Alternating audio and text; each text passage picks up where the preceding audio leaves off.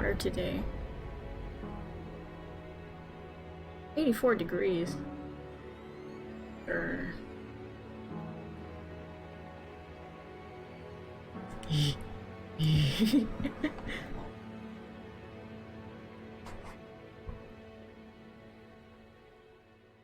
No, where's Waizu? Maybe she's doing chores or something.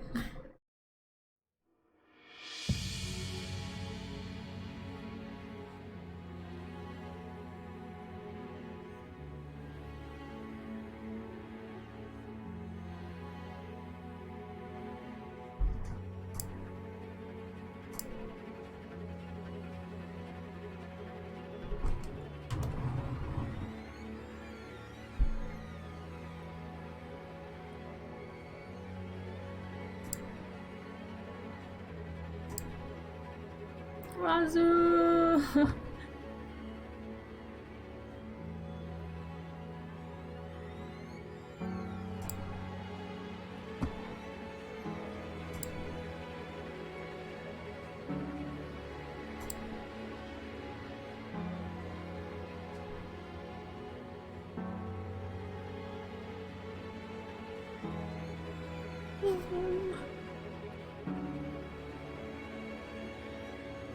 Oh, okay. I was gonna start now. Bloop, bloop, bloop, bloop.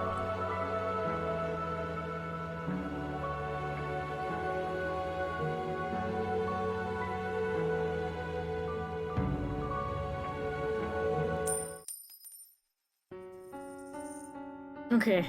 Oh. Suddenly forgets how to read. The tale I'm about to tell you is one of a man who wagered everything on his ambitions. I hope that what you see, Master, will stir something in your heart. Now, through the door we go. Please, do not let go of my hand. The maid pushed open the door. Colorful balls bounced around atop a long, dark green table. One man, dressed in black and standing by the billiards table, turned toward the door. The room was inundated with eye-watering cigar smoke, causing you to squeeze your eyes shut.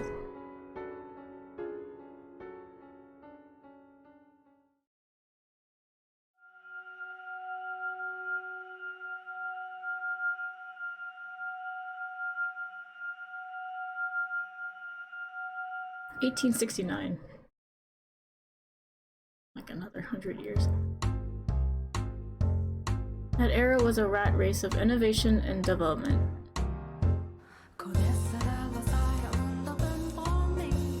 Smoke was so thick, you could hardly see more than a few feet ahead of you.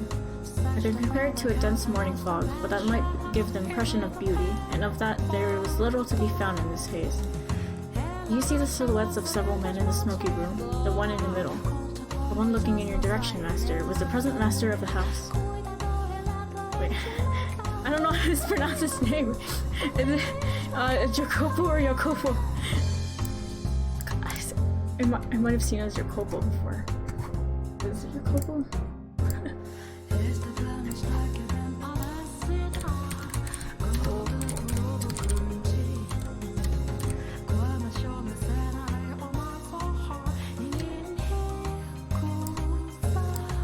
Jacopo. Jacopo.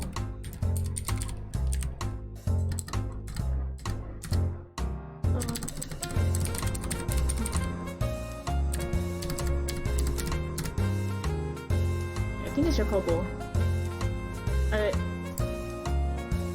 Or as Japanese pronunciation did. Jacopo.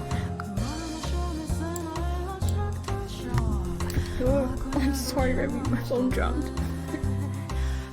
My fault. Let's just go with Jacopo.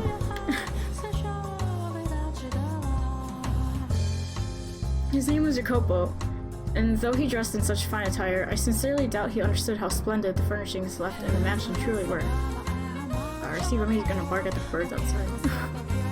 I'm a faithful servant of this house, and I would not, for the life of me, dare speak ill of my master. However, this is a time long past. I imagine God would be so kind as to turn a blind eye to a little bit of honesty. I was not terribly fond of my master back then. He had wavy hair the color of over-dried tea leaves, a piercing gaze, an arrogant smile, and he wore a hat that made him look rather haughty. He put his trust only in money, renown, and rank. He loved only the iron and steel that had revolutionized so many industries. He had not the slightest bit of love or care for other people. At the very least, that is what I believed at the time. Take a look around the room, Master. Jacobo had remodeled it into a recreation area. A billiards table sat in the center of the room, and the downward-facing lights hanging from the ceiling were special made. The light shone upon the dark green stand like a stage. Cigars and bourbon lined glass cases installed in place of bookshelves. The cases were always fully stocked, their contents available to partake of readily. At that particular moment, as he had many times before, Jacopo had invited several friends and acquaintances, and they were entertaining themselves. His wealthy, high-ranking acquaintances had a variety of hair colors, from polished brass to the brown of a baby robin to the color of sunburnt wheat. There was also much greater variation in skin tone compared to the visitors and residents of previous eras. But that was hardly any surprise, for the mansion sat upon land uninhabited, largely by immigrants. Mommy! Oh my god! Hold up.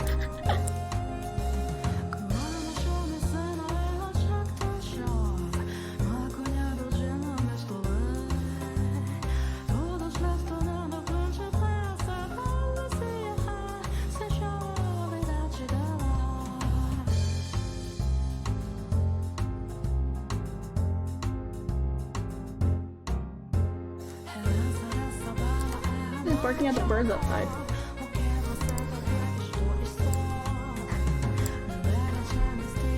Oh, I just started.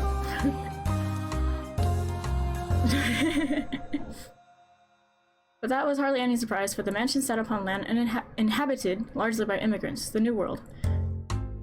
What's the matter? What are you looking at? Nothing. I just thought I heard someone say my name. Ain't no one there unless you're seeing a ghost. I don't believe in such nonsense. It's an old house with a long history. Wouldn't be surprised if it had a ghost or two. But if the place is gonna be haunted, I'd take a princess over a bloody broad anyway. Any day. Princess, eh? And when she showed up, you'd have your way with this ghost lady, am I right? Color me impressed, son. You jump her bones, and she don't even got any to jump. Come on now, that's hardly fair. How much you can even do with a ghost? My god, are you men or children? This is my house, and I would rather you didn't talk about it like that. Just the blatherings of a couple of drunks. Pretend you didn't hear nothing. For the love of God. In any event, whatever happened to that printer you invested in? I haven't heard their name come up in some time. Ugh. Can we please avoid that topic? It's been quite the headache for me.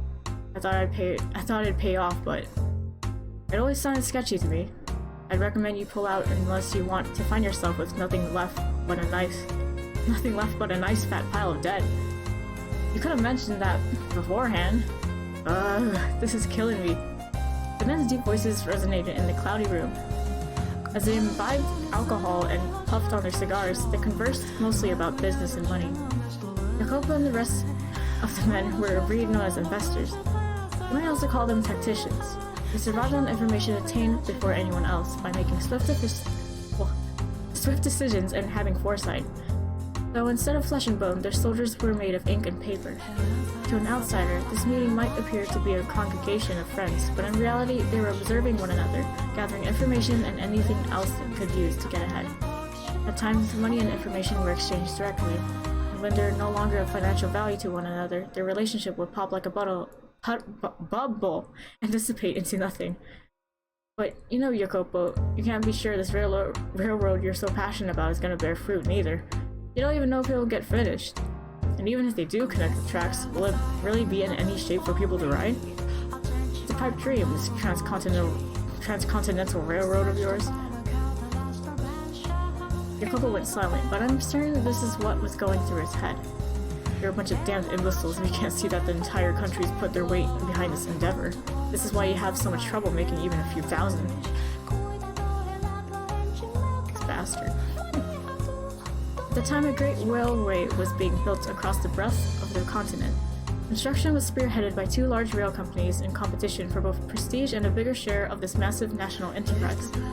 The Union Pacific Railroad Company started building from the east, and the Central Pacific Railroad Company from the west. But government bonds alone were not enough to finance the massive undertaking. By the way, there have been some less than pleasant reports about workers dying on the job for the company you chose. You chose Central Pacific. You mean how they're using explosives to blast through the mountains? Making quite a bang they are. But if this gets to be much bigger of a fix, they're not going to be able to continue construction. You should at least put your money in the more sure bet of the two, the Union Pacific. It'll cost you to hire replacement workers, and if they keep kicking the bucket, you're gonna have trouble finding more. My goodness. And here I thought you all had spines. You think we're gonna run out of workers just because a few ate it? There's so many we don't even know what to do with them all. There's not a chance that well will dry up. And if by some chance it does, all we have to do is buy up a ship full of blacks or yellows. Bruh, this dude. You won't get anywhere if you spend your time worrying about a few measly laborers. This is an endeavor backed by the entire nation. Their deaths are honorable and in service of their country. The biggest loss is not of people's lives, but of time. The longer a project takes, the more money it costs, and the less profit we make. What we seek is rapid progress, even if the methods to obtain are messy or deadly. The other men in the room chuckled uncomfortably at Jacopo's distasteful choice of words. Do you agree with his way of thinking, Master? Perhaps he does have a point, in that great sacrifice is necessary to accomplish great things. And it is true that tragedy often lies in the shadows of the splendor of times long past. Furthermore, the way people see the world changes with the times, so I hesitate to criticize him too severely. Now, as I am sure you have already picked up on, he was an investor who had put money into a railroad company. He also possessed several crude oil refineries riding on the world's second wave of industrial development. The mansion too bustled with life in a way it never had before. Dozens of maids, including me, gardeners, chefs, sculptors, artists. At times, we even had riders coming in and out of the house. There was rarely a moment of silence. However, I was not terribly fond of the hustle and bustle, personally. But please do not get me wrong, I'm hardly opposed to the mansion being cheerful. It was just... how should I put it? The splendor of the time seemed superficial, heartless. It was as though everyone was being rushed along by some unknown invisible force. Part of it was, I expect, caused by the growing divide between those standing at the top and sitting at the bottom. Or perhaps, the mansion was simply taking after its master. Capitalism. There's no time to waste. Everything is resting upon the success of this project. Whatever it takes, I will ensure it happens. I need more money and more power. Suddenly, a restrained knock on the door stopped his train of thought. Haha, train. From beyond the door came a woman's voice, gentle as the soft spring breeze. Pardon me, I've made some tea. May I offer anyone a cup? You'll see where Michelle is. When the door opened, in it stood a beautiful woman with pure white hair. You! It was indeed her. Are you surprised? Or did you anticipate her appearance? Though she was not the same age and dressed differently, the white-haired girl, whom you saw fall into the hands of misfortune in the era of roses and the era of the beast, was also present in this era of innovation. Furthermore, she was Jacopo's wife. Unfortunate. Tea? I don't recall asking for that. When were you asked to make it? I wasn't, but I had these leaves of the most wonderful aroma, and I thought you might enjoy... Shut your trap and know your place. What do you think we all have? What do you think we have all these maids for? Hey now, don't need to treat your lady like that. I was just trying to be courteous. These are my personal affairs. Please keep your comments to yourself. Shut up, whore. His friends were unsure how to react, but ultimately nobody stepped up to stop Jacopo. They merely shrugged, tossing glances at one another. Jacopo stomped over to the white-haired girl. He then grabbed her by the arm and dragged her from the den. Oh my gosh! What the hell do you think you're doing? I've told you time and time I've told you time again to stay away from that room unless absolutely necessary. I'm sorry, but, I made tea and... Shut up about the tea already! You think we're having tea parties in here like a bunch of prissy nobles? I'm sorry. If you really feel so bad, don't go in there in the first place. Get the hell back to your room. I meant no harm. It's just... I'm your wife. I thought it would be nice if I could do something.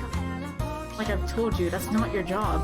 Don't show yourself in front of other men. I have nothing else to say to you. Got it? I'll scram. Sakes alive. First them, now you. It's driving me up the wall. What is it? I told you to get out of here.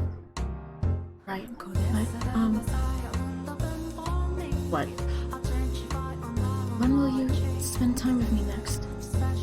It has been some time since we last went out together. But we don't even have to go out. Just having dinner together would. How many times are you gonna make me repeat myself, you worthless tramp? Are those ears only for show? Go back to your goddamn room! My apologies. Looking utterly downtrodden, the white-haired girl made her departure. Such a piteous sight she was. As he watched her go, Jacopo merely snorted. Just thinking about the way he behaved then angers me. I have little fondness for men who do not treat their spouses with respect. So as you can see, the white-haired girl was in hardly a joyous situation. She was devoted to Jacopo and tried to do whatever she could for him, but he not only brushed her aside, he did so in an insulting, deliberately hurtful manner. They were far from picturesque partners. Do you wonder then, Master, why she married him? The answer to that question will come to light in time. For now, let us follow her.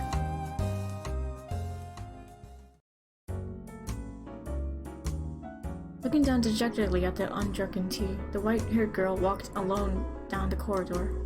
Though its calming scent filled the air, there was nobody around to have their heart warmed by it, nor was there anyone to alleviate her loneliness. Despite being the master's wife, the maids who crossed her path in the halls said nary a word to her. As a matter of fact...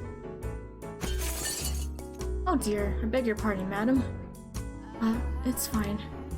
One even bumped into her, stifling a laugh as she trotted off. In all likelihood, she had done it intentionally.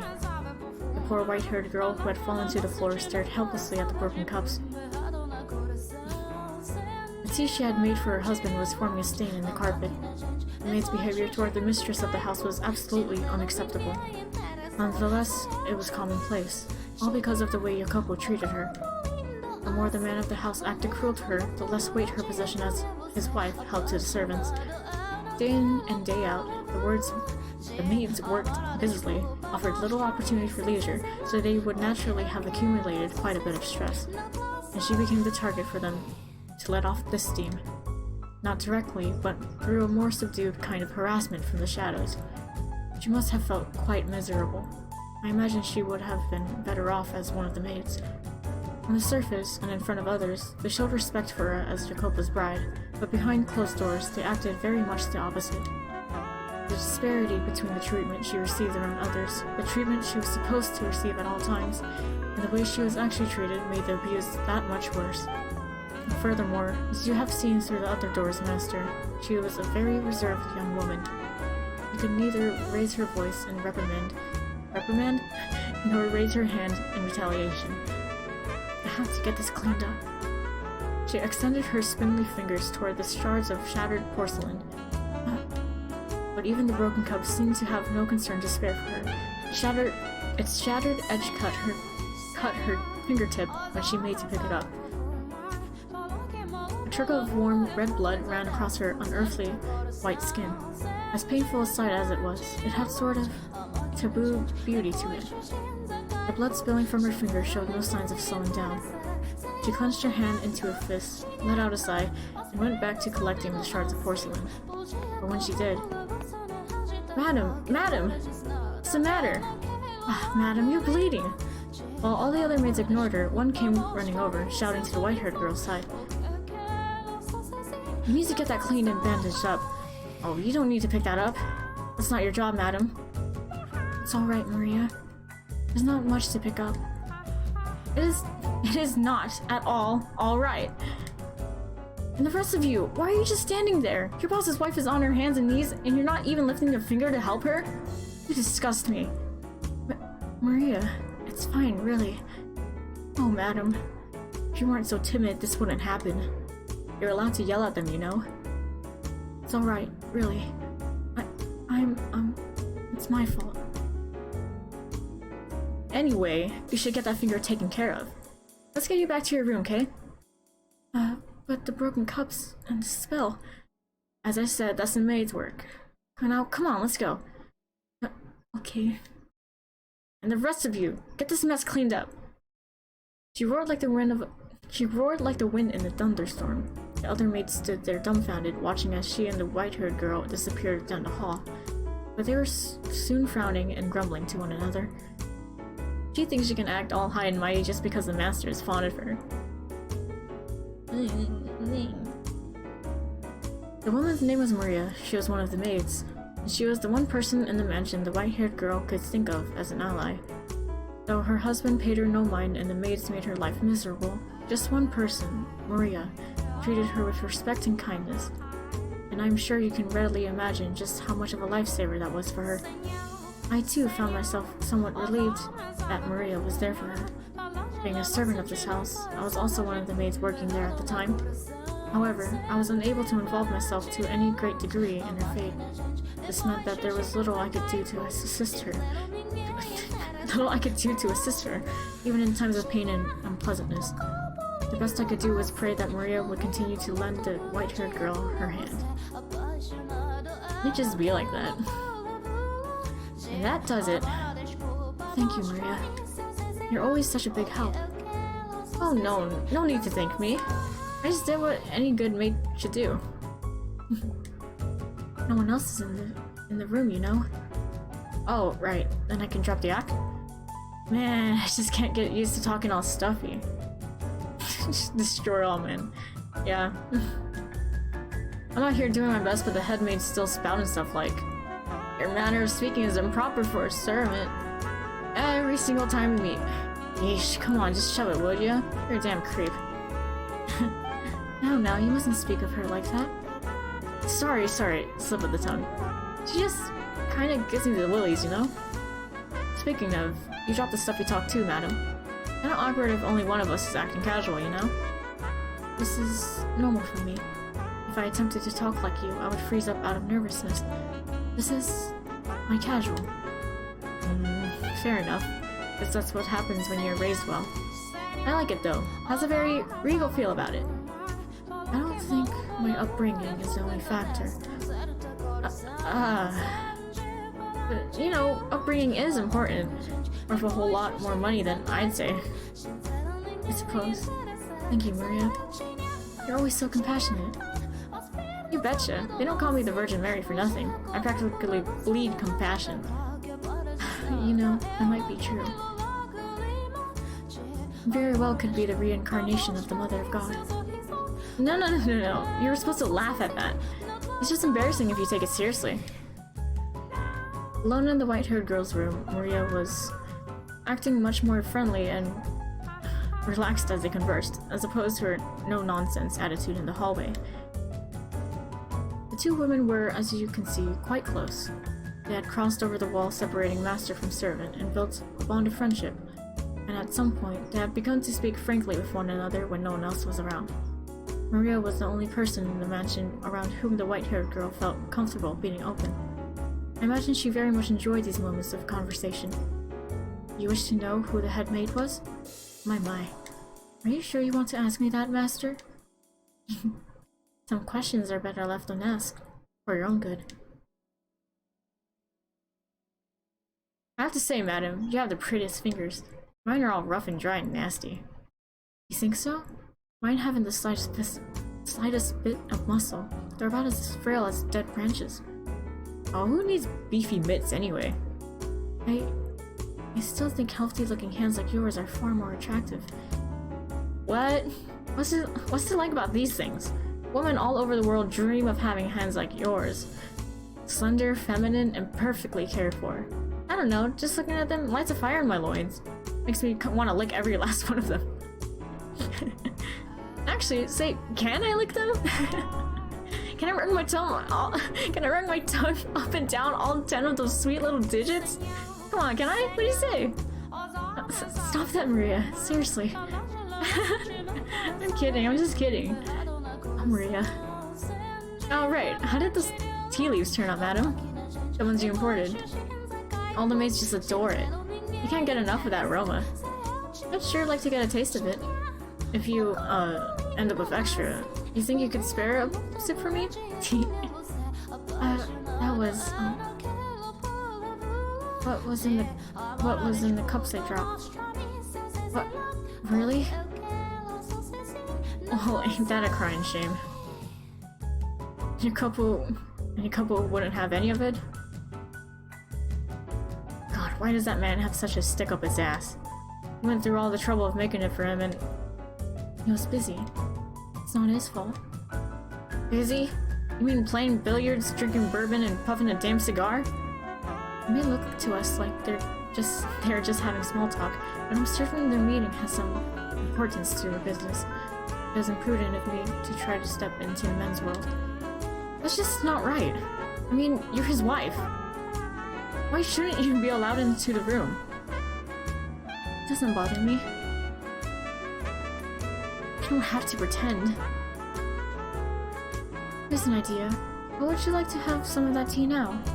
We also have some orange marmalade, which you like so much. Want a scoop of that and a tray of cookies, and we have the perfect tea time. You're singing the siren song, madam. But you really should be doing that with him. You would not have to. I suspect he does not like it. I don't want it to go to waste, so... Madam, I know it's none of my business, and I have no place at all saying this, but it's not impossible for a woman to file a divorce these days. You don't have to sit down and take it, not one bit. You're pretty, well-educated, and still young. There's hope, even if you do leave him. There are plenty of other men out there. You aren't obligated to stick with that arrogant jerk. He's just very busy right now. There you go again. There was a time when he was kind. He wasn't like this when we first met. Back then, he was a little awkward, but a kind man. Him? A kind man? Yes, believe it or not. There was indeed a time. Say, Maria, would you mind giving me a little bit more of your time? I'll make some tea and we can talk. Alright. You're telling me about when your couple was decent, I'm all ears. Indeed. Hee. As I'm sure you're aware, our parents arranged our marriage. Before I emigrated to this country to be married, I lived in a misty island nation. Portraits of my ancestors hung in the house where I lived. I remember as a child wincing in fear at the sight of them staring down at me. My mother and father were constantly telling me to show them respect, as it was their hard work that kept our bloodline alive and well. However, they were fighting an uphill battle to do the same. It would have been clear to anyone reasonably perceptive that our house was coming tumbling down. Valuable furniture and paintings slowly disappeared, and eventually, the portraits were gone too. As our house collapsed, so too did my parents' health deteriorate, robbing us of any source of income. And though I was educated, I lacked the skills necessary to obtain work. Just as we were about to run out of money and options, my parents received Jacopo's parents' marriage proposition. Both of our families stood to benefit from the arrangement. I had social status, and he had wealth. We each had what the other lacked. One needs more than money to make it in the world. Without at least a semi-reputable name attached to you, you're liable to get laughed out of most social gatherings. I first met Jacopo here, in this country. We didn't even know what the other looked like until our wedding day. To be quite honest, I was scared to death at first. I was so nervous. What kind of man would he be? Was I to be wed to some middle-aged stranger? We were not marrying because we had fallen in love like a normal couple. I knew I was in no position to be concerned with such things, but when I thought about our future, I shook with fear. But the man I saw through my veil at the wedding was remarkable. He was young, with strong, masculine eyes, and at the same time, he too appeared nervous. He was shaking as much, no, even more than me. Seeing that, the priest gave an impish little smirk when he asked Jacopo if he vowed his eternal love to me. I counted myself among the happy, and I still do. For in that moment, I experienced true love. Wanted to hear about when he was kind to me? Well, after the wedding, we were given a week to ourselves. I suppose you could call it a honeymoon, but we didn't take a trip overseas, or even go very far at all. He looked at me with uncertainty and asked, "Where would you like to go?"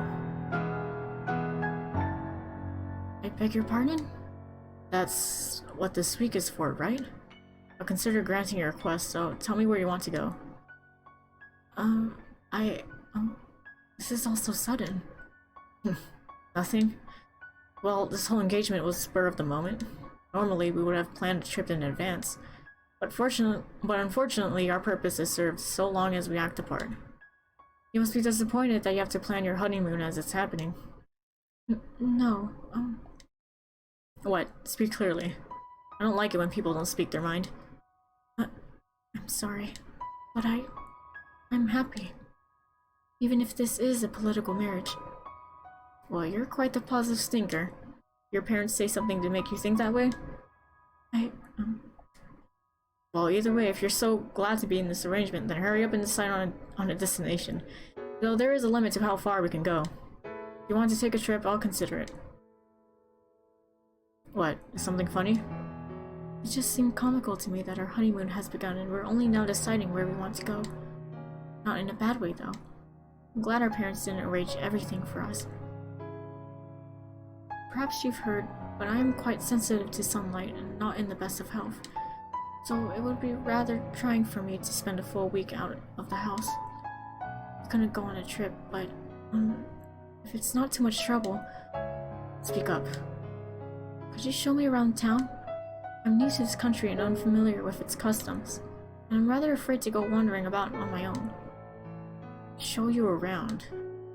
"Yes. Would that be possible?" "On a rare bit of time off, you ask me to show you around town? Is that really the most exciting idea you have?" I'm sorry. If there's somewhere you would like to go, I'm fine with that. I'll accompany you anywhere." As if I could drag someone who just professed to being sickly all over the country. My god, I've lost all interest in the trip. "Hello? What are you doing? Go get ready, now." "I beg your pardon?" "Didn't you want to see the town?" "You will show me around?" "You're the one who asked. Not like I have any other options, so yeah, I'll show you around." Thank you." "Don't just stand there, you dullard. Move on." One moment. Wait for me, please." He's so mean for no reason. He hurriedly climbed into the carriage he had called for, a look of frustrated displeasure on his face, and then, as if he had forgotten about me until that moment, he returned, grabbed me by the arm, and led me to the carriage. In retrospect, I realized he was not being very gentlemanly, but I was pleased he was making any attempt to interact with me at all. As the carriage trotted down the streets, I saw so many new things. I had spent most of my time cooped up inside at home, so it was like stepping into an entirely new world. And add to that the rapid industrial advancement currently taking place. I saw men shouting back and forth as they smacked newspaper articles with the backs of their hands.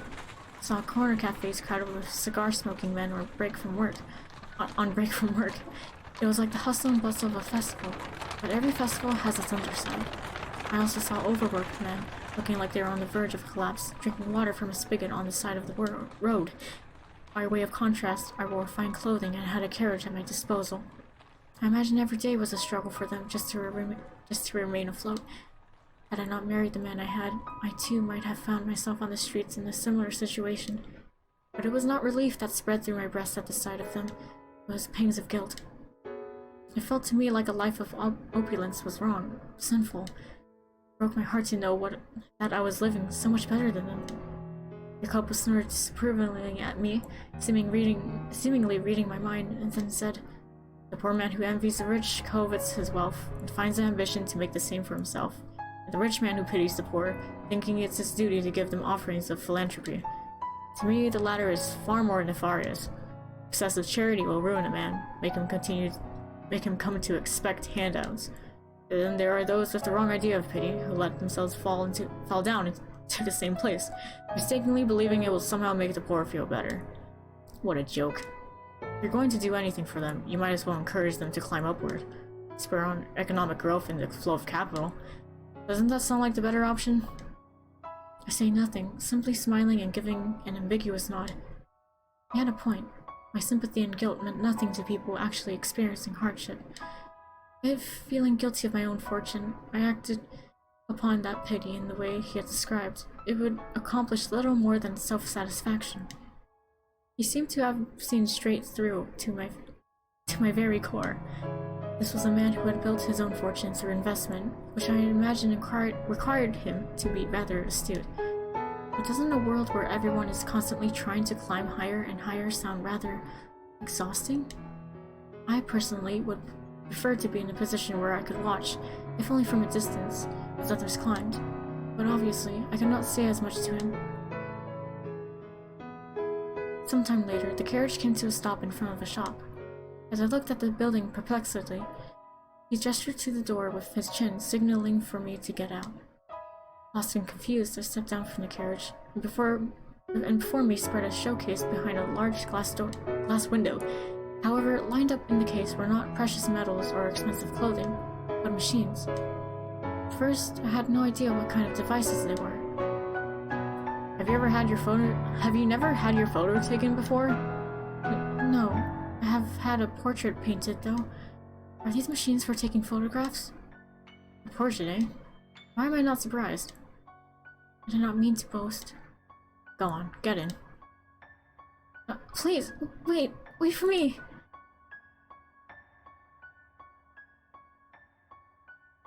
Got a hand there. The owner came out to greet us with a wide smile as we entered the shop. Well, if this ain't the strangest thing I've seen all day. You bring in a lady, and a real looker at that. Where on earth do you catch this pretty little thing? She's my wife. Huh. Well, I beg your pardon? I'll be a monkey's uncle. Just goes to show you never know where the cards may fall. You make it sound like my getting married is some kind of miracle. I always saw you as one to choose money over love, sir. Oh, pardon me, this isn't appropriate to say in front of your wife. Do you often come to this shop? On occasion, I need some things here from time to time. I see. There you go, smirking again. So funny. We're going to have our photo taken, yes? I'm so nervous and excited. I've never had one before. Oh god, a vacuum's coming up. We have to move for a moment. And to have it taken side by side with you. What are you talking about? Pardon? Who said we were getting our pictures taken? And side by side? Please. You're sending shivers down my spine. But this is a photography shop. Hey, shopkeep. The project I contacted you about. Is it ready? Oh, yep. Sit tight and I'll be right out. You take a seat. There's a chair over there. What? I'm going to show you something much more exciting than sitting still and waiting in front of a camera lens. Oh? Just do as I say. Okay. I sat down in front of a large mirror, which I presume was normally used to check your appearance before having your picture taken. Sitting before a mirror with someone else present was quite nerve-wracking. Out of embarrassment, I dropped my gaze to my knees. But when Jacopo returned, I was entranced by the curious object in his hands. Happy. What is this? Do you know what persistence of vision is? The human eye does not perceive the world 100% accurately. This is especially true for objects in motion. It remembers images for a short time, so if you put a new image in the same place, your eye perceives it as in motion. Seeing for yourself will be faster than explaining it. You see the slits in the disc? Look through the bottom one and into the mirror. Okay. Good, just like that. Bring your head in close. Here goes. Standing behind me, he slid his finger across the top of the peculiar toy, causing it to spin gracefully. And then...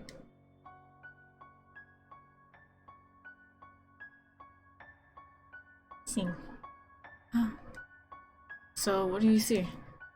They're dancing. A man and woman are dancing.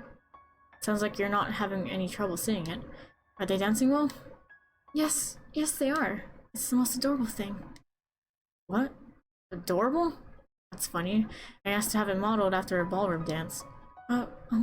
Yes, it's a very elegant dance. But you see, they're small like little dwarves, which I thought was kind of cute. And they seem so close, going around and around without ever letting go of each other's hands. This is incredible. Why does it look like they're dancing? They were all lined up in a row a few moments ago. Goodness, I just explained that to you. It's playing a trick on your eyes. What you're seeing is lots of different pictures in a short period of time. Put in words you might understand better. It's an illusion. Your eyes are being fooled into thinking the image is moving. An illusion? But they're dancing. They really are. And they look like they're having a wonderful time. Are you sure it's an illusion and not something else? To me, it does not seem to be. I cannot see it as anything but two tiny people dancing. That's how it works. Reach out your hand and try to grab them. You won't be able to. Ah, you're right. That's a shame. I didn't think you actually would. But it's the most precious thing. They look as though they're dancing atop my palm. I was mesmerized by the strange phenomenon. Pictures were moving, after all. Still images had begun dancing before me. It was almost as if God had breathed life into them. He had called it an illusion, but I could not grasp that. It was such an adorable, heartwarming sight. I imagined the two were off living in some other world, separate from our own. They looked so happy. I was almost certain that they were off dancing in their joyous world, free from all the sorrow and loneliness and pain of this one. Eventually, the speed at which they danced began to slow, as if they were resting their legs. I almost thought I could hear the sound of their feet with each step.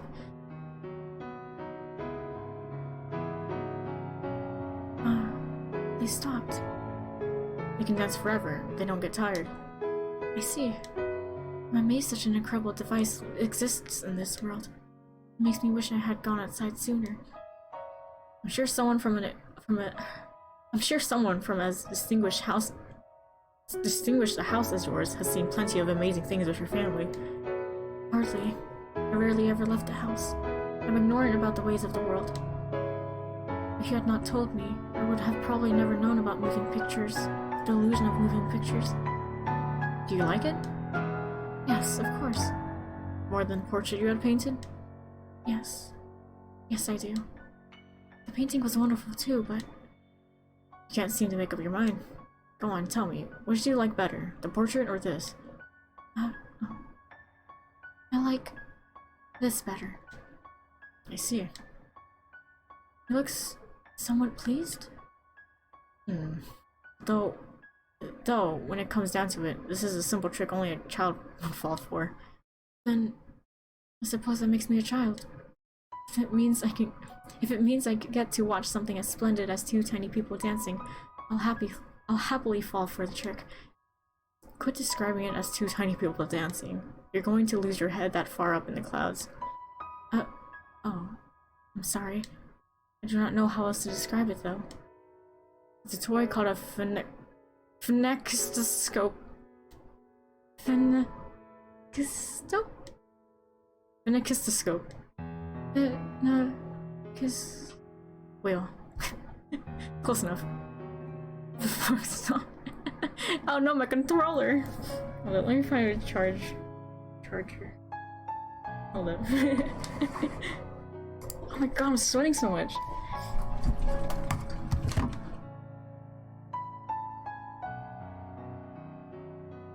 Ew, this is gross.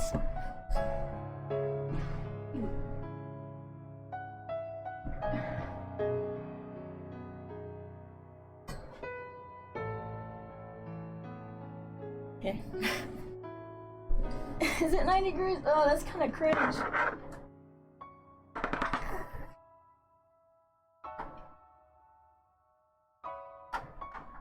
Oh, Jesus.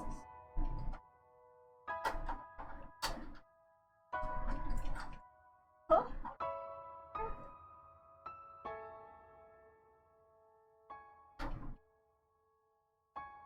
Ah, okay.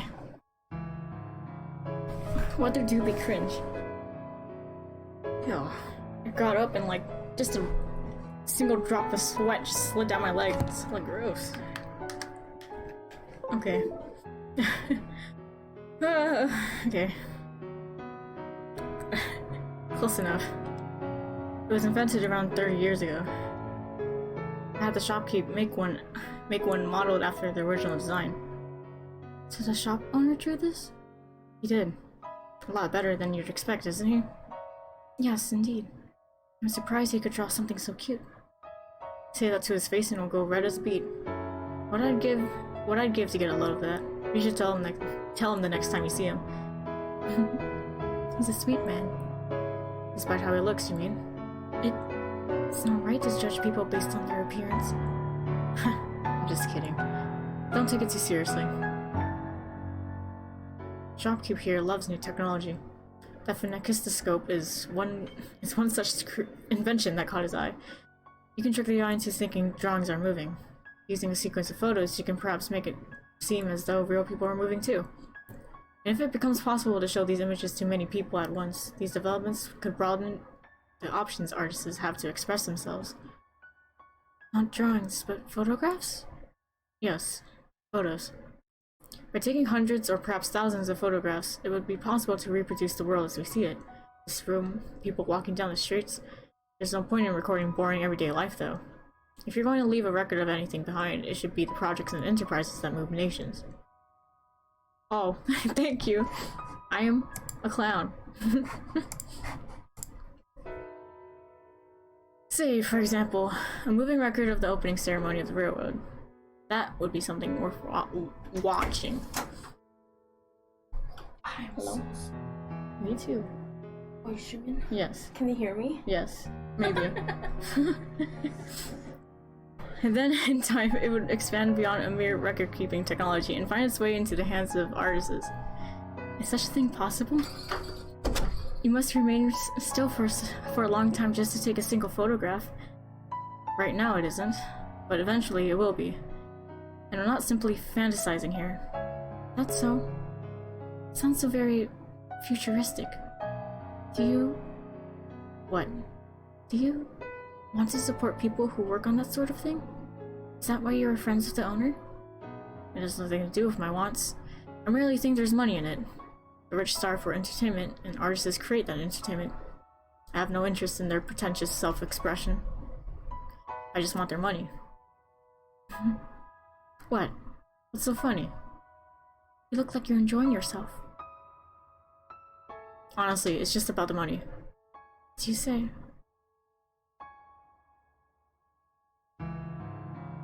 Alright, let's get moving. Next is dinner. What? We're leaving already? Does that displease you? No, not at all. To tell you the truth, I wanted to spend a little more time playing with the Finicus wheel, but I could not bring myself to say as much. Reluctantly, I approached the owner to return the wheel. Don't bother. Bring it with you. What? What? If you don't want it, that's fine too. Just make your decision quickly. You're making the driver wait.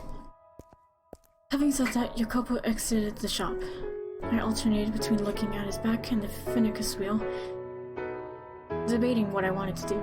And then, with a smile, the owner whispered to me, "You're allowed to keep it, really." Yeah, he's still an ass. Your husband out there had it made as a gift for you. For me? A little while back, he came to my shop asking if I could make a phenakistoscope. Now that about knocked me out of my chair. He's a man who almost never asks for favors. He's pretty damn brusque. He's got a tongue sharp enough to cut steel, but he's not wicked to his core, I swear it. So please, ma'am, Be a pillar of support for him. Yeah. In that moment, the Finicus wheel became a precious treasure to me. We had only just married days earlier, and yet he had commissioned it for me without even knowing what it looked like. It was filled with a warm, pleasant elation. I agreed with the owner. Jacopo was not a bad man. He merely had difficulty expressing himself. Hurrying back to the carriage, I gave him my deepest thanks. He glanced over at me for a moment, then turned back toward the window and muttered, "Yeah." From there, we went to a restaurant for dinner. You call this pizza? The crust an atrocity? It's like I'm chewing on rubber. How can you wave on my country's flag and not serve spaghetti? Do you have any shame at all? This wine is pitifully unbalanced, far too high levels of acidity. Listen to me carefully, the house wine is the face of the restaurant. Oh, Remy! Remy! Ah.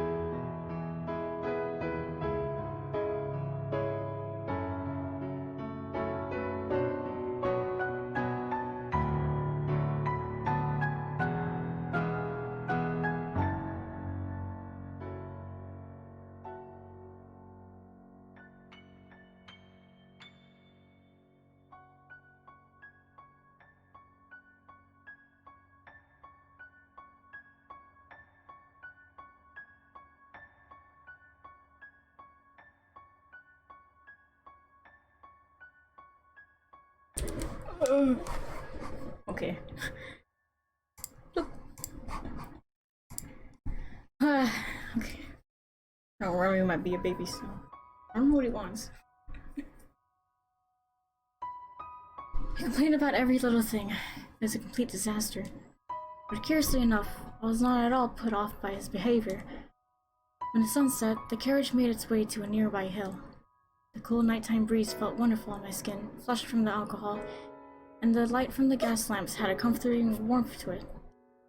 What the? Oops. Remy.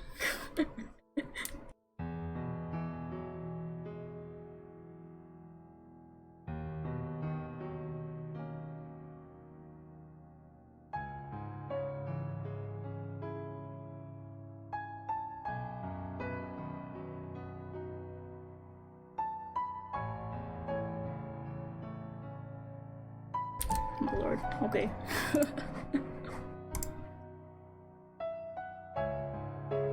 Though Jacopo had complained about the quality of the wine, once he had intoxicated himself, his mood improved visibly. It made him unexpectedly talkative. Look out at the city. A gloomy town that shuts down at night isn't suited to expansion or growth, but this city isn't like that.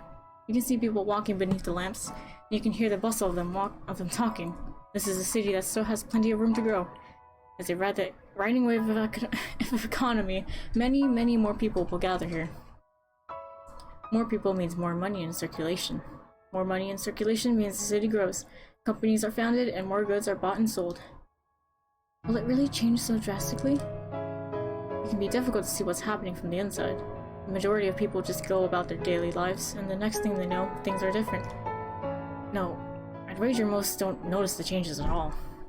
Only those with eyes sharp enough to realize what's happening can see success. I cannot afford to overlook even the most minute change. Do you have a dream of some kind? A dream? I'm not sure if it's easy enough to retain to call a dream. Others might call it greed, or perhaps ambition. Don't laugh now. My intention is to make the world mine.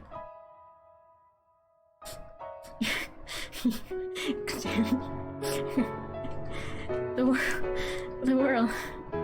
Yes, the world. World is mine. I don't know why. Just thinking a couple like that.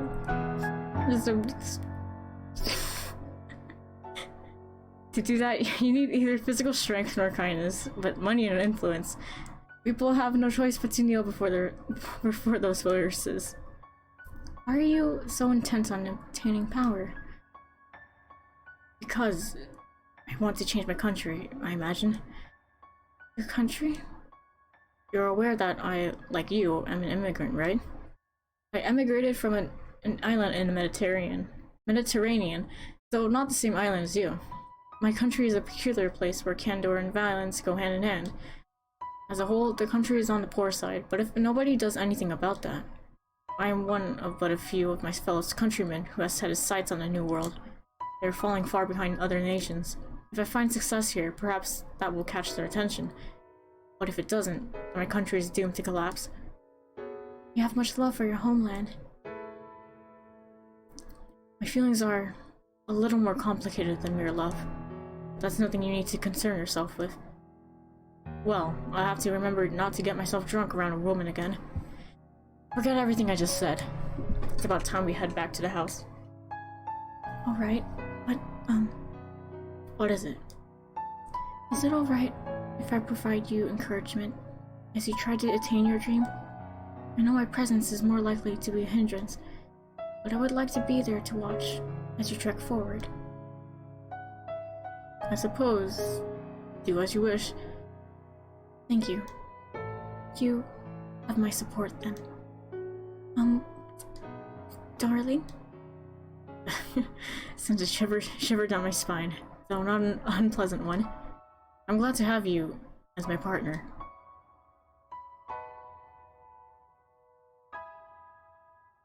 I was, without a doubt, happy then. His smile, the things he said, the finicus wheel he gave me, they were all undeniably real. And those memories gave me the will to wait. But the day things go back to the way they were, they allow me to believe.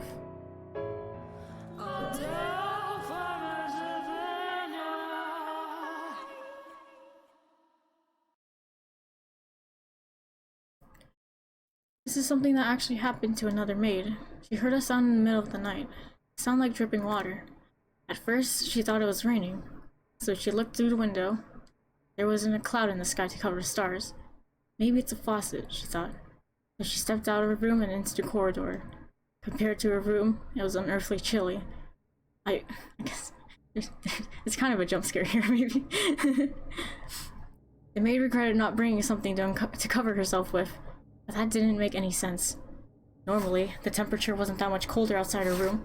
Her nightclothes had always been more than enough for a trip to the lavatory. Wondering what the reason could be, she made her way toward the sound, but then she realized something. There were no faucets in the direction she was going. Rather, she was headed toward a hall. The mansion where she served had many halls, but this one was off in the far corner of the house, the least used hall of them all. It had a high roof, but not a lot of space, so it was difficult to make good use of. It also had a somewhat heavy air to it. Very curious room.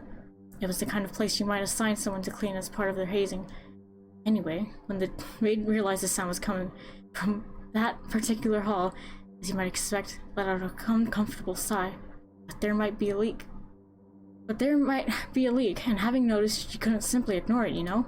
So, as much as she hesitated, she pushed open the doors to the hall. There was nobody there, and it didn't look like anything was leaking either.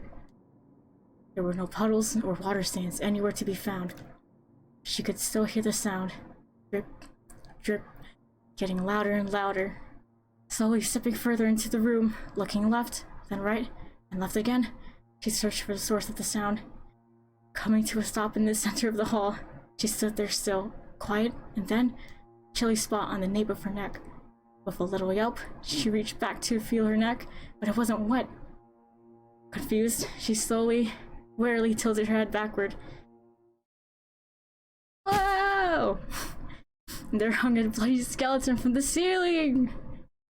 Ah! That's rich. Amazing. Oh my god, you scream like a little girl. Maria, you little... My god, are you men or children? This is my house and I would rather you didn't talk about it like that. Whose words were those again? But shut your mouth. How do you know about that? Were you eavesdropping? Another thing, I do not care for that sort of stupid fantastical tales you women so love to pass around. Because they scare you? You've never been able to handle anything scary, Popo. Whoa. Don't glare at me like that. You're gonna destroy my sides.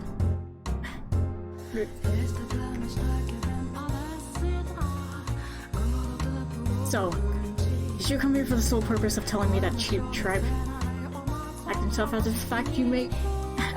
Acting tough after the fact just makes you look like twice as much of a wuss. Well, I mean, I did make up a good half of it, but the maid really did hear a sound in the middle of the night. And it came from the back hall of this very mansion. Did you know they say it used to be a chapel? Again, I have no interest in you women's little ghost stories. Is that so? You sure you're not just scared? Maria. Well, that said, the rumors aren't completely unfounded. It is a pretty old mansion, and it's had a lot of work done on it. And it feels like it's barely holding itself together. Like a big old quilt with pieces from all different time periods. Back hall is one of the oldest patches. There's a huge window on the far end, and supposedly there used to be a stained glass in it. Used to be stained. It was a depiction of an archangel, they say. Such a shame. I wonder when it was broken. If it were still here, I bet it'd be worth a fortune. I find it hard to believe. First of all, why would anyone put a chapel inside a mansion? You've got a point, I guess. Now, how about you do some actual work instead of distracting yourself with all this nonsense? I do work, but the other maids can be a bit nasty, you know? Dealing with other women is like walking on glass. Am I to blame for that? What if I said you were? Don't give me that look. You're just not fond of me, simple as that. Nothing you can do about it. Is that so? Oh yeah, I was talking to the madam, and she was telling me you used to be quite the gentleman. Were you perhaps actually in love back then? You sure don't act like it, so it's easy to miss. But I guess you're not made entirely out of steel. Just like when you were younger, you're still... Do not speak of that. The past is not worth remembering. It is unnecessary. So to you, the past exists just to be cast aside? No, it's not important. You don't want me to talk about it, so I won't talk about it. But your wife... Never mind. I'll leave you be. I have to get back to work soon, or I'll be staring down the headmaid's arctic smile. Alright. If fancy strikes me, I'll drop by and we can trade more ghost stories. Maria... What? No ghost stories? No, not that. I have not forgotten those days. But... no, it's...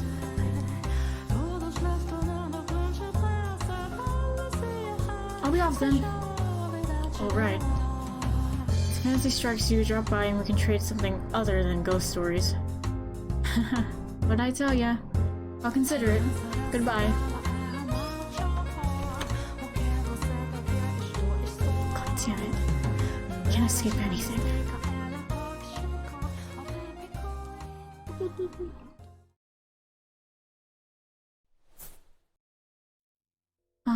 They have grown to be so beautiful. Such a wonderful fragrance. The scent of roses is so calming. I wonder why that is. Would it cause any trouble if I picked one? Well, hello there. Out for a midnight stroll, are you? By the peculiar hobby. Epic. Welcome back. Madam? Uh, I cannot spend as much time as I would like outside during the day, so I ended up coming out at night. I apologize if I startled you. Oh no, not at all. There is a chilling, captivating beauty to the sight of your snow-white form standing there in the moonlit garden. I would hardly... what are you doing out so late? I saw a figure through the window. On the slight chance it might be a burglar, I thought it my responsibility to ensure they did not break in. It was also the middle of the night when the grocery servant broke into their safe. News of that spread quite far. I'm sure you would have heard about it. Oh, but Jamash was in prison some time ago. Dear me, cannot seem to get my head out of the past. Oh, run? What? Why from your baby right now? Me. Do you intend to give that white rose to someone? Yes. I was thinking about giving it to my husband. Oh, Remy.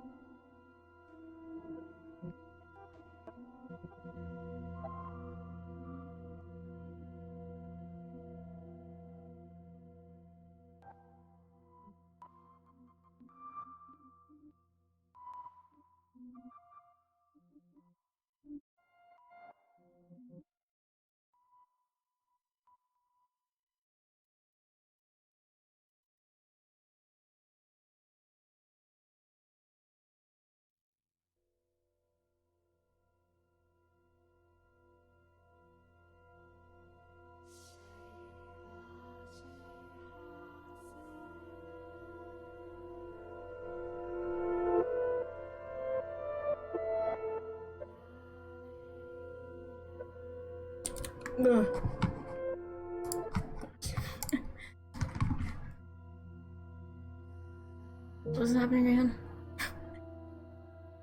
Okay. Well, I expect he has a little fondness for such feminine taste. The scent of flowers has a truly calming effect. You might find it relaxing when he needs a reprieve from his work. Oh, is that so? You are very kind-hearted.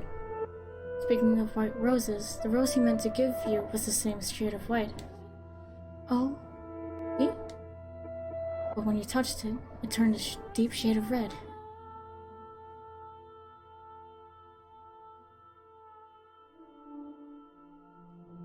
There was a single white rose in the garden, so he was unable to give it to you as he had wished. In its place, he had a decorative rose fashioned for you. What exactly are you referring to? Oh dear, do you not remember? Then am I to assume you have forgotten what happened to the rose accessory as well? I wasn't able to give that to you either. At that time, because you rejected the gift. I'm not criticizing you for that decision, of course. You had a perfectly good reason for not accepting it. Heartbroken from having lost you, he buried the rose in this garden. Over the years, the roses in the garden withered away, and in their place grew a thick, unsightly nest of weeds. Many years later, that accessory was dug up by a beast. And curiously enough, it had not a speck of rust on it. A beast? You do not you do not remember him either? Or a man who, through his interaction with you, almost regained his humanity. I'm sorry. I have no idea what you speak of. The only gift I have ever received from a man is my Fennicus wheel. And furthermore, I have only lived in this mansion for a year. While the garden was not as thriving as it is now, it was certainly not in ruins when I arrived. Because I had been taking care of it, yes. But for whatever reason, by my hands alone, I was unable to make it into anything quite as splendid as it is now. Once you arrived and began to work on it, however, just look around. You have restored it to its former glory, to the magnificence of the flaxen-haired family's time. I promise I am not trying to fault you for anything. Now that I think about it, it makes sense you would not remember. Though you are still you. You're different from before. Different. Though not in the sense you are a wholly distinct person. Tell me, is your name redacted again? My name is redacted, yes, but you should already know that. Again? More proof that you are indeed you. Do you know that your current name is pronounced the same as the name of the person you are waiting for? What are you talking about? I have met you many times, and I know of your past, of events that transpired long ago. I'm telling you the truth. I first came to this mansion just a year ago. Until then, I had never left my country, or even set foot out of my own house. We did not have any servants either. So where, then, are you saying we met? This mansion, of course. Oh my, Remy, why is he being a baby now? Just being, oh my god, he's being a baby. You're back again.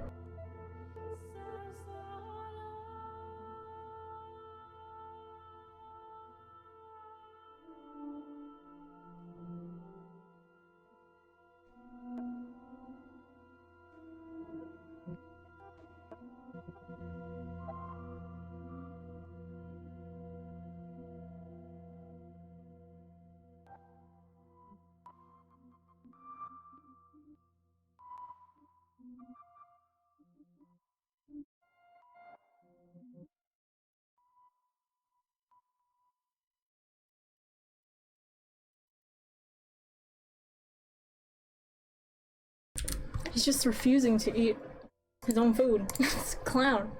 When you're hungry, please eat. Back to the thing. What? So are you saying we met? He really does want gourmet food. This mansion, of course.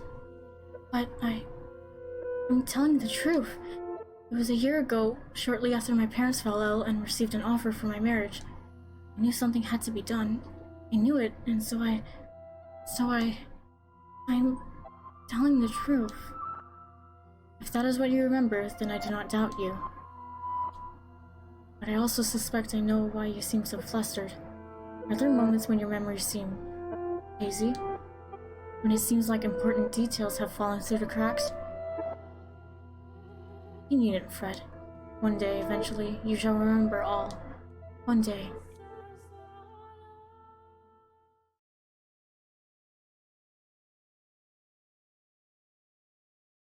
What the hell is this? White rose? Did she leave us here? Flower? What does she think she's doing? Is she trying to aggravate me? No! That garden. That damn rose garden is the whole problem. Flowers serve no purpose but to deceive. That garden is a sign of weakness. There's no place in this house. No! Approximately a week has passed since then. The white-haired girl was, as usual, spending her time in her room reading, staying inside the house. Then Maria barged in. Madam! Oh my, you're out of breath. What happened? What happened is we have a big problem. The garden! The rose garden! The garden?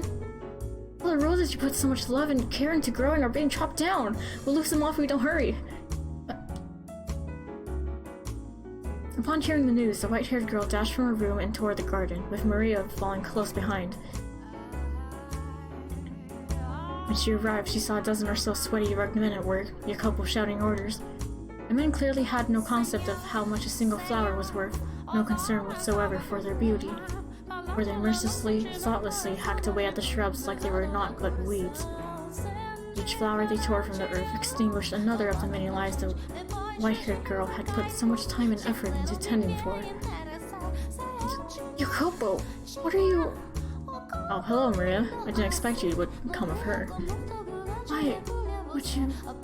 Why? Why, it goes without saying. This house has no need of a garden. Damn flowers have no place here. Might as well do something worthwhile with the soil. A miniature railroad would be a better use of the place, and certainly a great deal easier on the eyes. And I would even get my hands on some genuine wheels. The same wheels being used on the revolutionary transcontinental railroad. 10 or 20 years down the line, they'll be worth a fortune. Jacopo, you know how much this garden meant to me, don't you? Did it honestly have no place here? Flowers have a calming effect on people. They give you peace. They are not, by any means, worthless. So you're saying that white rose was your passive-aggressive way of telling me to calm down? Not at all. I simply thought you... At the end of the day, you're just using them for your own purposes, to trick and deceive. To you, this rose garden was nothing but... Jacopo! You've gone too far. This isn't right. Gone too far? This is my mansion. What I do with my property is my business. With that rose arc... Oh! What? Remy! Remy's angry too at Jacopo. Gosh. They gave him treats and he's like, no, I want more treats. No, Remy! You gave him more treats! You can't just eat treats, you need, like, regular food. It's a clown.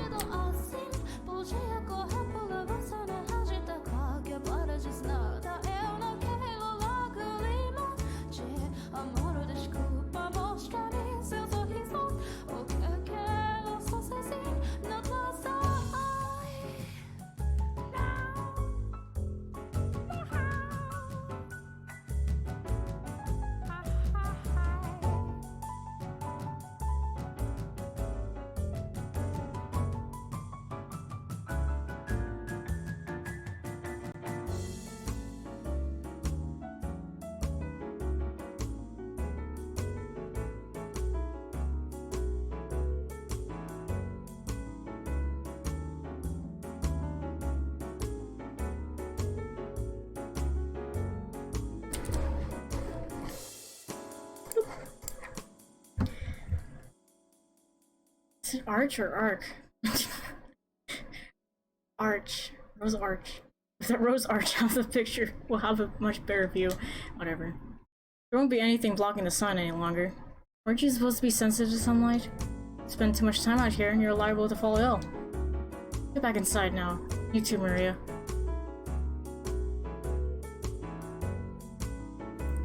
The poor thing, though he did not say a word, was surely thinking, are you truly that determined to rob me of my sanctuary?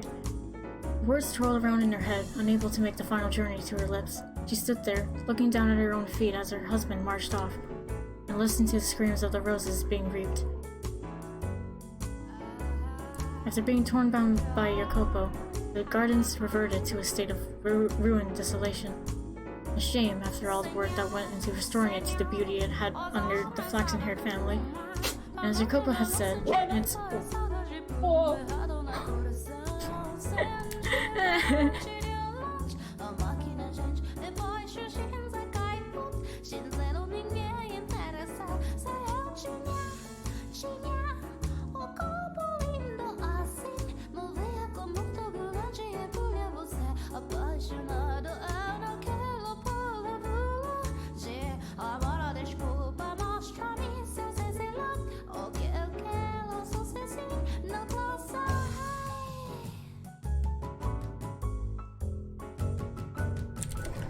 I don't know why Remy's being a clown right now.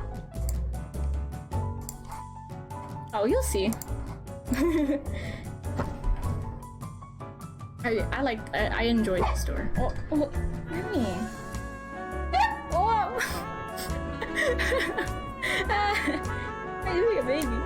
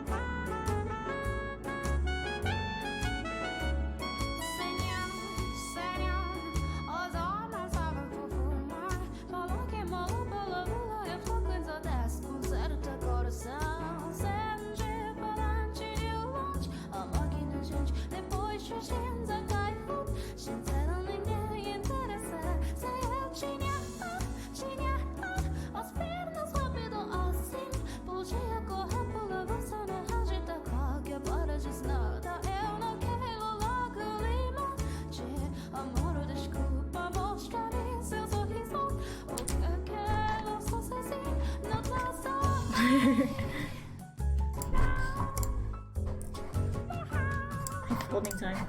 Okay.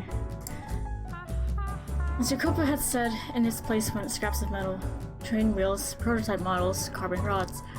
These items may have had value for him, but I certainly do not think it was worth robbing his wife of a place that made her feel comfortable just so he could store them there. Besides, I was rather fond of the rose garden myself. The roses seemed to evoke a sense of nostalgia in me.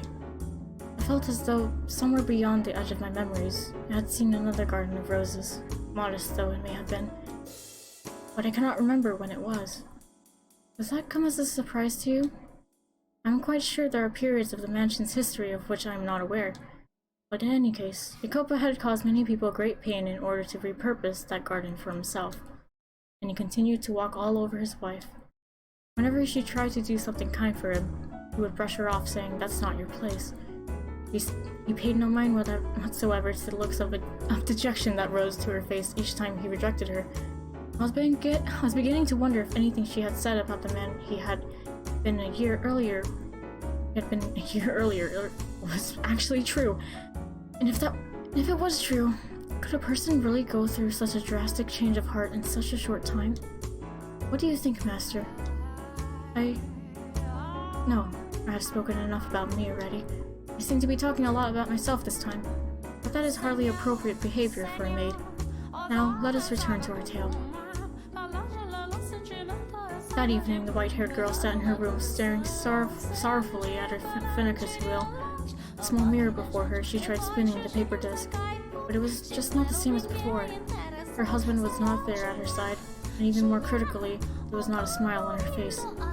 And then she heard a faint knock on her door. Who is it? It's me, madam, it's me. May I come in? Oh, Maria.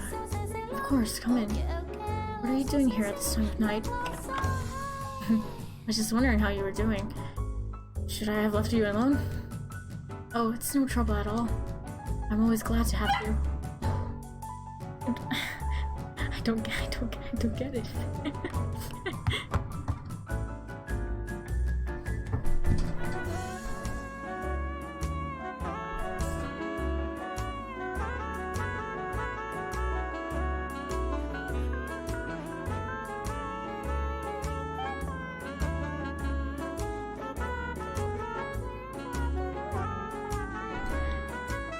You're making me blush, madam. I got the feeling you were a little down in the dumps. So I'm not here because I need to be. I just kinda ended up here, I guess. Maria. Sorry, I'm not making any sense. I can be a bit of a busybody, you know? Trouble with boundaries, I guess. Never been able to fix that. No, I don't consider you intrusive at all. You cannot count how many times your bright smile and cheerful energy have shone a light on me when things were dark. If I didn't have you, I would have given up already. You seem to see right through me. Even now, you are exactly right. I am feeling a little dispirited. The garden was an even bigger life raft than I thought. Perhaps I'm being overly dramatic. The roses were almost like children to me. I get it, I do. You put your heart and soul into tending that garden. It was obvious how much you loved them. Of course it's gonna hurt watching a bunch of men stomp all over your flowers when you care for them like your own children. Now, I know I said this once already, but you don't need to force yourself to put up with him, really. You don't have to bend to his will just because you're a woman. You can survive without it. Anytime you want to walk away, that's your choice. I mean, I'd sure be lonely if you left, madam. But your happiness is more important than any of that. So, no. Thank you, Maria. I truly do appreciate it. But I would still like to wait for the day I can see his warm smile once more. If you say so. Well, in that case, guess I'll just have to be there to back you up. It'll be alright. You leave everything to this holy virgin. I'll have a stupid grin on my face no matter how down you're feeling. You really are the reincarnation of the Mother of God, aren't you? Oh, you. I told you. Just a joke. Whatever. So hey, madam, how about a dance? Dance? At this time of night? Yeah, and since it's so late, no loud music. All you get is a little whistling courtesy of me. But this room is too small for her. We'll use the Great Hall. Wouldn't that put us in everyone else's way? You would probably complain about the noise too. No need to worry. Yakopa's out inspecting some factory or something today.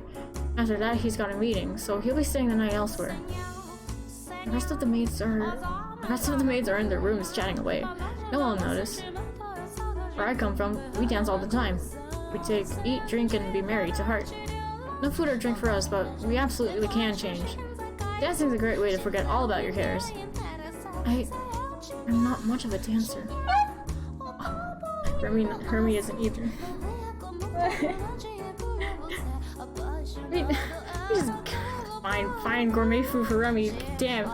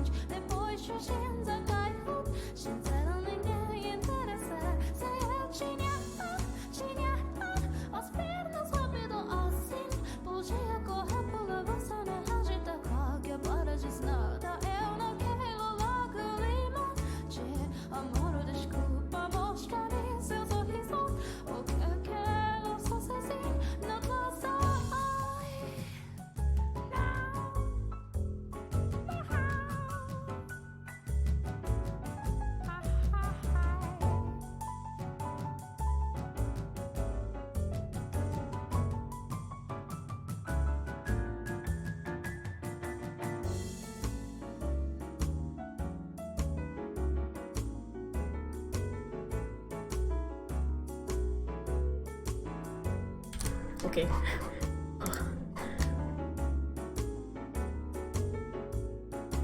No big deal, nobody's watching. Come on, put on a little fancy perfume and let's have some fun. I don't have any perfume though. Didn't think so. You got all the right ingredients, madam. But you don't try to make anything special out of them. You got so much potential, but not even a decent sized wardrobe. At the very least, you should wear some perfume. Which is why, ta-da! I brought some with me. The maids are in love with this stuff. It's a big hit with women all over the country. The base is vanilla. It's got several other fragrances mixed in. Give it a try. It smells divine. But Maria, come on, what's the harm? Just a little splash on your wrist like so. What do you think? You're right. It smells wonderful. Doesn't it? So you like it? Yes, very much so. Excellent. Now off we go to the Great Hall. Are we really going to dance? You bet your butt we are. We're not. It's not healthy to hole up in your room all day. I know you can't handle a lot of sunlight, but you still gotta have some fun and move your body. Come on, let's go. Oh, Maria. But she looked outwardly uncertain as Maria led her forward, hand around her wrist. The white-haired girl seemed to be enjoying herself on the inside. Let's fucking go! Go where? Having spent her life without a single friend, she never dreamed the day would come when she would find herself being dragged through the empty halls of a dark mansion by another woman. Maria's presence seemed to shine a light upon the quiet corridor. It would have been a very lonely trek without her. Maria spun around, gave an impish smirk, and raised her pointer finger to her lips with a soft shh. The sight of it caused the white-haired girl to chuckle quietly. The two of them on their way to this secret private ball were like two adolescent girls. In short order, they arrived at the Great Hall. My heart was pounding all the way here. What's there to be nervous about? It's not like you're breaking any rules. Only kids get in trouble for staying up late. Once you've grown up, you're responsible for yourself. I'll say, though, that it seems rather odd for two women to dance together. Oh, if you're having a good time, what does it matter what's between your legs? Where I come from, there's dances where families lock arms in a big ring and go around in circles. Who says two girls can have some fun together? I imagine you had many good moments with your family. Well, I don't have a family anymore. What? Alright, so I'll show you how it's done. Watch carefully, cause you're up next. Okay. With a white grin on her face, Maria began whistling softly and prancing across the floor with an energetic rhythm. It was not the kind of complicated dance you'd see at fancy parties. The motions were simple, flowing, unembellished. Folk dance, I suppose you might call it. She seemed to be improvising a little bit as well. But in any event, the white-haired girl was captivated. Despite it being a sequence of steps anyone could replicate, Maria breathed life into the dance. She was neither as an acrobat, nor as light on her feet as a professional dancer. She was her own lively, beautiful self. Maria twirled in place, the skirt of her maid uniform billowing gently up around her. With a smile, she extended her hand toward the white-haired girl. She hesitated for a moment, but as if being pulled forward by some invisible force, she took Maria's hand. Hand in hand, Maria ushered the white-haired girl into her dance. It was just the two of them, but you could almost see the crowd forming around them, the other people stepping up to join in. That's it, madam. Doing great! Now lift your leg up, good, and spin like so. This is not easy, Maria. I'm having trouble following along. You can do it. Looking good so far. You're natural, madam. Oh, Maria. I won't fall for your flattery. I mean it. The whispers of the two girls, their muffled laughs. Step, hop, step, step. The rustling of fabric. Many different soft sounds layered atop one another, creating a little bubble of happiness in the center of the hall. The white-haired girl's movements were a great deal clumsier than Maria's, but Maria would never disparage her for that. On the contrary, she showered her with praise. As flustered as the white-haired girl appeared, I imagine she was quite pleased. Before long, the tightness in her face muscles loosened, a smile spread across her lips, and she began to brighten up. See? What'd I tell you? Fun, huh? Yes. What the heck? Hermie, what do you want from me?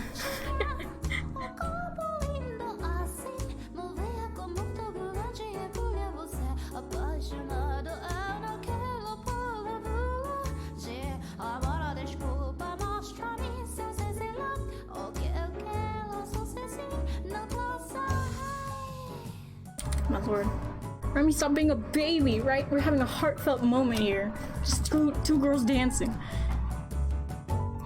Yes, I'm quite surprised, both that I can dance and that I enjoy doing it so much. Glad to hear it. They exchanged looks and both laughed. That might have been the first time I had ever seen the white-haired girl so delighted. However, because of her infirmity, she quickly found herself out of breath, her porcelain skin flushed red. Maria immediately stopped for a break. She could surely have continued dancing for some time yet, but Maria was conscientious of the white-haired girl's physical condition. She looked over at Maria regretfully. My apologies. If only I had more stamina. I'm hardly a suitable partner for you, Maria. Sure you are. This is all to cheer you up, madam, so as long as you're having fun, nothing else matters. And heck, I'm enjoying myself plenty too. What do you think? Would it be nice to do this again sometime? Whenever you're feeling down, let's dance. If you really do enjoy dancing with a frail girl like me, then I would be glad to. Have a little more confidence in yourself, madam. You're so pretty and kind-hearted. I have loads of fun when I'm with you.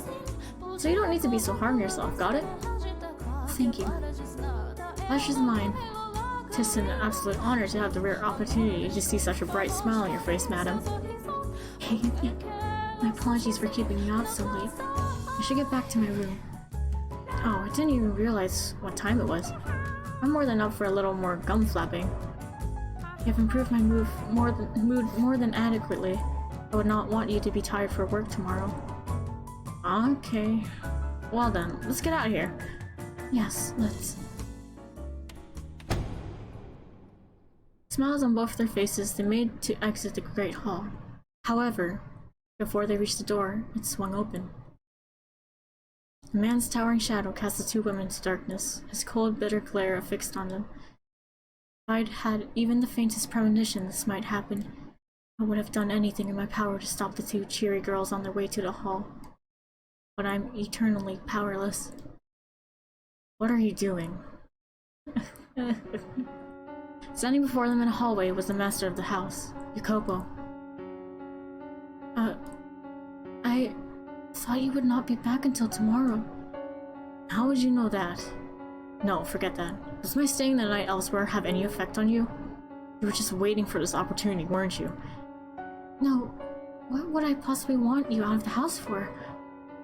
I'm sure you know better than anyone. What is that smell? Perfume? When did you get perfume? I have to say, you seem to be having quite the time. Look at you. You're out of breath, red as a beet. You made the right decision coming back. Where the hell were you going? No, I wasn't going... Jacopo, calm down, seriously. You shut it. Now you're taking this tramp's side? I've told you before you are not to leave this house without first consulting me. Or do you mean to tell me you've forgotten? God, your ears aren't just for show, alright? You're better than that.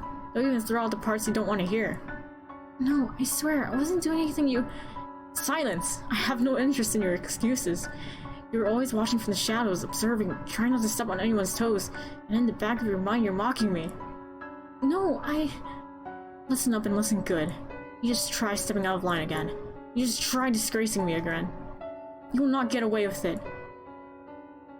For the love of God. Get back to your room now. You too, Maria. Alright. God, what is this sickeningly sweet smell? How utterly infuriating. It'll take forever to get this off me. I always thought you had at least some sense of taste.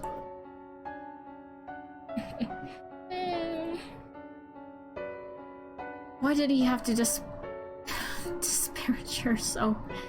What did she do wrong? What did she do to deserve that? She did nothing whatever so wrong. What the hell did I read? She did nothing whatsoever wrong. She deserved none of that ridicule he showered her with. However, she was not a strong-willed woman. She did not have the courage to retort to the man yelling at her, and neither did Maria, it seemed. Without another word, they both scrambled out of the great hall, away from Jacopo. The white-haired girl was a painfully miserable sight to behold. The cheer had drained from her spirit, and the rosy hue from her now pale cheeks. She was hunched forward slightly, looking like a small, scared animal. Say, I'm sorry. This is all my fault. I hadn't asked you to dance. Me bringing the perfume only made things worse. No, you need not to feel bad about anything, Maria. Everything you did was with my best intentions at heart. My best interests at heart. So, don't worry. I'll be fine.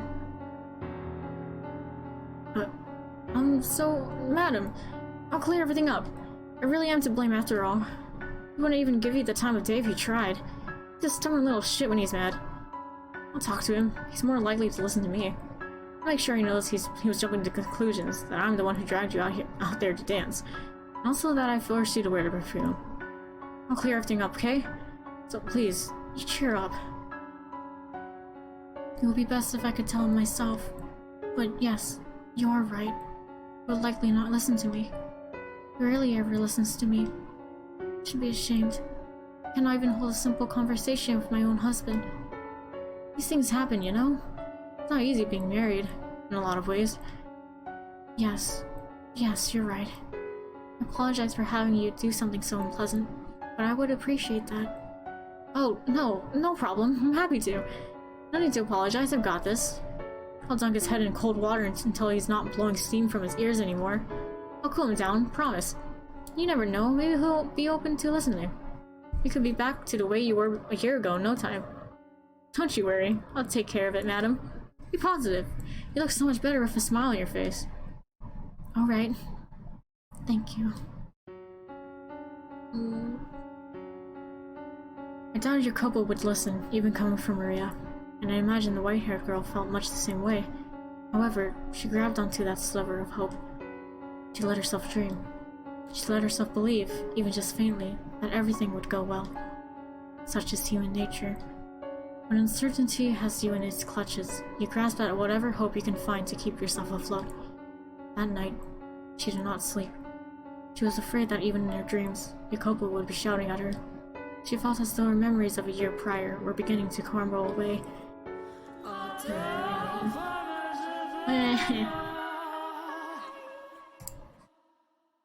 Stinky Jacopo.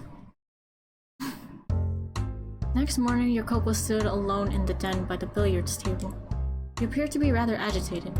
His face was twisted into a frown, his pointer finger tapping restlessly against the hard surface of the table. Evidently no longer able to stay in one place, he paced a circle around the table, then swiped up a rack and a cue, setting up a game of 9-ball. I'm not intimately familiar with the ways by which men entertain themselves, but in truth, I was bewitched by the sight of him leaning over the table. It almost seemed as though a steel rod ran straight from his shoulder to the tip of his outstretched finger, upon which the cue was secured by another finger looped over it. With a smooth flowing motion, he thrust the cue forward slightly, pulling it back and repeating the process once more, before ramming it into the cue ball, sending it rolling into the diamond of colored balls. A chorus of clicks and clacks emanated from the center of the room. Okay, yes. Bloop. Bloop. Tom, is that okay? Is that okay? Is it okay now? Leave it at that. Balls collided with one another and ricocheted off the cushioned walls, a few landing in the pockets situated around the edge of the table. Jacopo appeared to have accomplished this with little trouble, but I imagined merely striking the cue ball with the stick would be rather difficult for someone inexperienced. But despite his accomplishment, it seemed only exacerbate his agitation. Lousy positioning, he muttered, though I hadn't the faintest idea what he was talking about. What should have been a game for his enjoyment, he went about with a constant look of exasperation.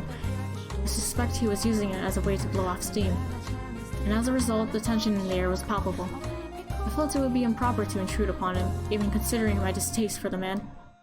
There was an undeniable beauty in every motion he made, every perfectly audible clack of billiard balls bouncing off one another. It was an enchanting sight. But then, someone without the slightest regard or appreciation for beauty came marching in with a hammer to shatter it like glass. Proud to say, that was pretty impressive. The man leaned against the frame of the open door. He was neither a resident nor a worker of the mansion. The man's face was covered in scraggly stubble. His body draped in grime-caked garments. His eyes were sunken so deep it was as though I was looking at a fleshless skull, though there was a feral glimmer in them. Needless to say, he was not prim and proper. How long have you been there? Not long, but man, I can't help laughing. You were completely in your own world there. Feral. What do you want? And why didn't you send a maid for me? Don't be such a hard ass. We ain't strangers, man. Why should a family have to go through the maids to see you? That just ain't right, brother. Your doors should always be open for family. Enough.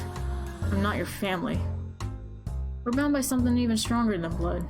By our family, our Kosuka. Don't. You only ever bring up the Kosuka when it's in your interest. Oh, scary. Come on now, what happened to you, little Jack? Where'd the little boy who used to call me Uncle Tommy go? Don't you dare use that godforsaken name. Get the hell out of my sight. What in God's name are you doing here? The man hailed from the same country as Yukoko. They had a peculiar relationship, though they were not blood related. He referred to Yukoko as family. He came from a sunny island in the Mediterranean Sea, a place of many unique customs, and an entire underground society. Kosuka was a word that originated from, and referred to those underworld families. It would be another 30 or so years before organizations like theirs received much public attention. At the time, they were not widely known. Just a short step in the future, and they would grow so powerful the very mention of them would send a chill through the room. Hey now, that's not a way to talk to a fellow Berzati. You're on the... Ugh, I can't read anymore. You're on the short list to become the next capo famiglia. We respect our brothers. That's how we operate. I could go home and say you threw me out of your house. How'd you like those rumors to spread? The soon-to-be capo famiglia wouldn't even listen to a little request. I very much doubt anything you said could damage my reputation. I haven't been exiled yet, and as long as I'm still one of them, they won't ignore me. Oh, that's some mighty fine-looking whiskey you got there. Don't mind if I do. Nothing here is for you to drink. Losing my lifeblood, man. No love for a brother? You worthless leech. Surely won't be long before you find yourself in exile. If you're lucky enough to get off the hook with just exile, that is. A child could snap that scrawny neck of yours. I'm gonna go, I'd rather go tied up, tortured for days, covered in tiny little cuts from head to toe. You sick bastard! You disgust me! Call me a carnal adventurer. I despise the mundane. Last thing I want to go out like a wet fart. Is this what you came for? To waste my time with your insipid nonsense? Oh, hardly. Surely you have an idea of what I'm here for, and how much I need. Damn maggot. A worthless leech, a sick bastard, and a damn maggot. What other names you got up your sleeve for me? Son of a... Do you honestly think this is how you ask for a favor? Whoops. Excuse me. I beg of the old esteemed future capo famiglia. I'm bone broke, not even money to put bread on the table. Could you spare a little for a brother? You brought this on yourself, I'm sure. I hear more than enough stories about you, and hardly any of them pleasant. Drinking, gambling, debauchery. I'm humiliated to be in the same Kosuka as you. You want to make more money playing, you gotta learn the game first. Says a worm who played himself into oblivion. Now, do you honestly believe I'll give you anything? Oh, but you will. You got no choice. Kosuka rules. Rules! You're required to help a fellow countryman. Especially considering how few of us there are stranded on this colossal landmass. You won't even notice the money's missing. It ain't because you can't, but because you don't want it. But Yukoko, being a tight ass does nothing for you. Me coming to you for help keeps your good name clean. That's the thing about being boss. You quietly keep little shits like me out of trouble. So that trouble don't come raining back on you. You don't seem to understand your place. Rather than lecturing me, you should be on your hands and knees begging and crying for my help. If that's what you want, I'll gladly comply. Happy to kiss your boots while I'm at it. Don't even think about it. Know this. There won't be a second time. I'll be reporting your conduct to the family back home. I look forward to seeing how they deal with you. Just try to have a little mercy, would you? Hey, is there a maid around? It doesn't matter who. How may I serve you, master? Get a single stack from the safe. Here's the key. It goes without saying, but don't touch anything else. Give the money to that man, as you're escorting him out the door. As you wish. Is that all you needed? Yes, now get to it. Very well. Excuse me. Well, well. That's one looker of a maid you got there. There's something, I don't know, eerie? Strange? About her. Can't see that. We agree on something. How long has she been working here? Didn't tell you. As I recall, she came with the house. Is that the kind of woman you fancy?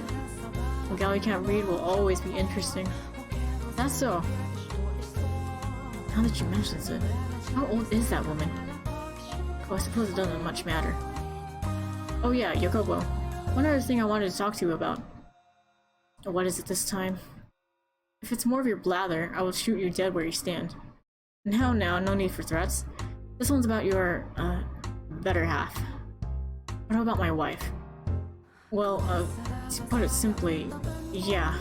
She came to me asking for advice, looking a little distressed. My wife asked you for advice? Yep. From the sounds of it, you're pretty rough on the little lady. That just ain't right, man.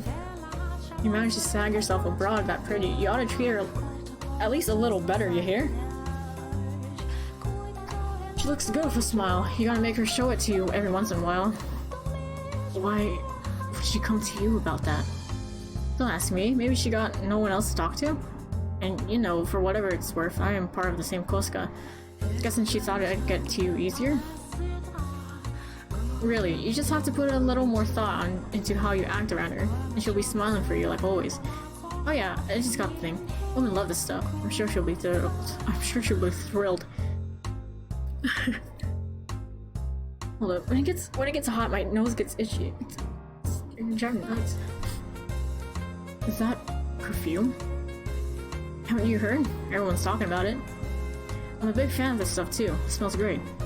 Pretty girl smiles at you wearing some of this. Any man would be loving in an instant. You've never given her nothing fashionable before, have you? May look like it's just scented water, but you can't let that fool you. Go on, give it to her. You like a nice smelling lady too, don't you? A little bit of scent can give a different flavor to your nighttime excitement. Vanilla. Well, I've said my piece, so I'll be taking the leave. Don't want to keep your maid waiting too long and get her on bad side. Hold on, Tommaso. How would she make it last? That's all the advice your Uncle Tommy has for you. Ciao. Wait, Tommaso.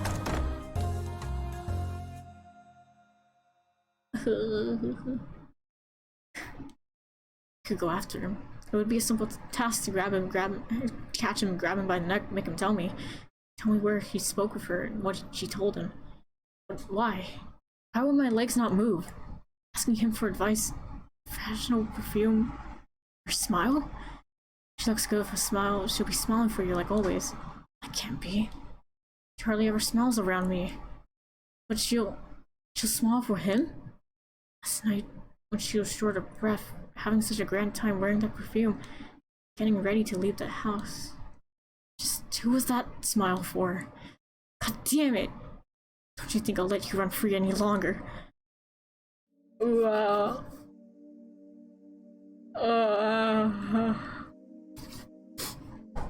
His eyebrows are furrowed, creating deep creases on his forehead.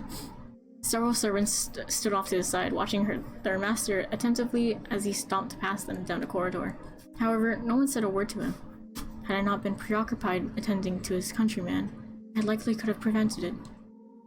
The look on his face would have made it obvious something bad was about to happen. Something that would serve only to further her misfortune. She was already in a less than ideal situation, and it was perched on the edge of a hill, soon to begin rolling down into even worse territory.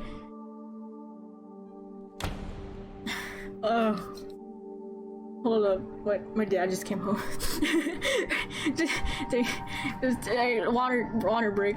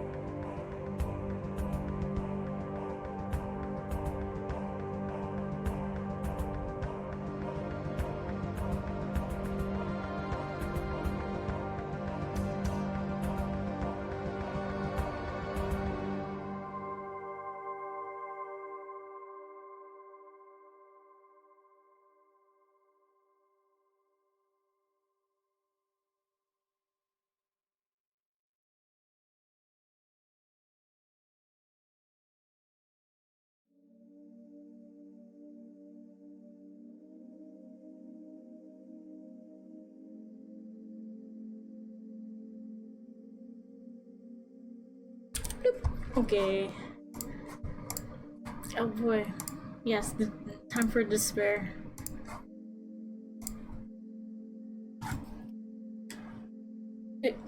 Jacopo, what's the matter? If you wanted to visit, you could have said something rather than coming in without knocking.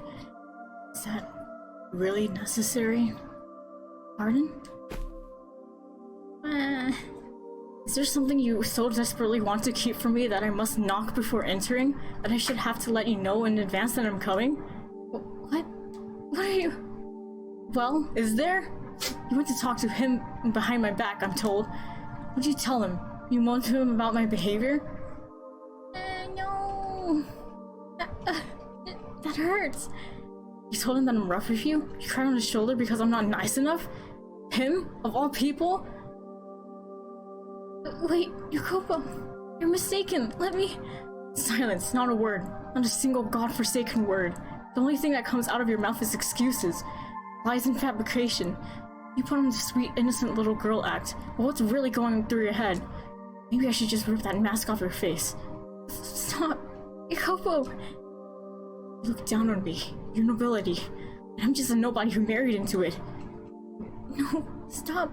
Let me go. Let go of me, please. When did it start? How long have you been seeing him? Who else have you been seeing? Covering yourself in fashionable perfume and smiling, even though you never smile around me. Please, let me go. I can see in your eyes. He's just a worthless commoner. Why would you think that? Why will you not listen to me? Silence. It's all your fault. Every last thing. I tell you not to leave the house, but you do. I tell you to do as I say, but you ignore me. Every last thing you do drives me mad. I don't have time right now to deal with this, to wrap my mind over you, over a woman. I don't have time for it. Why do you not do as I say? Can you not have enough already? Huh? You cannot be satisfied until you've taken even my arms and legs? I've given you money, clothing, everything. You have an incredible life. Look around you. That life of luxury you and your parents wanted. It's right here. You have it. What more could you possibly want? Why do you insist on being unfaithful? Unfaithful? You think that what I'm doing is unfaithful to you? How else could I describe it? You leave your room despite my ordering you not to. You don't think I don't know? When you came to the den the other day, you had your eyes on the other men. No, I did not. I had no such inclination. Enough. Not another word from you. I have no interest in your excuses. If that's how you're gonna act, say goodbye to your freedom. You're forbidden from leaving the mansion, or your room for the matter, or even speaking to the servants. Oh, I know what I'll do. I'll make you a new room. Too many people come in and out of this one. It'll be somewhere quieter, out of the way. You like a garden? How about I put you there? If you leave that room without my permission, this time, I'll kill you. No. Why will you not listen to me?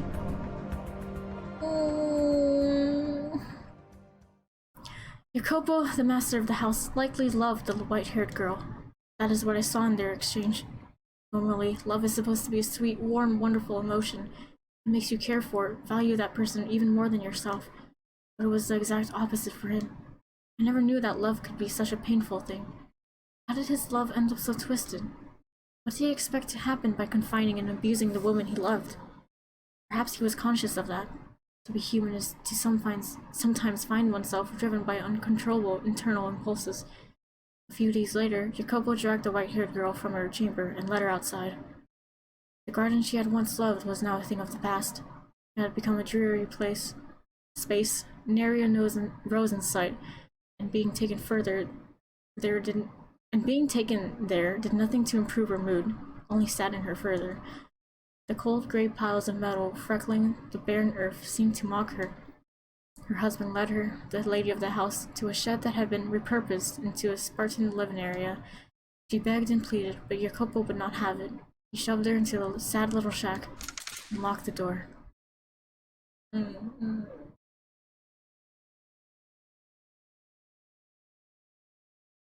Not very epic.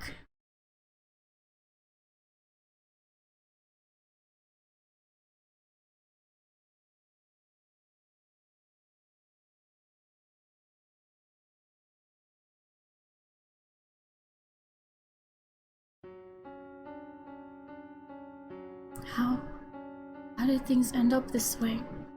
Why? All I wanted was to go back to the way things used to be.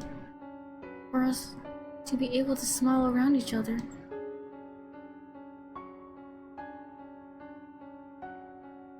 It had been several days since Jacopo had locked her in the shed, and her day-to-day life was only growing more arduous. She was under constant surveillance. The door was only unlocked to deliver her meals 3 times a day, and despite what an unfortunate situation their employer's wife found herself in, the maids chattered and gossiped and giggled freely. Not even in the shadows, out of her presence, the tactless young maidservants whispered directly to the white-haired girl when they brought her meals. "Look at you, madam, caged away like a cattle." I could almost hear the sound of cracks forming in her heart. I imagined she had gotten to the point where she was having difficulty merely holding herself together. She hadn't done nothing wrong, and yet she was forced to live this life of insults and mockery, or of ridicule. The only reason her tenuously held together spirit did not completely shatter was because she still had her one and only ally. The maid Maria volunteered to attend to the white-haired girl. Maria took over the duty of delivering her 3 meals, meaning the other maids stopped coming by, and that relieved the white-haired girl's mental and emotional stress considerably. Maria became her sole conversation partner, her sole companion. She did not leave as soon as meals were finished, instead remaining in the shed with the white-haired girl for some time.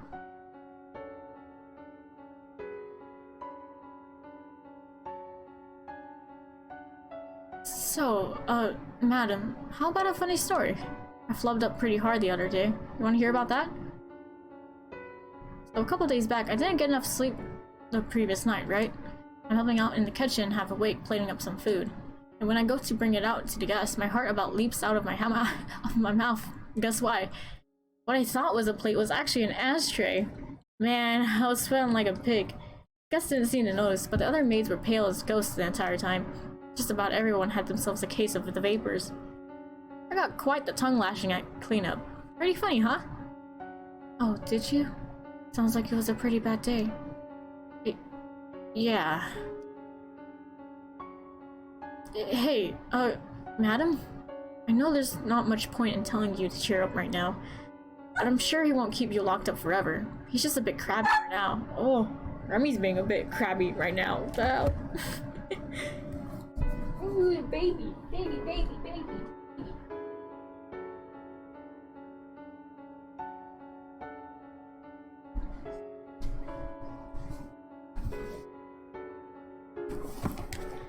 It'll be alright.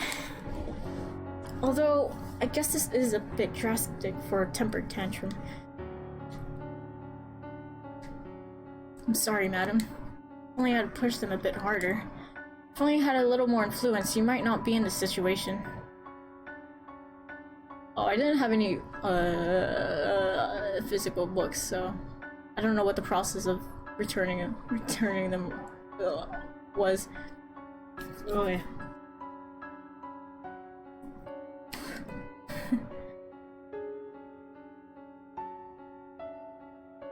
I thought I could be of some help, but I guess I'm not doing a great job of that. Oh no. Of course not, Maria. You absolutely are. Just your being here takes a great weight off my shoulders. Still though, I feel so worthless. Because I'm just a maid, I can't set you free. It's okay. I'm used to being imprisoned. What? What do you mean you're used to it? You never locked your door before? You're right. I'm not sure why, but I feel as though I have been in a similar predicament before, lacking freedom and contact with others for a long stretch of time. I'm sure it's simply the exhaustion getting to you, madam. No one should ever be used to living like this.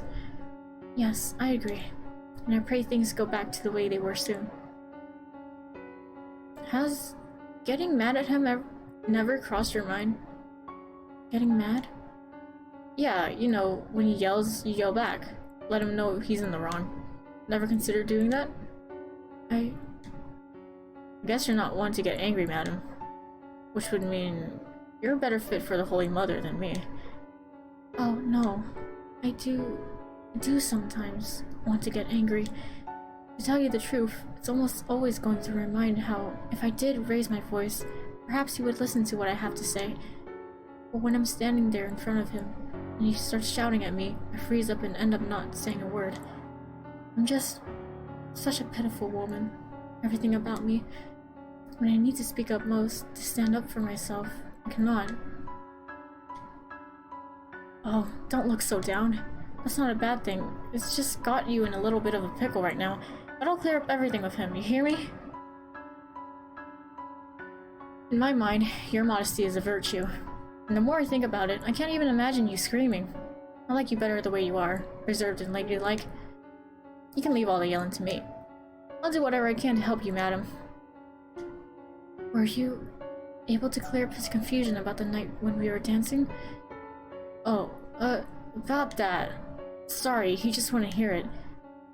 I see. But I'm not throwing in the towel.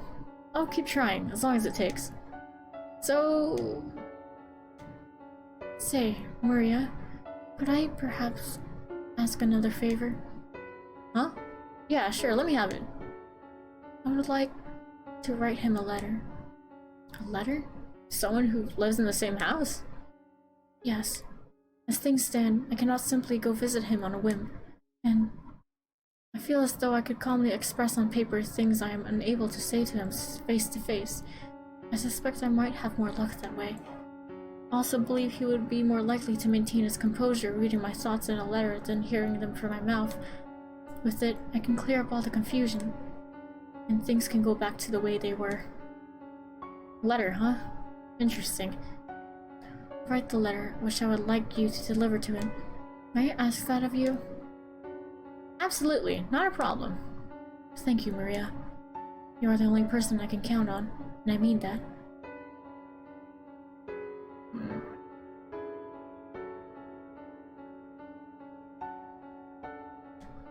Why? How did this happen? Why would she betray me? I wanted to give her a decently happy life. I didn't want to get violent with her. Yet, when I saw her face, when I heard what she had to say, I couldn't restrain myself. I guess what it comes down to is that, no matter how you dress it up, I am still a Berzati. There was never any way for this bloodline to give that girl happiness. God damn it. Why am I fretting over this nonsense? I'm supposed to be the future head?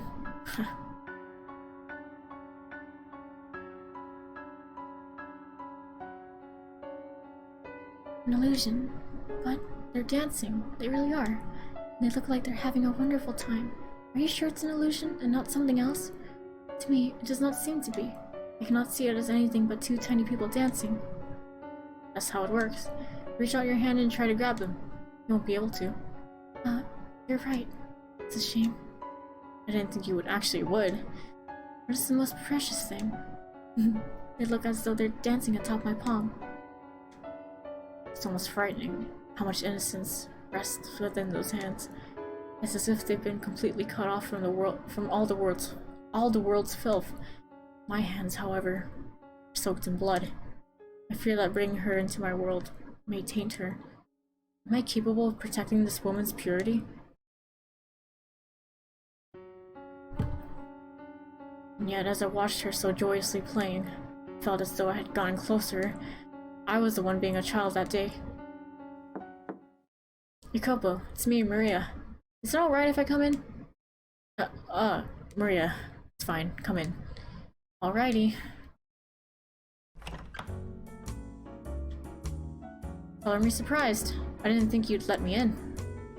Have I ever denied you access to my room? Nope, but you've been looking pretty glum lately. I've never exactly been a cheerful man. Haha, it's true enough. I know you told me before not to talk about your wife, but I'm going to stick my nose where it doesn't belong today.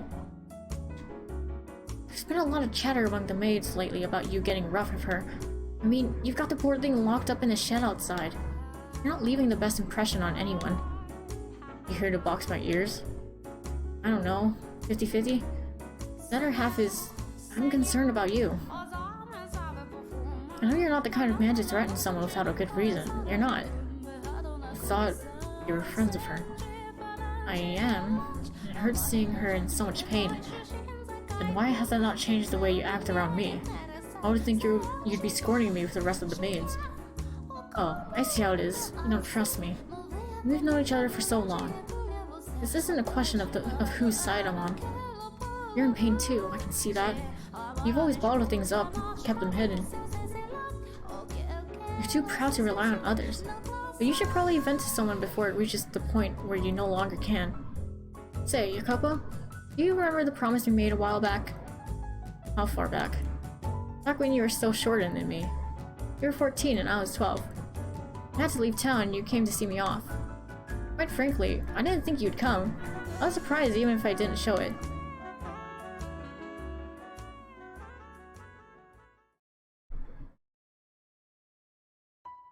Jacopo? Where's your dad? Are you here alone? He didn't even tell me. There's no reason you have to leave town. My old man says the Campanellas have more power. I should be the one leaving. It's not that simple. Grown-ups have a lot to consider. So don't give me that look, Jacopo. We were kids, but we both kind of started to catch on to the situation with our families, and to the bonds that land held on us. Although we didn't know any of the details at the time. My grandpa owned all the land the city was built on, and he was a very conservative man. He didn't try to spread his influence, instead opting to fortify what he already had. I don't know exactly when it first started, but organizations were used to administrate cities. And when we were kids, my dad was the capofamiglia, and my grandpa his consigliere. And just because he was an advisor didn't mean he was powerless. While my dad made the decisions, my grandpa was the only one allowed to fight him on them. Wait, what? Did I read that right? Fight him on them. Huh? Your father was a capodecina that served under my dad. He wasn't especially happy about that. But parents quarreling doesn't affect their kids. Or at least that's what I thought at the time. And what you probably thought too. But there was still a chance we could be caught in the crossfire, so my dad decided to send me and my mom away, off the island and to the north where some more prosperous areas. He thought that by sending us there, we could live our lives clean, regardless of where we came from. There's no changing what's in your blood, though. You could have told me too. Or were you planning on leaving without saying anything? No, it was just all decided so quickly. Why do you sound so accepting? Adults have a lot to consider? I bet they do. But you can at least let them know you're opposed to it, Maria. But no, your tail went straight between your legs as soon as you were told. You just gave up and accepted it straight away. I thought you were better than that. You think I don't know that? I'll just be in my dad's way if I stay. I'm a kid, a girl. I wouldn't be of any help if something happened. I don't want to need someone to protect me. I've never once thought of you as a girl. Hey now, that's mean! Oh jeez, thanks Jacopo. Now you're getting me all mushy too. If anyone should be sad here, it's me. I'm not sad. Oh really? You sure you're not actually torn that I won't be around anymore? You're a huge crybaby after all, Jacopino.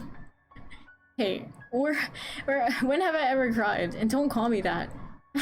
I made you mad. Short fuse as ever, I see. You gotta learn to keep your head. You're a man and heir to the Berzati family. Don't you lecture me. So pig-headed. You can at least listen to me this once before I'm gone. Hey, Maria. Got a little time to spare? Yeah, sure, but not much. The carriage is gonna be here soon. Do you have enough for a trip to the hill and back? Yeah, I should have time for that. Because of our families, we weren't really able to get along with the other kids in the city, so we played a lot up at the top of the hill. It became kind of like our little secret lair. There was an abandoned house up there, I guess an old farmhouse or something, and kids love that sort of thing, you know? We called it Casa Nostra, our home, and we pretended it was actually ours. We drew circles on the wall in chalk and used it for target practice. We brought up a bale of straw and used it to make makeshift beds. When either of us got into fights with our parents, we'd stay the night here instead of home. In retrospect, I'm sure they knew where we were going and just let us do our thing. Oh yeah, there was this one time we were playing and a huge storm rolled in, trapping us up there. The wind wasn't just howling, it was screaming bloody murder. It was blowing so hard I thought the house might fly away. As I recall, you were crying that night. Hey, Nero, you here to see me off too? Ah, there you go, wagging your tail with that dumb look on your face. You have no idea what's going on, do you? It wasn't just the two of us who had made Casa Nostra our home base, though.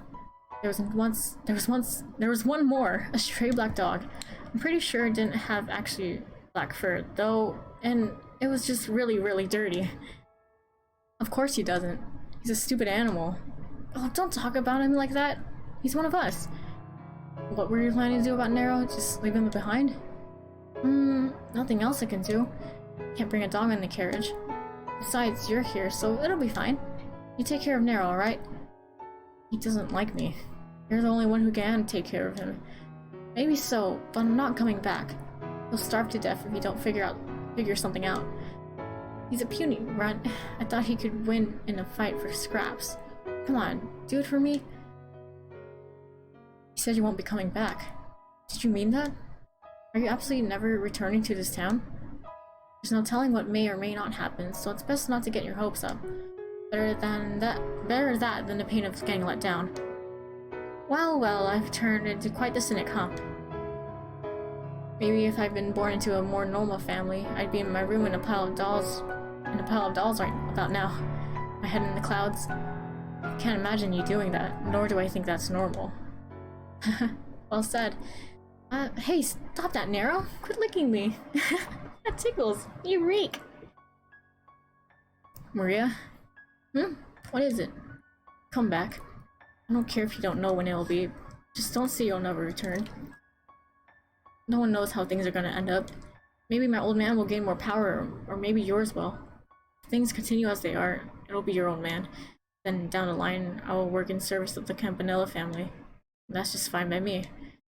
And even if that's not the future that lies ahead, I promise that I will make a place for you.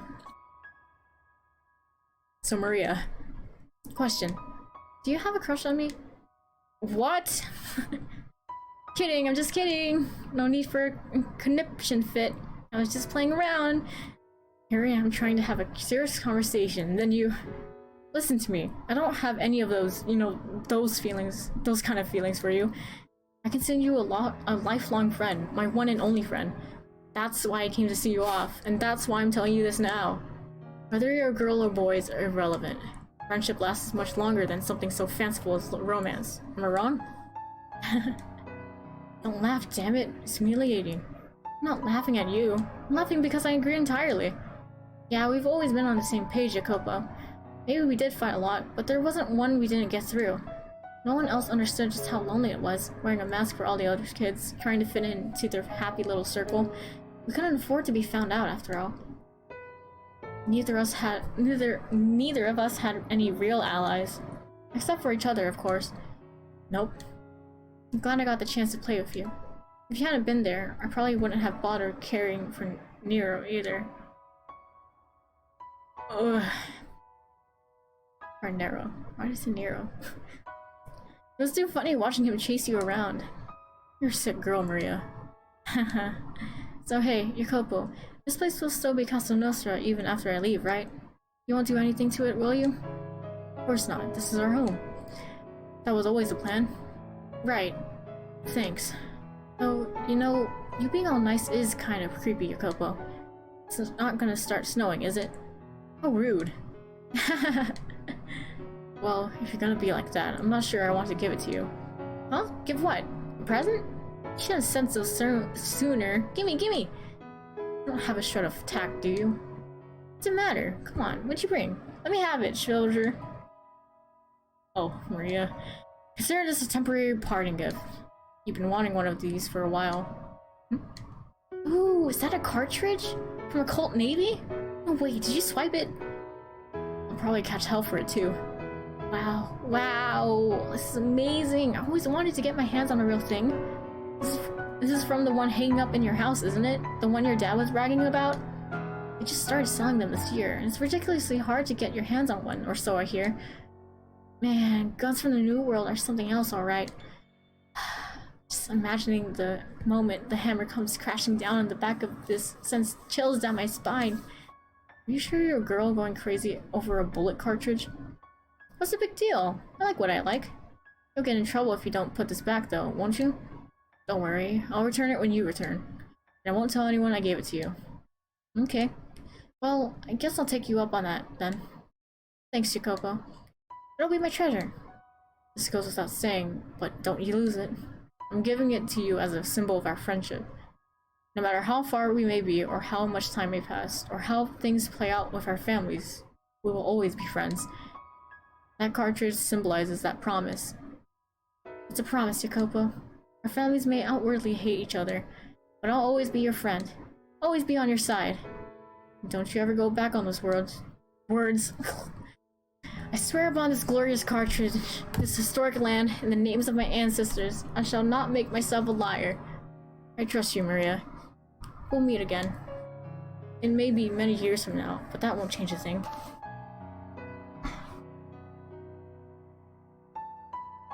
Our friendship will never fade.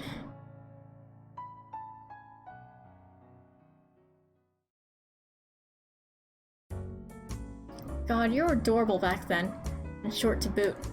But now you've hardened so much. I was flabbergasted when I next saw you, dressed all fancy from head to toe. You've become quite the smug little bastard, I thought. You sure weren't that little kid anymore. You have quite the memory. Well, yeah, I don't forget my promises. And I'd never forget I said I'd always be on your side. Question is, did you remember? I did. I remember every word you said that day. And as I said, I left Castor Nostra as it was. Though it is quite some distance away now. I imagine if we went back and did a little work on it, we could have it looking just like old times. And Nero? About a year after you left, he suddenly disappeared. And just for the record, I did take care of him, as you told me to. I'm guessing he got in a fight with another stray or something. I searched but could never find him. No. Well, it has been more than a decade. Not everything is gonna be exactly the same. You, however, haven't changed a bit from the girl you were all those years ago. Neither have you. Sure, you seem different on the outside, but at your core, I believe you haven't changed at all. Still the same old Jacopino. Could you not call me that? I have changed quite a bit, unlike you, and I am well aware of it. Say, Jacopo, do you consider me supportive? Of everything you could have said. Of course you are. You're constantly supporting me, past and present. You are proof of the existence of a kind of friendship that can transcend gender, blood, and any other such distinctions. You know, it's honestly kind of bizarre seeing you without a stick up your ass. Wow, harsh words. Come on now, hear me out. You almost have me blushing there. Anyway, before you put that stick back up there, tell me something. Am I still your only ally? You are. Of everyone in this mansion, I'm the only one? Yes. If she would at least have a little more. The madam? I didn't actually intend to treat her like that. Believe me, Jacopo, I know. I mean, from a girl's perspective, what you did is pretty awful. But hey, I'm not a girl, according to you anyway. I will always be on your side, no matter what. God, I feel as though I'm being consoled. That's what I was going for. I should have never opened up to you.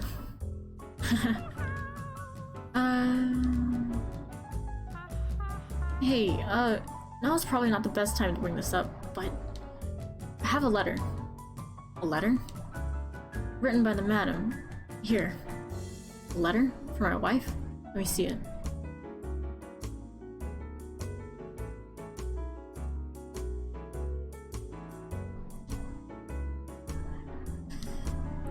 What the hell am I reading?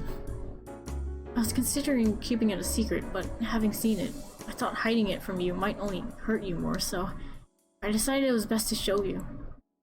Who is this? Who is this letter for? It's as if... But I can't... I love you? Who is she writing to? I don't know this man. Take a deep breath, Jacopo, and listen to me. The madam is having an affair.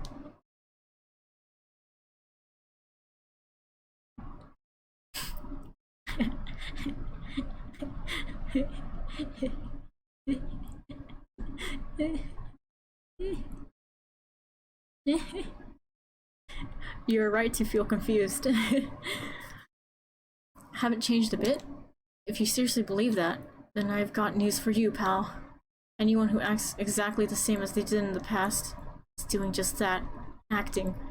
Much like I do around you. Our friendship will never change. Ha, what a fucking joke. You picked the wrong girl to put your trust in. And they call you astute. Can you taste the fucking irony? Well, that just makes things easier for me. But my god, it's suffocating playing the good girl. That stupidly cheerful little ray of sunshine, Maria. Sickening. On the other hand, the payoff is fantastic. I can't stop. God, watching you lose this cool is incredible. My sides hurt just thinking about it. The pain. The pain. The sorrow of all men. You're telling me she wrote this? Who else could have written it? It's in her handwriting. Why? Why must she continue to betray me? Has she not taken enough already? What else could she possibly want from me? I told her to stay away from my gatherings. I had the rose garden torn down, and yet still, she finds other men. I warned her. Told her it wouldn't happen again. That if she betrayed me one more time, I'd kill her. Jacopo. Out of my way, Maria. I have to talk to her. Ask her what this letter is about, who this man is. And depending on how she answers, I may have to. Hold it, Jacopo. Calm down. Silence. How am I supposed to stay calm right now? Listen to me. Relax. You try to talk to her right now, and you aren't going to get anywhere. You're aware of just how frenzied you are, aren't you? Besides, you think she's going to tell you the truth even if you do manage to ask? Of course not. She may look all prim and proper, but that's not the real her. I don't think she's a bad person, but... Not a bad person? The woman who wrote this letter to another man. She crossed the line, you hear me? I agree with you there. She's gone too far with this letter. But remember, she's your wife and the daughter of a noble. You know exactly what will happen if you lose control of yourself and do something to her. It's not gonna look good for you. She may be nobility, but I have the Koska. We have our own way of taking care of these kind of problems. Still, it's plain as day, it'll make a bigger mess. No one else knows about this yet. Are you telling me to act like nothing's happening? When she so blatantly disrespects me? They really just need to talk. It pains. It hurts so much. Jacopo, could you let me take care of it? I'm friends with the madam. You know that. She'll listen to me. So I'll make sure it gets through to her. Just how much you care about her. I couldn't ask you. It would be disgraceful. That's nothing to be ashamed of. What did I tell you? I'm on your side and you're on mine. We're in this together. You can ask me things you couldn't ask others to do. I have tight lips. Anything you ask, I'll keep absolutely under wraps. Damn it. You're right. Yes, you're right. I'm well aware that I always lose myself in her presence. If I try talking to her now, I probably will do something rash. Yes. Probably. I'll make sure everything works out, got it? You and the madam can go back to the way things used to be, so you don't have to suffer anymore. I'll take care of it. I'm the only one who understands your pain, and I'm the only one who can help you out of it. Maria. Oh, don't make that face, Jacopino. Thank you, Maria. Please, let her know that even if she is seeing other men, and even if she does silently mock me for not being of noble blood, that I still love her. That I don't want to raise my hand against her. You love her? That's a riot. You're too busy chasing your stacks of paper. You don't have what it takes to truly love a woman. I'll say though, I'm surprised you lost your head that badly. Quite the little crush you've got on her. You could just sit down and talk to her like a rational human being and presto, all your problems could be solved. But you can't even manage that, which is why you're in this predicament. Once you're convinced of something, Yokopo, you never let go of it. And she's too timid to speak up for herself. Sorry, madam. I got nothing against you. I just didn't expect things to go quite this well. There's no stopping now, not when I've got this much momentum. Also, watching a pretty girl like you break down gives me goosebumps. You're still convinced I'm the only person you can trust.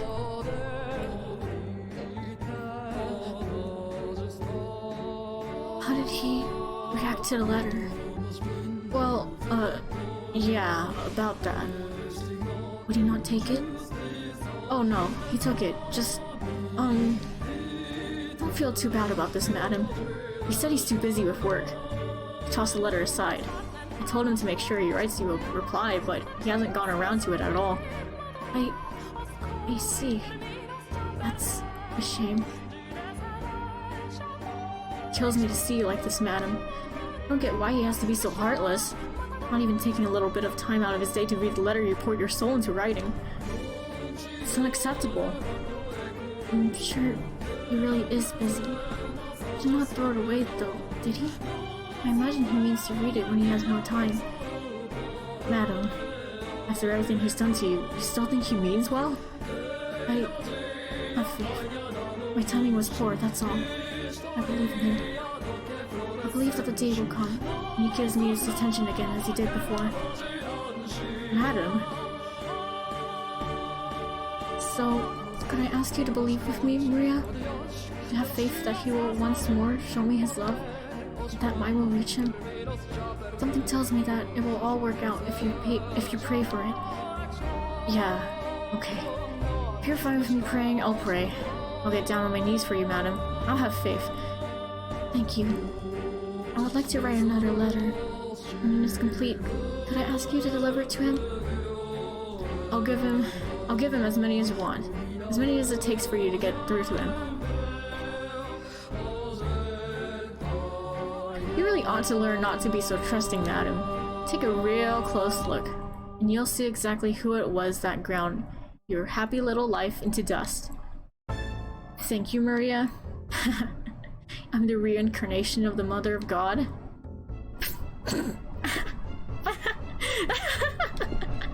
Oh god, I can't hold back the laughter. This is a stage of my own creation. We didn't have enough actors, so the playwright had to take on a role herself, but that only adds to the excitement. Yes, this is all my masterpiece. You're just ignorant puppets dancing to my tune. From the first shot to the last, blind to whose finger is sitting on the trigger. Listen to me, Yokopo, and try to keep your head. I saw the madam meeting with another man behind your back. Do you know the arch in the rose garden? The far side's out of the sight from the mansion, making it a perfect place to hide. I saw her back there. From the looks of it, the madam is having her meetings with one of the men who comes to your business gatherings. They don't act like they're just friends. But just to be clear, I don't have any solid proof. So it'd be best if you didn't mention this to her yet. You wouldn't want to start throwing around accusations only to find out too late it was all a big misunderstanding. I'll get to the bottom of it. So I think the madam might have her eyes on several men. Being a woman, you know, I can tell these things. She's giving these suggestive looks, but to whom, I can't pinpoint. A lot of people come in and out of this house after all. What? You want to keep her from leaving her room? It might be for the best. With so much going so well, it makes me think even God's on my side. They could just talk it over with one another. But they won't, and they're in deeper and deeper shit for it. You're the only one I could trust, Maria. And the timing that night, my god, it was perfect. Ugh. Hey, Yokopo, I could just be misreading her, but something seems off about the madam. Like she's been on edge or something. I tried to egg her into revealing what's going on, and she let slip that she might be going out somewhere tonight. She's not going with you, is she? You're going out to survey a construction site today, right? And I suggest you get that taken care of quickly. Dance? At this time of night? Yep, and since it's too late, no loud music. All you get is a little whistling courtesy of me. But this room is too small for it. We'll use the Great Hall. Wouldn't that put us in everyone else's way? He would probably complain about the noise too. No need to worry. Cope is out inspecting some factory or something today. After that, he's got a meeting, so he'll be staying the night elsewhere. I thought you would not be back until tomorrow. How would you know that? No, forget that. Does my staying the night elsewhere have any effect on you? You were just waiting for this opportunity, weren't you? No. What would I possibly want you out of the house for? I'm sure you know better than anyone. What is that smell? Perfume? When did you get the perfume? I have to say, you seem to be having quite the time. Look at you. You're out of breath, red as a beet. Made the right decision coming back. Where the hell were you going? I'm sorry, this is all my fault. If I hadn't asked you to dance, me bringing the perfume only made things worse. No, you need not feel bad about anything, Maria. Everything you did was with my best interests at heart. He doesn't even suspect me in the slightest. And I was able to put that perfume to great use. That money-sucking leech Tommaso showed up at the perfect time too. I'm pretty sure that's when your Copa started getting actively violent. A jealous man is a wonderful thing, always imagining the worst and making matters worse for it. Wow, is that you, Tommaso? It's been so long. What brings you here? Oh, looky at who it is, little Miss Campanella. There's a surprise. Didn't expect to see you this side of the Great Blue. Oh, you know, I've been giving Yokoko a hand. Huh, well, color me impressed. After what happened, I wouldn't have thought you'd want nothing to do with him. That was between our parents. Yokoko didn't have anything to do with it. Well, it would sure be nice for all you younger generation to go through life without nothing to spark that kind of powder keg. Not that it's my place to talk. No need to worry yourself about any of that. So, what brings you here, Tommaso? I'm a little, you know how it is. Having a bit of trouble staying afloat. I see. So you're here to beg for offerings? Pretty shameless, Tommaso. No point in having shame if they ain't making money. Toss that out with the chamber pot. Hell, might make things easier if I just quit being human altogether. Are you that hard for cash? Unfortunately, numbers were supposed to go up, but for some reason they ended up going down instead. Might be best if you kicked the gambling habit. No, it's like telling me to go off myself. I bet. So, say, Tommaso, maybe I could pitch in a bit too? Oh, you mean it? That'd be a huge help. There's seriously not a scrap of shame in you. However, in exchange, I'd like you to do something for me. Someone whose face needs a visit for my fists? Depending on the number, I could also possibly cut him into chunks and toss him in the ocean. Whoa, keep it clean. I'm not asking you to do anything like that. What is it then? Something a lowlife like me can do? It'll be easy. And it's nothing bad either. You're going to go talk to your couple, aren't you? Well, there's something I'd like you to tell him while you're at it. You know he's married, right? He can get pretty nasty with his wife, though. That's so? Sounds like she's got it rough. She does, and she's religiously devoted to him, too. I've been trying to nudge things in the right direction to get her back on good terms with him, but I haven't had much luck. I think that's something the two of them should work through. Normally, yes, but it's reached the point where I can't bear to sit back and watch anymore. I don't like seeing the two of them in pain. I want to do something for them. How noble. You're pretty devoted yourself, little lady. I'm not important right now, just doing the right thing. But the thing is, Jacopo won't hear a word of it. I figured maybe you, being a man, might be able to get through to him a little better than me. Doubt he'll listen to me either, to be honest. Come on, you used to be really close though. And I doubt he hates you. I wouldn't be so sure about that. Anywho, talking's something anyone could do. So what do you want me to tell him? I need you to give him a bit of a scolding. Tell him the madam came to you asking for advice, and that she accidentally let slip that away he treats her day to day causes her grief. It sounds like a good sentence, but I think I read it right. I've never met this wife of his before, you know? It works even better that way. She's so downtrodden she can't talk to anyone about it, and she thought that maybe you, being family, might be able to help. She's never met you, and she's still latched onto the ray of hope. I'm sure when Jacopo finds out she brought it up with family, he'll know he can't keep mistreating her. Things like this, they hit home harder when they come from someone on the outside. You make a decent point.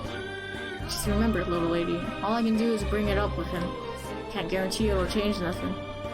That's all I need you to do. Thanks a bunch, Tommaso. Alright, one more thing. This is some perfume that's grown quite popular recently.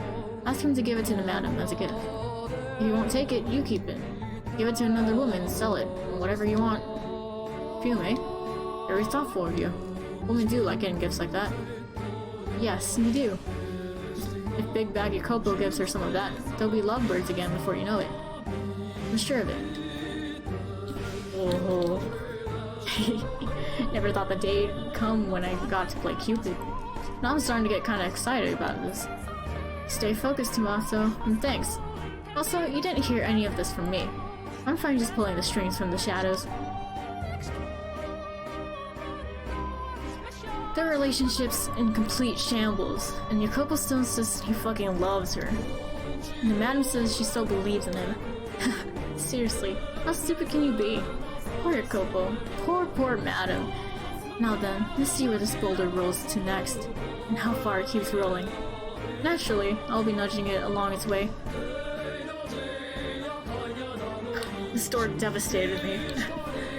Because after all, the play lives or dies by the director's hands.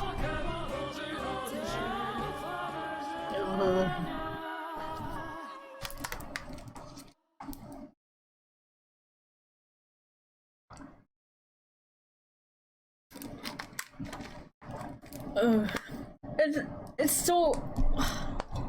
the flavor, the betrayal. It hurts.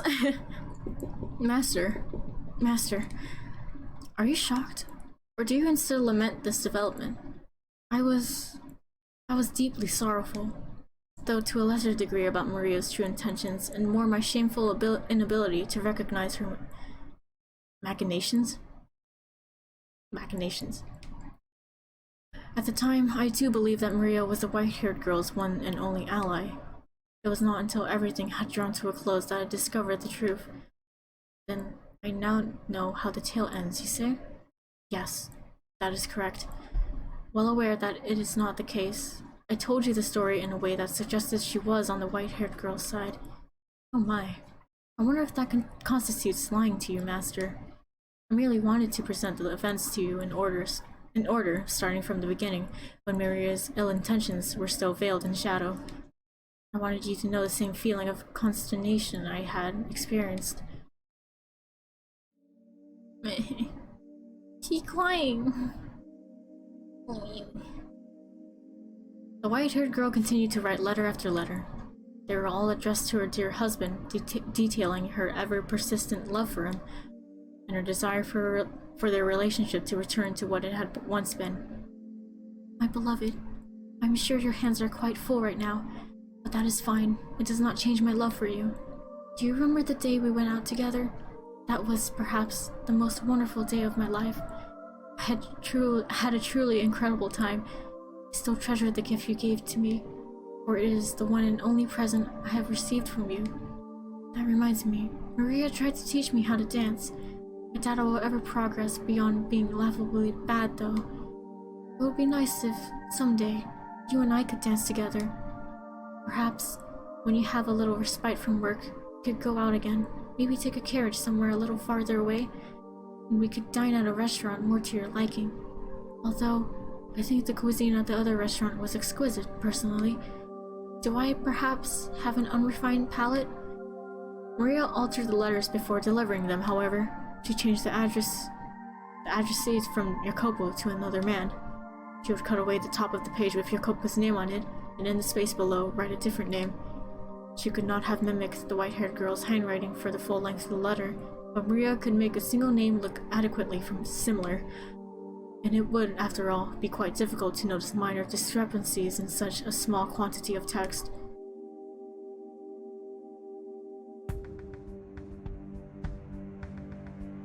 Again, another letter? Why does she keep writing these? To Jacopo's eyes, the modified letters looked like professions of love for another man. The more she inscribed of her feelings for Jacopo, the greater the turmoil grew within his heart, even though her love was directed toward him. I can't believe what I'm reading. Restaurant more to your liking? I knew it. You have been going out with other men, all the while pretending to be chaste in my presence. You still treasure the gift you gave to me? God's sake, you have to be fucking kidding. But I've ensured she can't leave that room. She'll never see this man again. In time she'll let go, and so will he. Listen to me, resigning myself to the hope that everything will fix itself. How did I end up like this? Such a pitiful man I've become.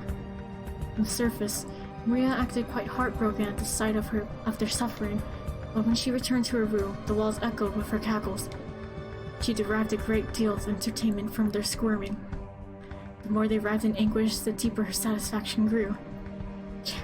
This is still painful to read the second time.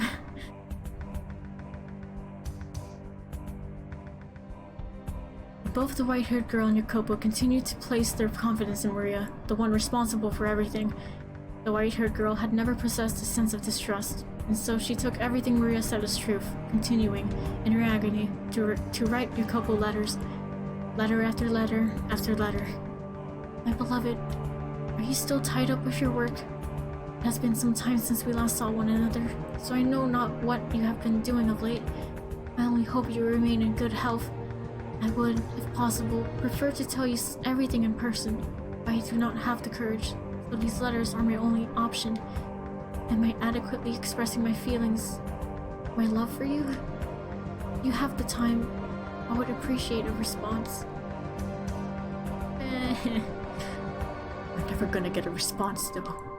Not as long as I'm intercepting them. There's no way I'm allowing these, or your love to get to him.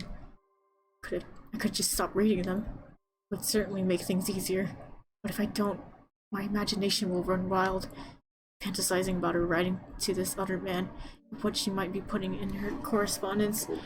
I'd be better off knowing the truth than torturing myself with fantasy. It's a better option. Jacopo accepted every letter Maria delivered, without fail. He would merely nod as he accepted it, his face contorted in discomfort, and then pore over the text when he was alone. I assume he did not want her to see his heart sinking into darkness. Had he put his trust in his wife rather than Maria, he would have almost certainly been able to realize the letters were directed at him, despite the altered recipient name. Everything she wrote about concerned him, after all. How could someone who had lived as isolated a life as her have so many identical experiences with two distinct men? Why could he not find it in himself to trust her? Perhaps doubting her was simply easier. If you were in his position, would you trust her? Would you maintain faith in her, the woman who had waited so long? Would you believe the feelings she professed for you were genuine? Yeah. She continued writing letters day after day, week after week, without hiatus. She had, by and large, run out of things to say, but that did not put an end to her letter writing. She simply repeated what she had written before, and nevertheless, they did not see one another in person. The white-haired girl, forbidden from leaving her shed, could only wait for her husband to pay her a visit. My beloved, there is a little bit of fog out today. Weather like this reminds me of my home country. I was born on an island perpetually covered in a thick fog. I'm not saying I would like to return, but thinking about it does make me feel rather homesick. Has that happened to you? That reminds me, aside from that one time, you have not told me much of your homeland. It would be nice if you could pay a visit together sometime. Speaking of which, before I left, an exhibition of some sort was held there. I was unable to attend, but perhaps you had the chance when it was near you? I imagined you would have, with your interest in new technology. Next time you have a chance, I would enjoy hearing what they had on display. Exhibition? That's right. There was one. It was a year ago. Got quite a bit of attention since it was supposed to have been held in Paris. I was busy, preparing for our wedding. I had no time to attend an exhibition. And while I was doing that, giving you, a woman I have never met before, my full attention, you were giving yours to a different man? Has this been going on for that long? Had he simply stepped up and taken action, he could have put an end to this stream of letters, each of which gave rise to further misunderstanding. He needed merely ask the white-haired girl in person to whom the letters were addressed whether what they described were true, and the twisted threads of his confusion would have all been unraveled. But he made no such effort, relying instead on Maria to serve as this intermediary. I feel as though I have now, at long last, come to understand just what kind of man Jacopo was. While he had a great deal of pride in his capabilities, he had far less confidence in himself as a person. He'd had faith in himself. Perhaps he could have put faith in his wife as well. Had his pride not been so twisted, perhaps he would not have been so afraid of being hurt. Indeed, he was afraid. Afraid of being rejected by her. Afraid to face a reality where his beloved partner scorned him, where the woman he loved laughed at him disdainfully, where she and countless others mocked him. The thought of it paralyzed him. The environment in which he had been raised played a significant part in his state of mind, I expect. Occasionally, the name on the letter would change. Maria was making the white-haired girl out to be having affairs with multiple other men. She could never do any such a thing, of course, but Jacopo, thinking Maria to be his only ally, believed everything she said. I could figure out who this man is, and where he resides, could make him tell me every last detail about his relations with my wife. But what if that information went public as a result? If news of her infidelity spread, and were to reach the Cosca, the fate of the Bersatis is in your hands, son. There's a limit to what we can accomplish on this tiny island. If we don't turn our attention outwards, we will wither away and die. Not just this family. This whole land will find itself famished and emaciated, defenseless against invasion as we waste away. I won't stand by and watch my homeland crumble. Sure, our methods may be crude and not always worthy of praise, but they produce undeniable results. The unfortunate thing is, the previous Capo Famiglia was an incredibly reticent man. Reticent? I don't know what that means. What is that word? Hold on.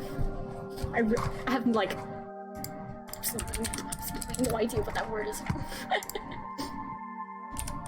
Define? Reticent? Not revealing one's thoughts or feelings readily. Reticent. Out there. He was a incredibly reticent man. It took all he had to merely preserve his small chunk of the world. But I'm not like that, and neither are you. The most I can do is lay the foundation to make it easier for you to work, which means everything rests on your shoulders. Both the future of the Berzati family and the future of this country. It all falls on you.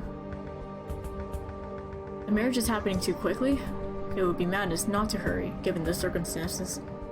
You should be well aware of that. We need the Berzati name climbing the social ladder in short order, or we're going to have everything ripped out from under us. If the woman isn't to your liking, you can find another one that is. She's only going to be your wife in name. But listen to me, son. You must not allow her to fool around. What are the most vital things to have in our society? Money? Power? Yes, those are important. But what matters most is respect. No one's going to follow a Capo Famiglia they can't respect. They'll try to undermine your authority. Once someone deems you weaker than them, courtesy goes out the window, and that's a judgment that's near impossible to overturn. Betrayal spreads like a fire through a forest, and once that flame's lit, the both of us come crashing down. You must not let anyone look down on you. You must not let anyone think you're the kind of man a woman can walk all over. If, by any chance, your fiancé is ever unfaithful to you, kill her before anyone finds out. Your place is above others. Climb to the top. Never be content with someone above you. And never forget the weight you carry on your shoulders. This is your responsibility. Fate of the Berzati in your hands. Fate of the land. Kill anyone. Aim for the top. Poverty. Bad. Respect. Responsibility. Much responsibility.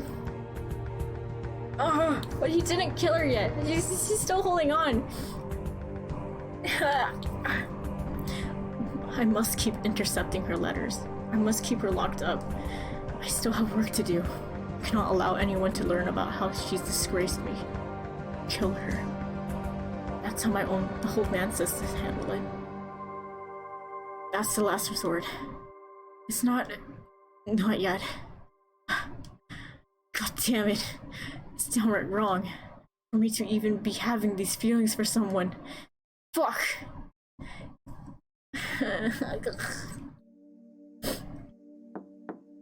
Master, your carriage is waiting outside. How are you coming along? Coming along? Oh, that's right. I had an inspection scheduled today. I'll be right out. Have him wait. Is something the matter, Master? You look a little hazy. I'm fine. If you're not feeling well, you should stay. I said I'm fine. It's not your job to try and infer my condition. Yes, sir. Damn it. Keep it under wraps. Act like normal. You can at least do that much, damn you. Take care on your trip, Master. Yeah. It's not the usual coachman.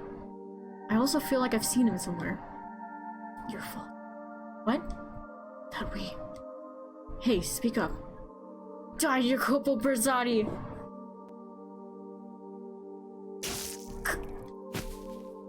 Master? There's a knife in your stomach! Oh god, someone, anyone! Silence. Don't make a scene. Call a doctor. Yes, sir. Now I remember where I've seen him before. That's right. I put his factory out of business. I needed it out of the picture to expand my own business. I guess he held a grudge about that. I should have been more careful. Blood flows with surprising abundance from a stab wound. It's not stopping either. Son of a bitch. The world is going white. Come on now. You have to be kidding.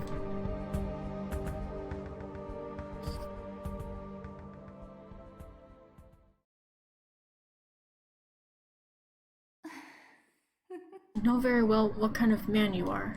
You wouldn't hesitate to lead a blind man off a cliff if it furthered your own goals. You make money off others' lives. You stand upon a mountain of corpses, cackling at everyone below you. Oh my god, Nicole stabbed Jacopo.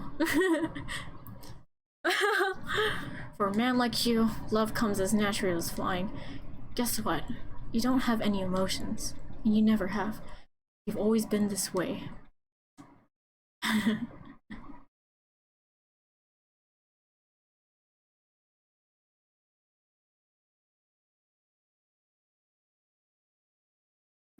My childhood was day after day of mockery. You're just a bunch of nobodies trying to pretend your name means anything, they would say, sneering and glaring. Maria treated me as an equal, but she was the only one. I wanted to show them up, and to do that, I had to rise to the top. Or at least high enough that I could laugh at them. My old man wasn't the only one who wanted that. I did too. I had to make them acknowledge that I had value as a man who actually wants to go through life being laughed at. I had to make them recognize that what I did had value, and I needed neither love nor compassion to do it. Or, that's what I thought.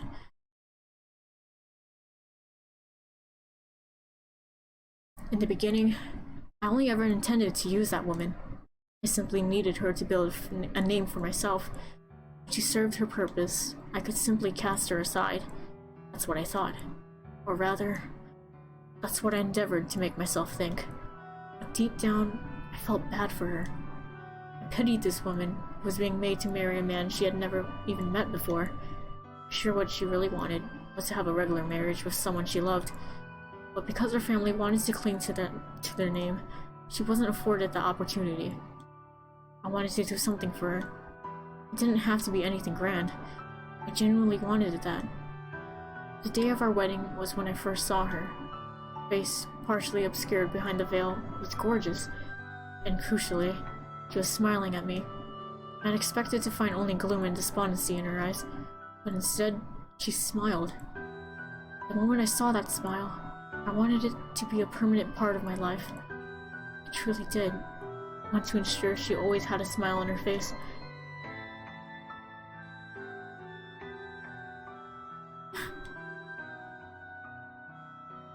Is this my room? I'm alive? Damn it. I feel nauseous. What time is it? The world's a blur. It's so hot. You mustn't get up. The doctor said bacteria entered your body through the wound. Because of that, you have a very high fever. What are you doing here? I was told you had been badly wounded, but thankfully, it was not fatal. How did you make it out of... Pardon? Oh, I see. Maria opened it. Would you like some medicine to reduce the fever? It should help you feel better. Yes. No. Stay by my side for a little longer. Is there anything I could do for you? You can ask me anything. My hand. Your hand? Could you hold my hand? You don't want to. If you don't want to, that's fine. Like this? Your hand is quite cold. Probably feels that way because of your fever.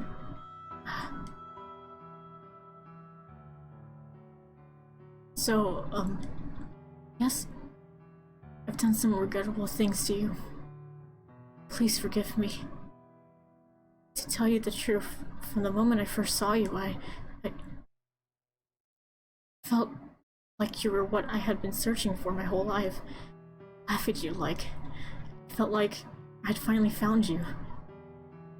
But I couldn't act around you the way I honestly felt. You should get some sleep. Could you keep holding my hand until I fall asleep? If you don't want to, that's fine. Mood. My hand is in yours. Thank you. You appear to be quite delirious, Master. Those are things you should be telling your wife, not me.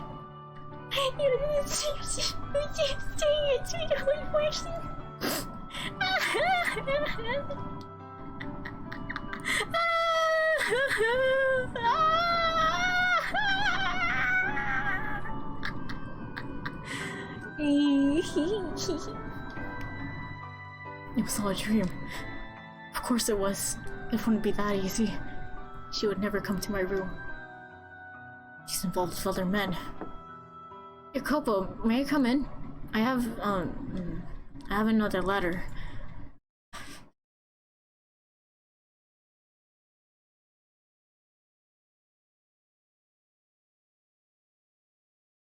The pain. The pain. These chapter ends, this is when I drink water.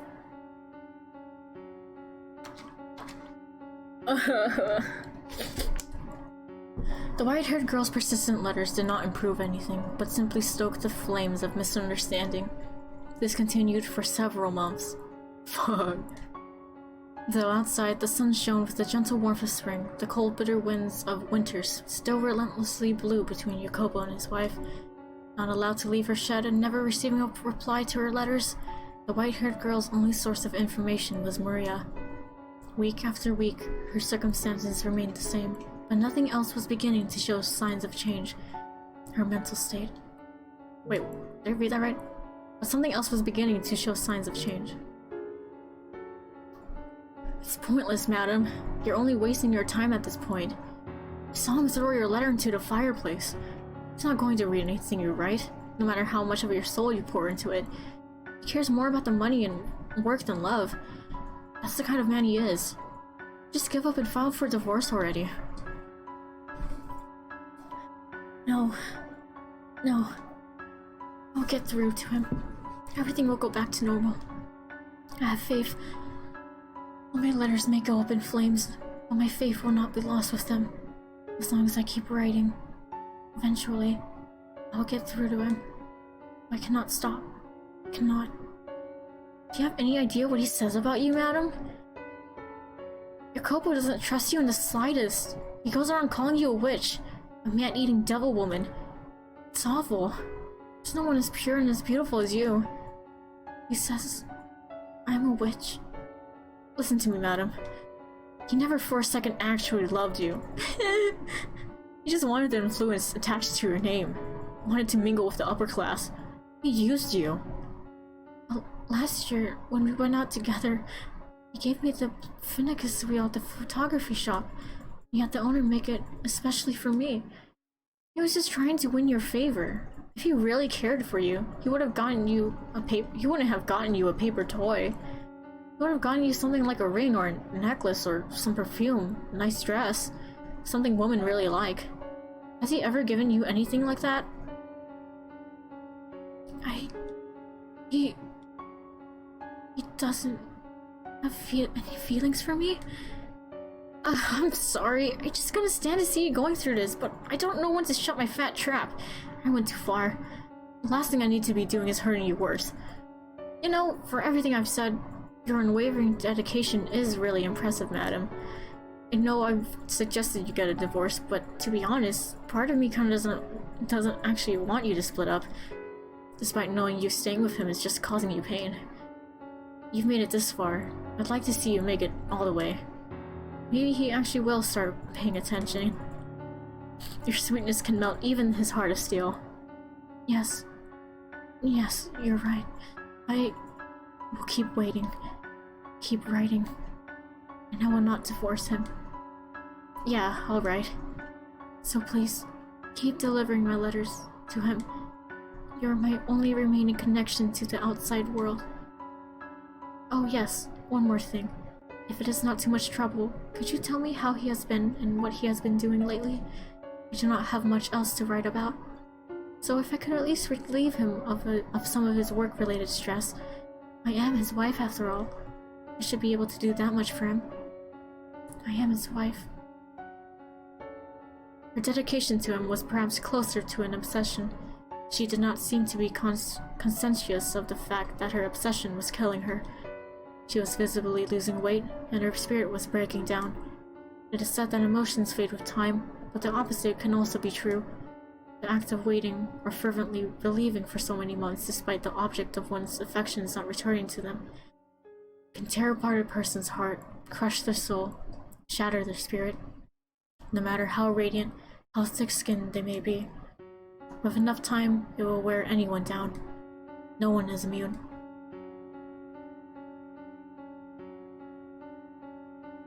It's pointless, Jacopo. Wait all you want, you won't get her back. If she's going to be writing letters, she could at least write one for you. They're all for you! It's been months of letters! She looks so pure, pretty as an angel. But God almighty, is it only how she looks? You've changed a bit. What? Have I? The old you would be yelling and screaming, chomping at the bit to go storming in on the madam. Now you just go quiet. I'm just a little tired. You could break it off then? You could break it off then? What? You've already made a name for yourself in high society. Nobody's gonna suddenly start ignoring you. You've more than put her family name to good use. To put it in your own words, it's no longer necessary. This isn't something I really want to say, but the madam has never liked you. They always sucked you. She was married off to a total stranger and forced to leave her home. I'm sure she felt very alone. And so she sought the companionship of other men. Anyone who wasn't you probably seemed quite attractive to her. So without getting violent or threatening to kill her or anything, just end it already. Quietly and without a fuss. It'll be easier for you that way. I cannot. Because you still love her? It's wonderful, Jacopo. After everything, you still love her. It's just blind, slavish devotion at this point. Perhaps it is a foolish, unhealthy obsession, but I still do not wish to sever ties with her. I cannot get the image of her smile out of my head. The look of utter elation on her face as she looked through the phenakistoscope, those captivating eyes beneath the veil at her wedding. I will never, for as long as I live, forget those sights. Color me surprised. You're a sentimental one. Well, I guess you always have been kind of mushy, haven't you? True to your heart, despite how you may look. That's not a bad thing, though, in my book. There's nothing but pain in it for you now, but all you can do is wait until she stops writing. Don't worry, if you need to let off some steam, I'm all ears. I'll be here for you until she breaks it off with the other men. No, that will not be necessary. What? I know very well that things cannot continue on as they are forever. I knew it from the beginning, but still couldn't do anything. This time, I'm planning on facing her myself. You serious, Jacopo? Yes. I've relied on you for too long. I was afraid of what I might do to her. Didn't want anyone to find out that my wife was being unfaithful. And I thought the best way to ensure that was by locking her up away from anyone else. The situation was not going to improve unless I do something. If I allow things to continue as they are, sooner or later word of her infidelity will leak. So before that happens, I must face her myself. I must do something. It's probably best if you didn't. I'll tell her anything you want. Make sure things start improving. I appreciate everything you've done, and I apologize for getting you involved in our troubles. But I'm going to end it now. No, I must put an end to it. This is a problem between me and her. You might get violent again if you go see her face to face. Yes, I might. I do something that would look rather bad for me. But it's reached a point where, until the two of us face up to each other, it's never going to go away. It took me far too long. I wasted too much time trying to find my resolve. I see. You'll need a way to break the ice then. Break the ice? Right. If you've got some convenient excuse to talk to her, it'll reduce some tension and make it easier to bring up what you need to bring up, right? Here's an idea. That transcontinental railroad you've been funding. That's supposed to be opening up pretty soon, isn't it? Yes, it is. There'll be a message by telegraph when it happens, right? You can ask her to be there to hear it. And then you can invite her to ride the first train. You put your heart and soul into this project and it's finally being realized. It's going to be an amazing day for you, and a day like that's right for more good things to happen. It's going to be the accomplishment of a lifetime. Don't look so down in the dumps. You're sending trains across this massive continent, carrying on them the people of this country's dreams. Who says you can't stick a dream of your own on it too? Right. Yes, you have a point. A railroad that spans from coast to coast. She's a sickly girl, which makes long trips difficult. This new rail system should make them much less straining. It would allow me to show her the world. Yeah, that's perfect. I'm getting excited myself. It'll go great, I'm sure of it. Yeah. When Maria says that, I don't know.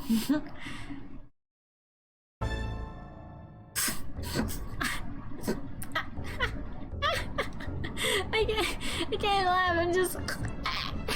Oh god, my fucking sides. Seriously, they're a goddamn riot, the both of them. They keep on trusting me. Yeah, I almost did your baby laugh, I hate it. Gosh, they keep on trusting me and keeping on getting hurt. They don't have to be going through any of this. Oh my god, Maria, you're terrible. And these people call me the Holy Mother? I bet the real Mary's rolling in her fucking grave. Now, I must say I wasn't expecting you to make a move, Jacopo. A shame of that. The squirming loser paralyzed by insecurity is a better role for you. If they do end up figuring it out, tough shit. Doesn't hurt anything, just takes away a bit of my fun.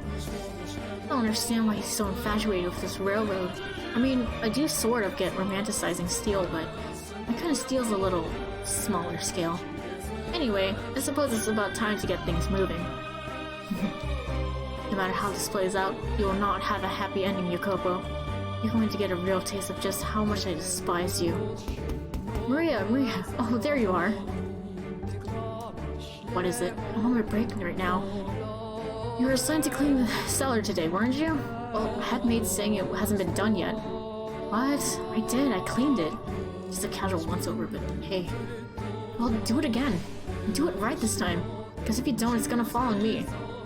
That's supposed to make me give a damn? I mean it. You take care of it. You get enough special treatment as it is. Yeah, right. I heard you the first time. I'll take care of it. Don't you forget it. For God's sake, why should I have to be the one to tell her? Is she gone? What a pain. Who cares if the damn cellar is clean? Not like anyone's bringing guests down there. Yeesh. Guess I should take care of it. Better that than a tongue lashing by the head maid. God, why did I have to be a maid anyway?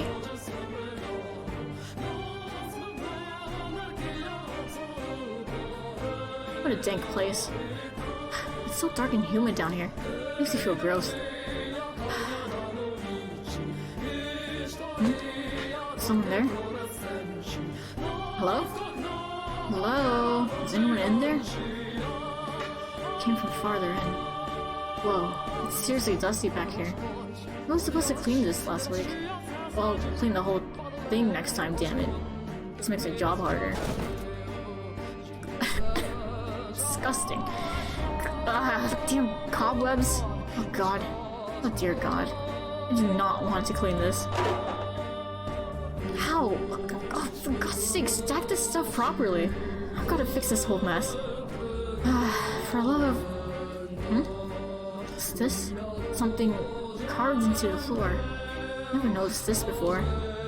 Someone got bored one day? What do we have here? It's mostly illegible. Let's see. It's not written in English, but my native language. But it's not modern. It's really archaic. Why on earth would an old form of my country's language be carved into the floor of a mansion built here in the New World? Most of it's illegible, but I can make out one section. Our lives shall be forfeit to the witch's curse. Nevertheless, we must lay bare those with sin upon their souls, for the redemption of those whom are pure. Should ye mean not to dispel your curse, we implore of you, O witch, to mark with it only their bloodlines. The blood of the sinners flows through those who dwelt within this house, but not I. What in the witch? It's crazy. What? You weren't looking? Maria finds archaic words carved into the floor of the cellar in her native language and not English when they're in America, I believe. They're like, oh, what the fuck is this? It's crazy. But why does the handwriting look like mine? Just coincidentally similar. Emma's handwriting is perfectly unique after all. Why am I so sweaty? It's not that hot down here. Nope, forget it. Didn't see a thing. Not a chance it's real. Just a tasteless prank. This is silly. There's something in this box. Is that a painting? Has it always been here? Huh? White hair, fair skin. Is this madam? But then, why is the face all torn up? And her clothes, really old-fashioned. Painting seems worn and faded too. Something about it feels off. I'm not sure how to describe it. It's very creepy, settling. The writing on the floor and this painting. What is with this house? It's just a painting. Nothing to get weirded out over. I bet I know what happened. The couple probably slashed it up in a fit of jealousy. He is a simple man. Seeing this probably wouldn't put him in the best mood.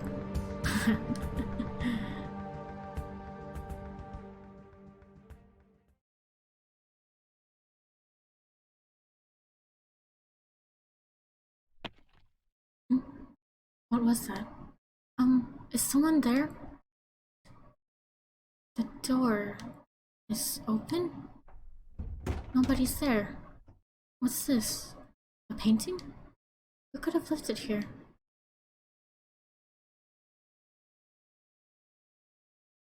Is that me? Why? But my face, it's been cut. No!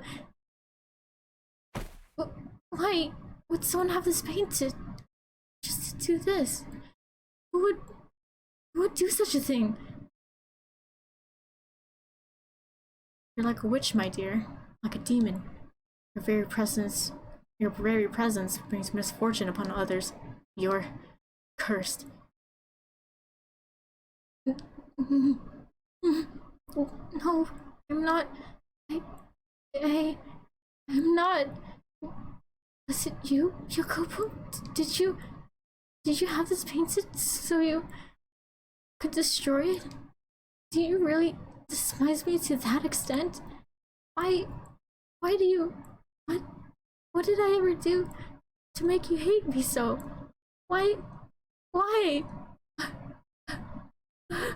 I, I all I'm doing is waiting for you. You worthless tramp.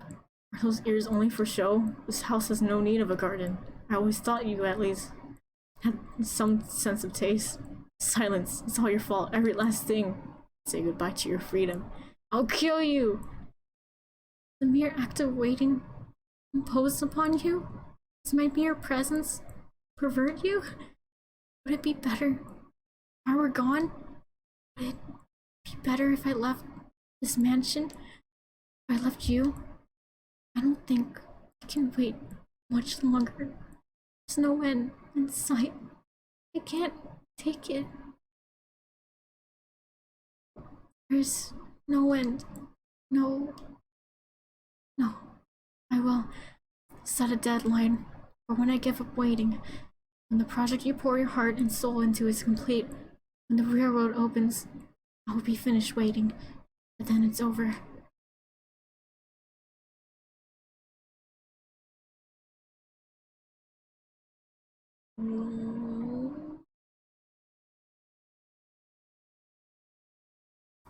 The Pacific Railroad's last bike ceremony was drawing nearer by the day. That day was coincidentally the deadline the two of them had set for themselves. Jacopo to confront his wife, and the white-haired girl to wait for him. And as that day approached, she continued to write letters. She wrote the letters purely by force of habit, despite having been worn visibly thin. I expect that she could not stop, that the act of writing was all that kept her from going mad. By focusing her attention on another person through her letters, she was able to maintain her grip on herself.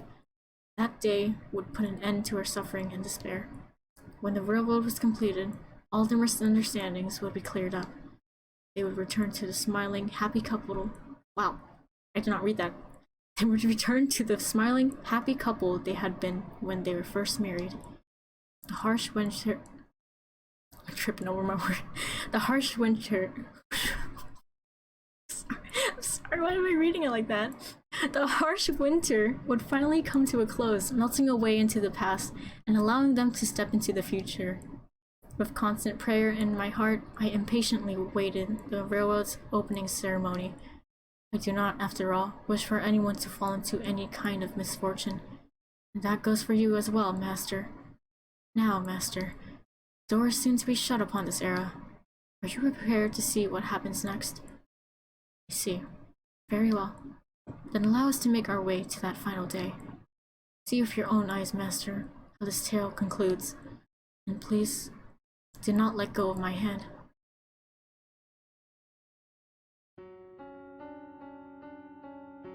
The night before the opening ceremony, the master of the house headed for his wife's shed. There was a tension on his face, but a surety in his step. He had found the resolve to speak with her. Having locked her away for so long in the shed like a common prisoner, Jacopo was hardly optimistic about what she might say to him. He had undeniably mistreated her, said heartless and cruel things to her, and even gone physically violent with her. His actions were inexcusable, even if they were in response to her infidelity. Of course, the very infidelity which had driven him to such behavior had not, in fact, taken place, but he was unaware of that. There was a chance they would never reconcile their misunderstandings, and that this predicament would not have a positive resolution, but he still clung to a tiny fragment of hope. He wanted to start over with the white-haired girl, to make a new future with her.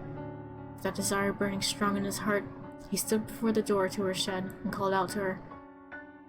Are you awake? It's me, Jacopo. May I come in? I won't hurt you. I will not raise my hand against you again. I swear to you, I will do you no harm.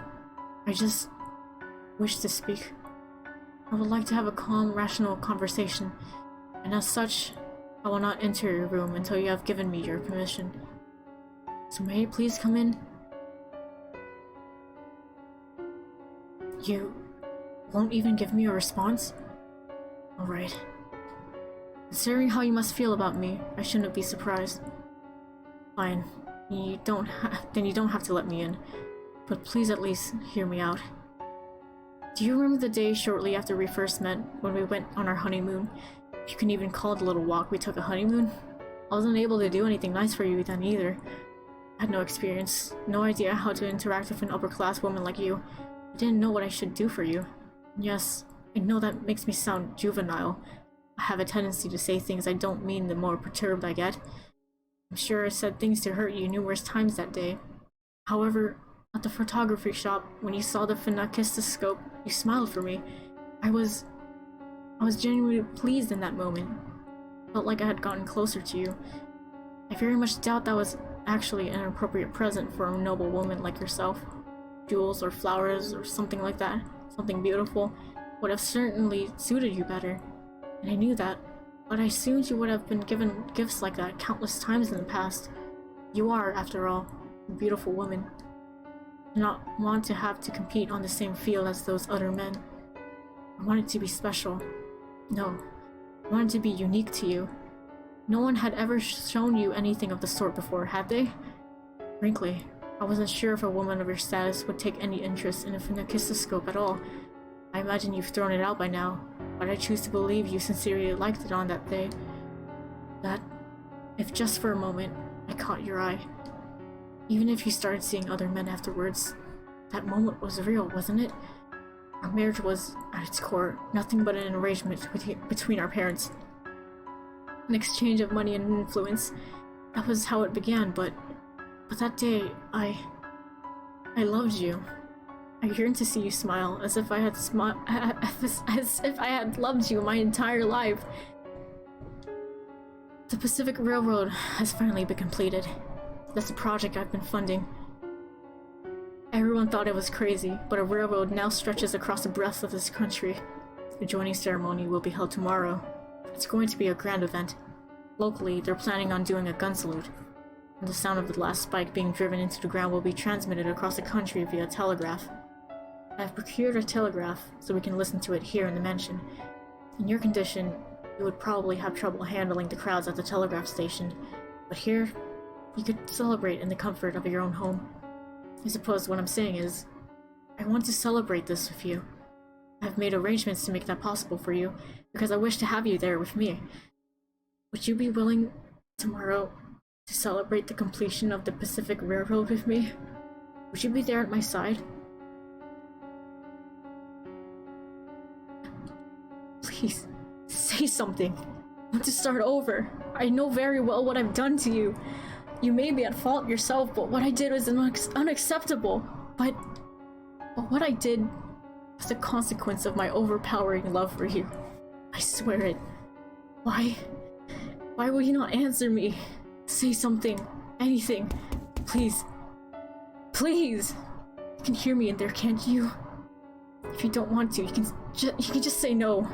If you do reject me, I'll set you free. I won't hurt you, I promise. But the door is not locked. I opened it. Hello? A humid spring breeze brushed against his cheeks. The drawn lace curtains appeared to glow in the gentle moonlight. The white-haired girl was not in her room. Where have you gone? Stupefied, he glanced about his wife's chambers. To my eyes, the neatly organized room appeared no different than any other day, but to his eyes, it was pale and hollow. But the one who was supposed to be there, who was supposed to be waiting for him, was not present. He could not hear her voice from anywhere in the shed. In its place echoed a dry rustling, a sad, pitiful, empty whisper of a noise. It came from the lone object left abandoned atop her desk. The phenakistoscope. She always had it. She never threw it away. She held it on for you. It was the one present Jacopo had ever given the white-haired girl, a toy made of paper. When spun and viewed in a mirror, it created the illusion of a man and a woman dancing. You still have this? That's ridiculous. I assumed you had thrown it out. The white-haired girl had evidently made considerable use of the phenakistoscope. The paper was visibly worn and tattered, warped in places, and had even begun to yellow. It spun slowly in the wind, rustling and rustling and rustling, spinning in an endless reminder of that day the year before, though there was no longer anyone around to look through it. You were with other men. How would you keep something I gave you? So worn. Why? A letter. Beneath the ever-rotating phenakistoscope lay a single sheet of paper. As if drawn to it, he scanned the contents of the parchment. It was a letter addressed to Caro mio Jacopo. The salutation, written in his native language, translated as follows. My beloved Jacopo. This made me cry. Oh, it's in like handwritten text, and it was like regular text in the original. Did the fruits of your dream turn out as you had hoped? I'm sure it was wonderful and impressively fast. A train that can travel across a continent as large as this is like something out of a story. I wish I could have been there to see it. Who's inviting you? Sure, it would have been quite pleasant, like the day you gave me the Phoenix wheel. Am I being presumptuous? I'm sorry. I thought I would keep waiting for you forever, no matter how much you hated or ignored me, but I made up my mind, so I'm sorry. I decided I would wait for you until the railroad was completed. I foolishly thought that you might invite me to the opening ceremony. How the railroad's supposed to be completed tomorrow, so I'm like, why is she going now? But it seems I am not good enough for you. I'm going to take my leave of your house, so you needn't concern yourself with me any longer. However, I do have one request. Please do not forget about all the letters I wrote. Think back on them from time to time. Do not burn them all, for they contain my thoughts, my feelings, my words, a record of my love for you. Remember, you can, that I was always watching you. I'm sorry. I'm having trouble writing. My ears are ringing. There's a voice whispering to me, calling me a witch. Maybe it's your voice. My vision is a blur. I'm not even sure what is going through my mind. I'm sorry. This was all I was able to write for you. Truly sorry. We'll leave the Phoenix wheel behind. It was my dearest treasure. Farewell. I loved you. May 8th, 1869.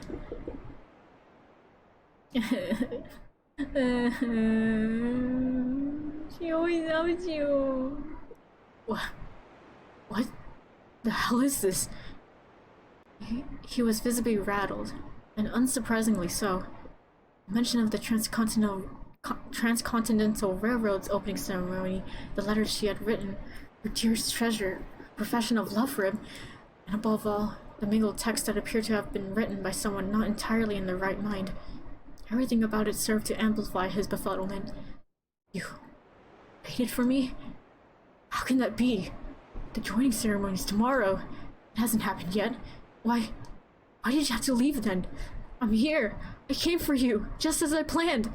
The ceremony's on the 10th. A second later, Jacopo gasped. The date written on the letter was the day prior, May 8th. Originally, the ceremony was planned to be held on May 8th, 1869. However, due to bad weather and a labor dispute, it had been postponed for 2 days.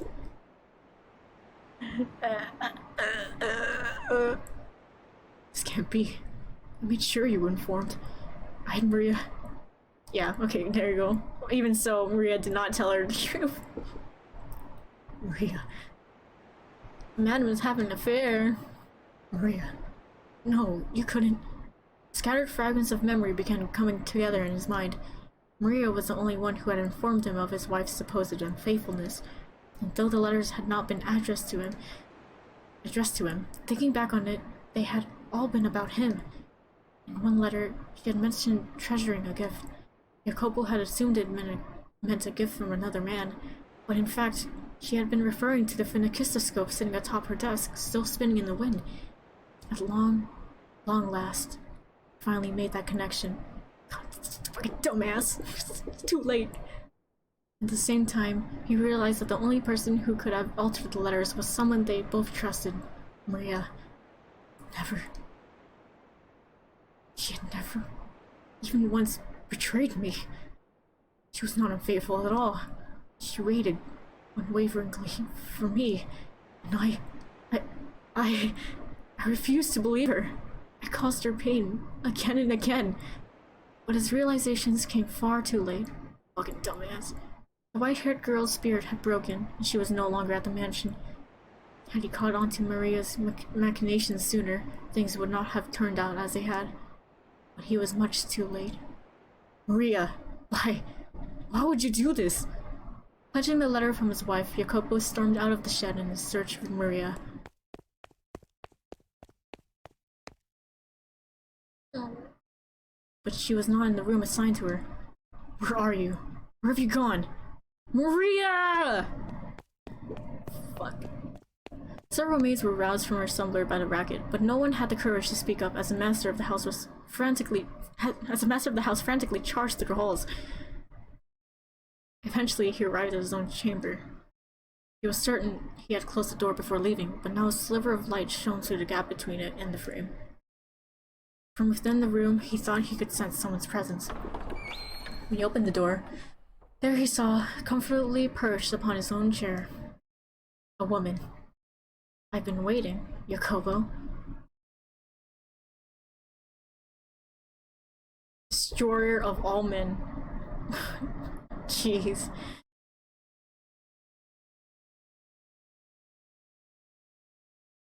Nice room you got here. Though I guess that's only natural. You being the man of the house and all. All these fancy furnishings. You do know this stuff's too good for you, right? And then me, I get that barren little maid's room. Drives me up the wall. So hey, Jacopo. Clear the air with your little lady yet? Maria. I love that look on your face. I'm guessing you didn't make things better then. You know, good and well. She's not even here anymore. Well, yeah, but I still want to hear you say it, you know? I want to hear it from your own mouth that you couldn't keep a leash on your woman, so you locked her up, drove her mad, broke her down, and then she ran away from you. Go on, say something. Climb back on your high horse and start shouting like you always do. Why, Maria? Why would you do this? Why? Why did you think? Because I fucking despise you. I've been trying to figure out how I wanted to end things, but then they just fell apart on their own. Fates are smiling down upon me, I guess. Nonsense. She was waiting for me until the day of the joining ceremony, and I was going to see her on that day. You knew the ceremony had been postponed.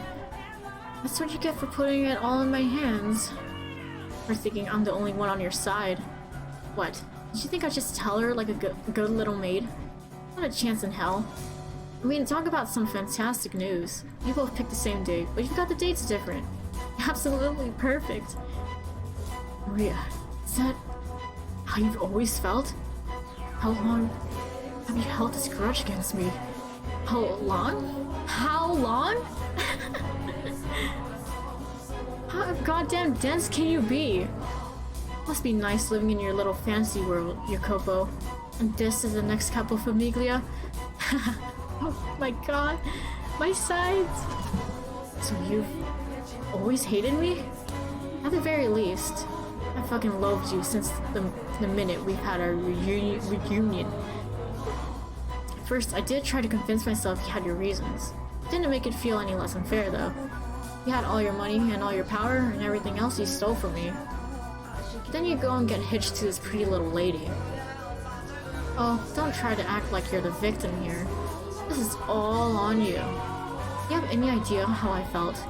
Fallen from grace, made your goddamn maid, having to suck up to you? Do you have any idea how infuriating that was? Or did you think I didn't know anything? Did you think I didn't suspect anything? If you did, you got your head way up in the clouds. So you're motivated by your grudge against my family, the Bersatius? Precisely. That's exactly it.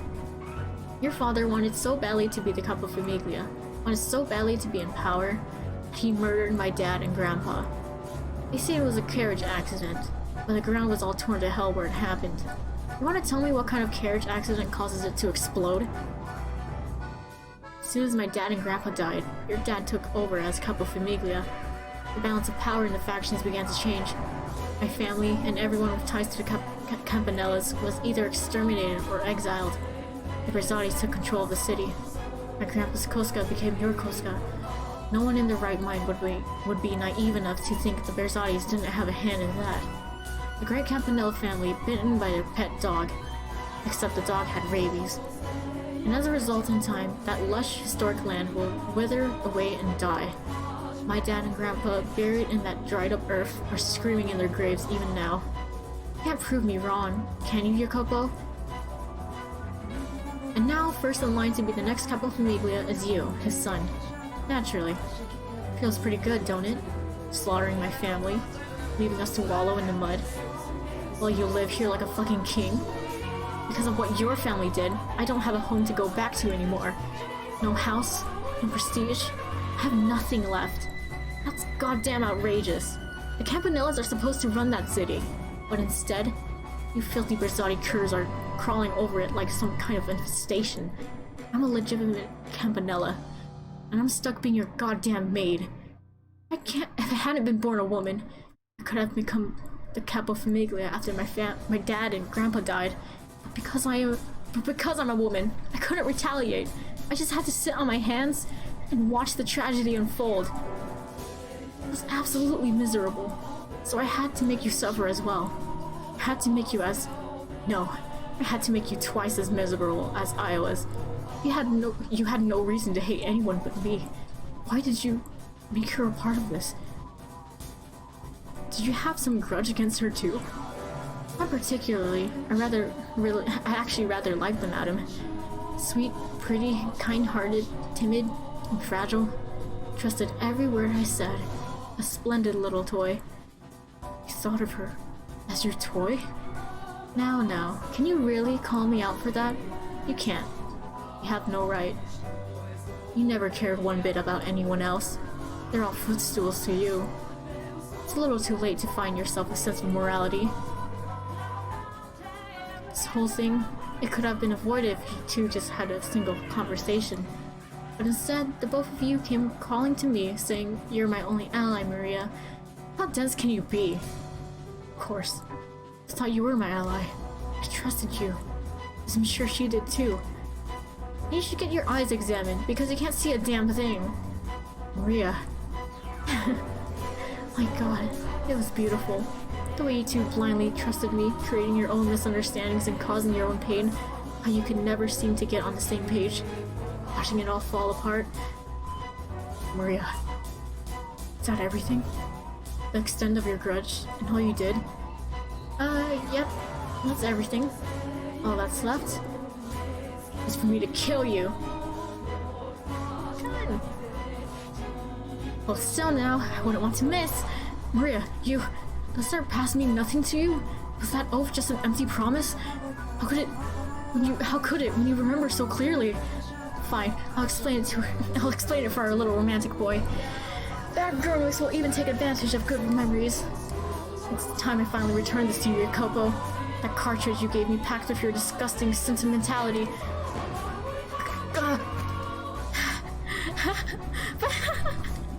Killing you ain't the end, though. All you Bersati curs. I'll send every last one of you straight to hell. My revenge has just begun.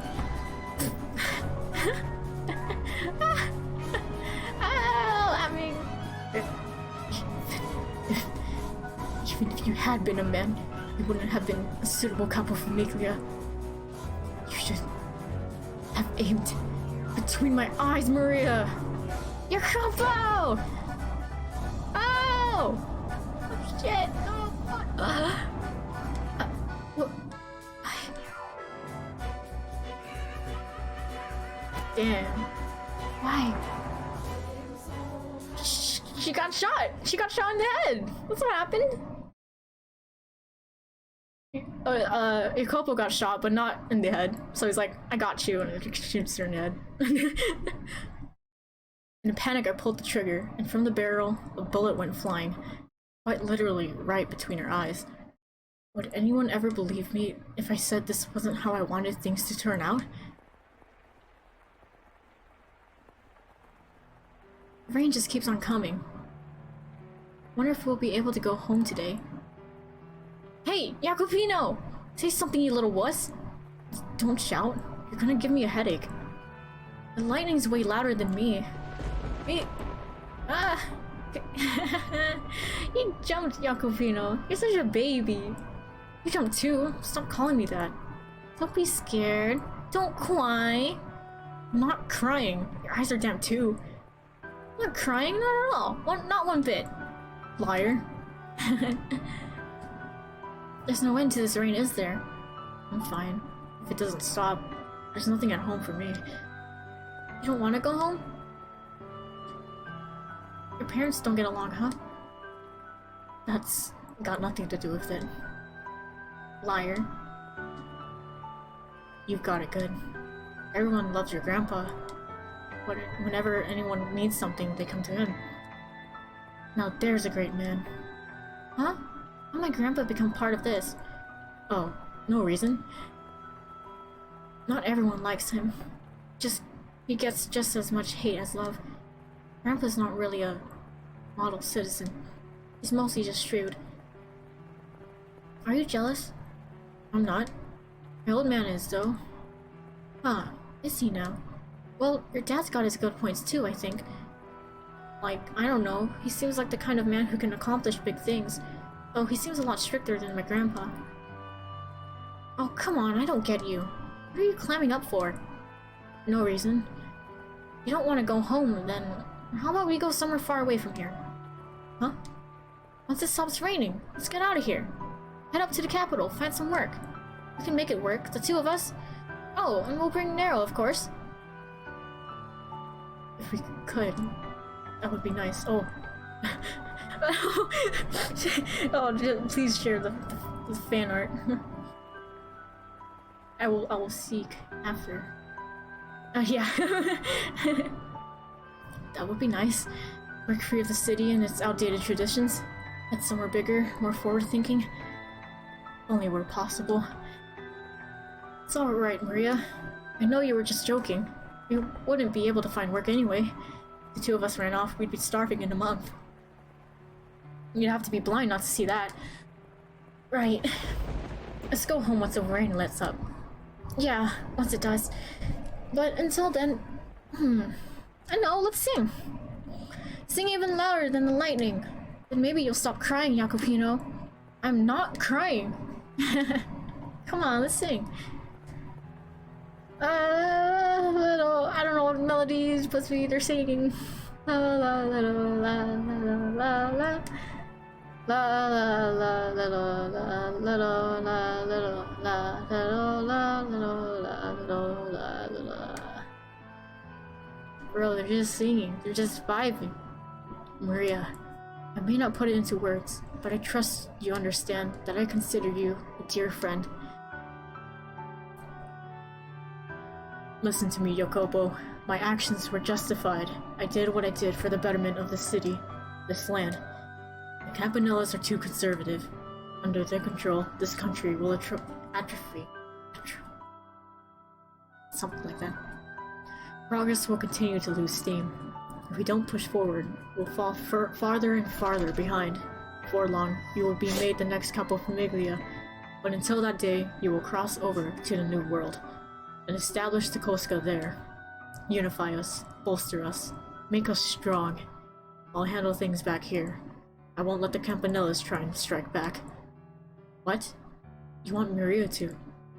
It's dangerous to keep a Campanella so close by. She has to be taken care of. If you insist, do not let your guard down. Betrayal is a constant companion in this world. I'm giving you my revolver. Keep it on you at all times. Glory everlasting upon our blood, and upon this earth. Just fated to happen. The best I can give you is a job as my maid.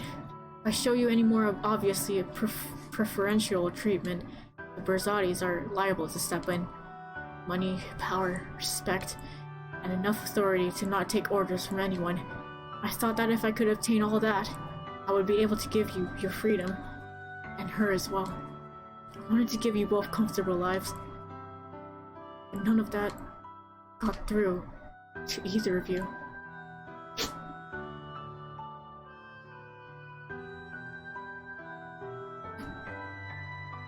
Oh, he's bleeding. And Remy's crying. Hold on, I think he wants to go pee-pee.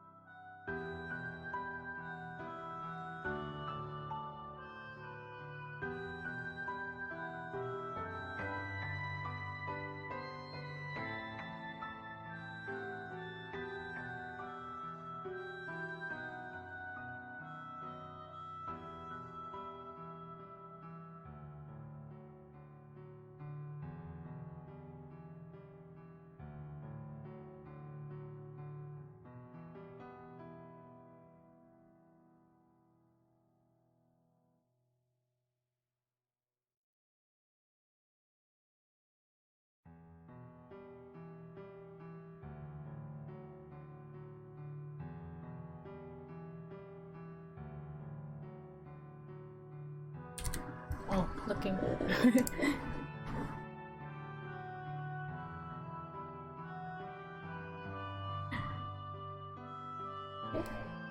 Crazy. Let Remy out in the backyard, please. He's just taking his time looking at the cockroaches, so I might have to go back soon. Ugh. Everything slipping through my fingers. I love my friendship with Maria. Both of their smiles. Master! Master! What's that sound? So much blood! Maria? What happened this time? I keep getting stuck witnessing the worst things. What? Call the doctor. Someone with tight lips. Do not call the police. Don't make a scene. Got it? If so, then go on. Yes, sir. Right. Not everything has slipped from my grasp. My money and influence are all that's left. That is what you wanted, though, is it not? You sought money and power, no? Aren't you going to go? Yes, I will. But first, I would like to ask you something. What do you intend to do from here? What am I gonna do? Exactly the same as before. There's but one thing for me to do. I see. Will you eventually find solace in your riches? The way I see it, money and power can be your ally, but they can become your enemy in the blink of an eye.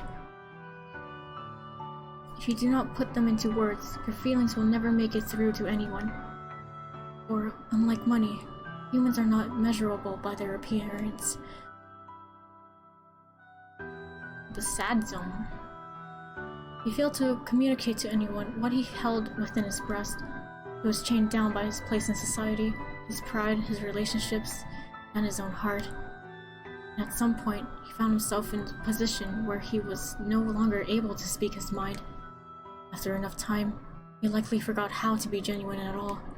Or perhaps someone like him simply would not, even if they knew how. In any event, there are many things in this world that cannot be communicated without being put into words. How sad that this tale should end without him expressing how he truly felt. How hard it must have been to never clear up his misunderstandings. After Jacopo's confrontation with Maria, the Pacific Railroad was completed as scheduled. Celebratory cheers shook the new world as the last spike was driven into the rails. Jacopo, however, could not even manage a smile listening to the telegraph. I'm sure you can take a guess as to why. The people with whom he wished to share that moment were not there. Shortly following her death, Jacopo held a private funeral for Maria. Then he commenced a search for the white-haired girl. But he did not do so alone. He hired others to help, did everything in his power to find her, tirelessly searching for many, many years. However, he was never able to locate her, and now Remy's crying. Quick, give me your beat.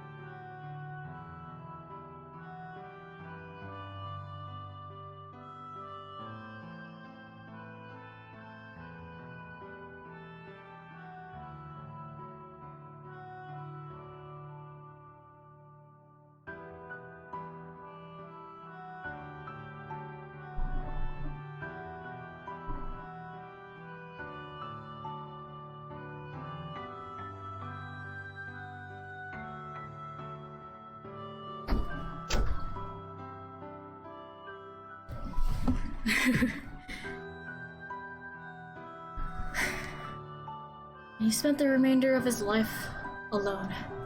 Money, power, renown, servants. The world around him was always quite lively, but solitude was his only companion. He waited, and he waited, and he waited for the white-haired girl to return. The years crawled by, and with no family or loved ones at his side to care for him in old age, he died alone.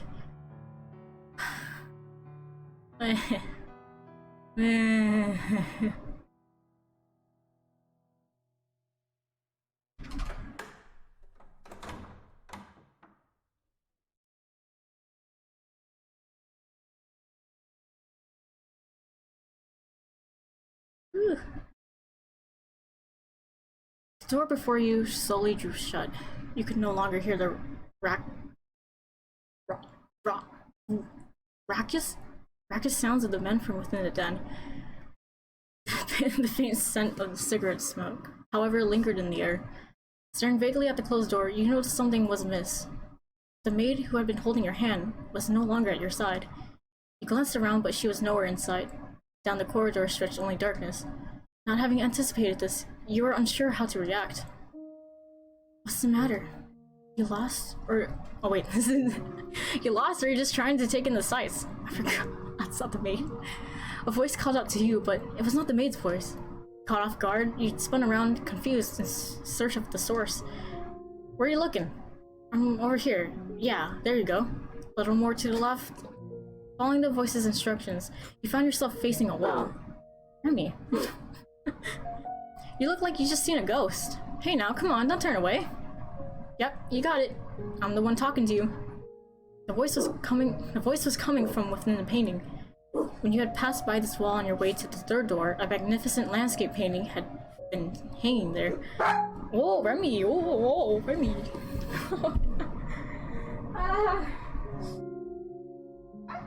We're almost done with tonight's session.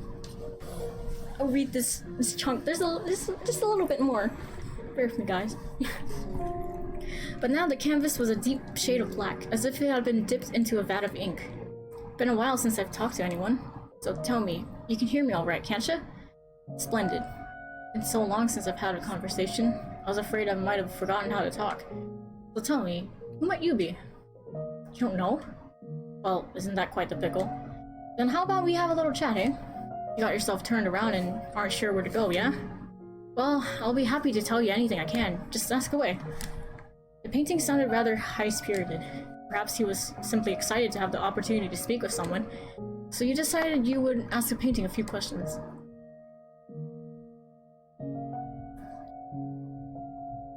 Choices really like taking their time coming up.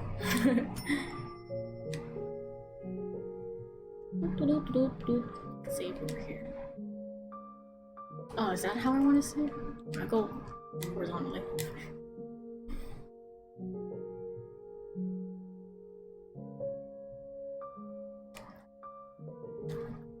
Who are you?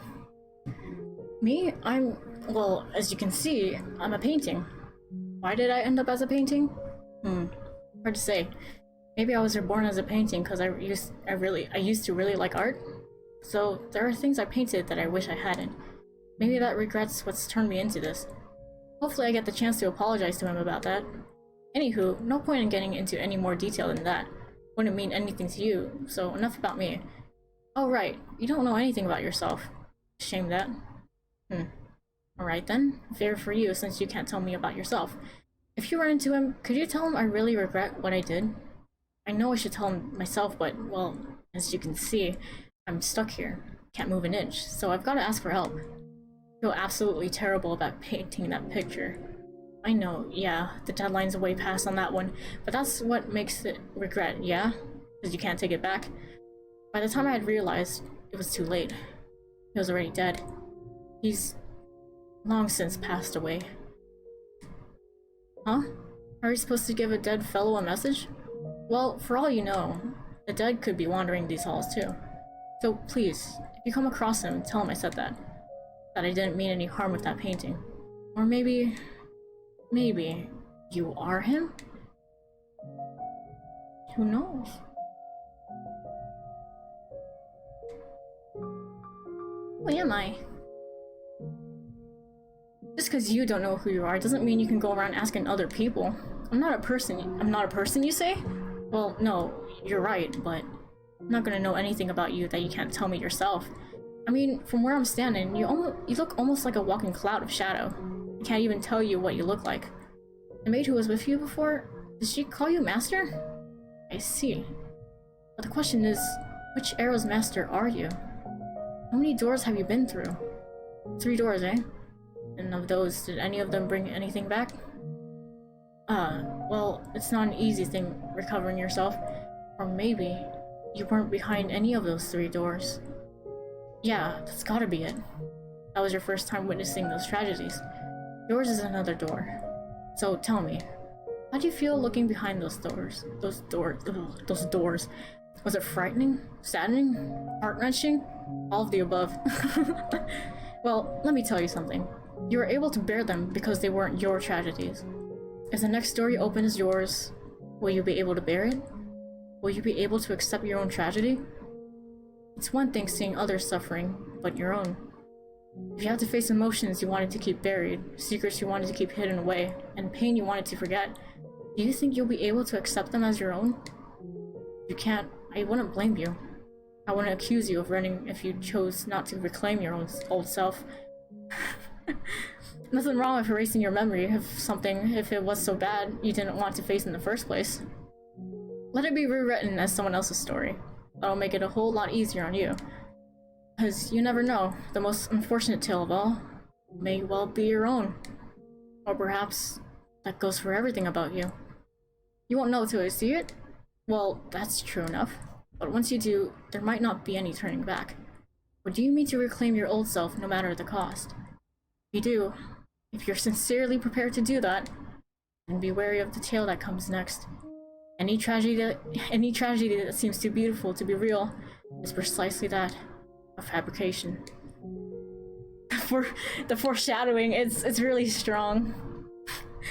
If it turns out you're someone from behind the next door, then perhaps you're my... You're what? You're what?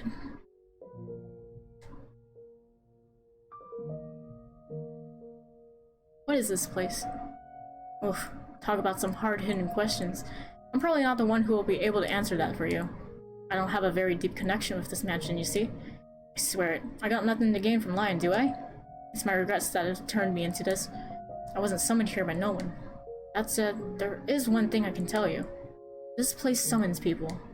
People who have ties to something that happened long, long ago. No one knows anything even happened. I didn't know either. Till she told me. So I haven't the foggiest how much of it's true or not. Are you here because you were summoned by her? Or did you come here of your own will to find someone? If you came here of your own volition, and you weren't summoned by her, then mayhaps you'll be the one who can break.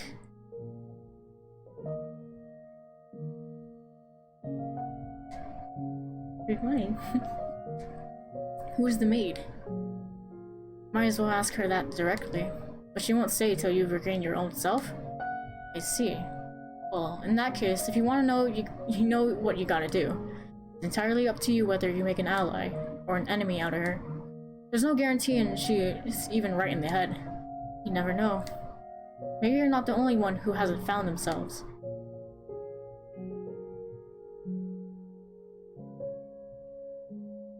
Haven't talked that much in a long time. Feels great. Now that I've got that out of my system, I should be able to get some good sleep. You're probably still wandering in the dark right now, but I really hope you find the outcome you want. And I mean that. You can either reclaim your old self, or you can toss it aside. The choice is yours either way. Now, since it looks like your escort isn't showing up, what do you plan to do next? How about taking a look around the place, since you got a little free time? Could be you come across some things you wouldn't with her around. Oh right, if you're gonna go exploring, I've got the perfect thing. Stick your hand into the canvas, would ya? The painting was still wrapped in an impenetrable darkness. Perfect, all-consuming void. The man had told you to put your hand into it. You?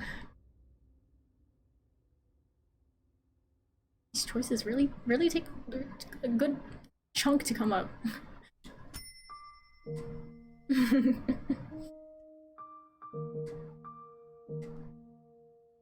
What would you guys do in this situation? This dark void, this painting speaking to you. Reach into this fucking void. Die. I would just die right there now. Oh, sorry, I'm gonna do it. I'm gonna touch him a little bit. You extended your hand for the painting. The moment your fingertips brushed against the darkness, it swallowed your entire hand up to the wrist. No, not there. That tickles. A little to the right. As the man in the painting had instructed, you groped around the inside of the darkness. Before long, you felt something hard at your fingertips. Clenching the object, you withdrew your hand. Your arm was still intact. You spread your fingers, and there you found a key. It's a key! It's okay, it's just a key! Just wanting to give us a key. That tickled. With that key, you can access the master bedroom. A while back, she tossed it in to me. That damn little litter bug. Oh, yeah. So yeah, it ain't mine. Don't worry about giving it back, however. I bet there's something worth seeing in there, if she felt the need to toss that key. Alright, well, I'm gonna get some sleep. You take care. If you happen to learn my name, come pay me another visit, should the fancy strike you. Having said that, the painting fell quiet. In your hand lay a small key.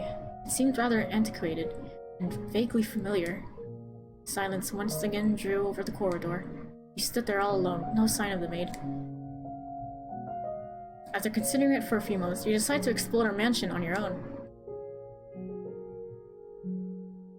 So after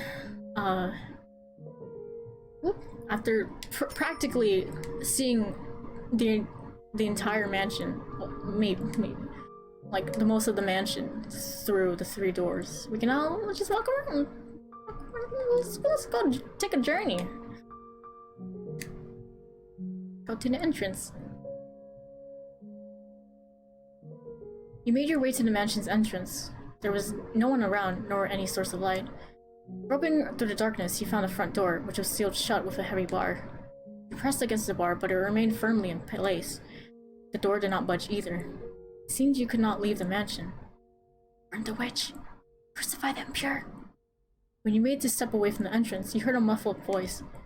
You looked around but were unable to determine the source of the voice, nor could you be sure whom you had heard either. Giving up on finding anything at the entrance, you decided to head somewhere else. Oh no. Damn, you right though.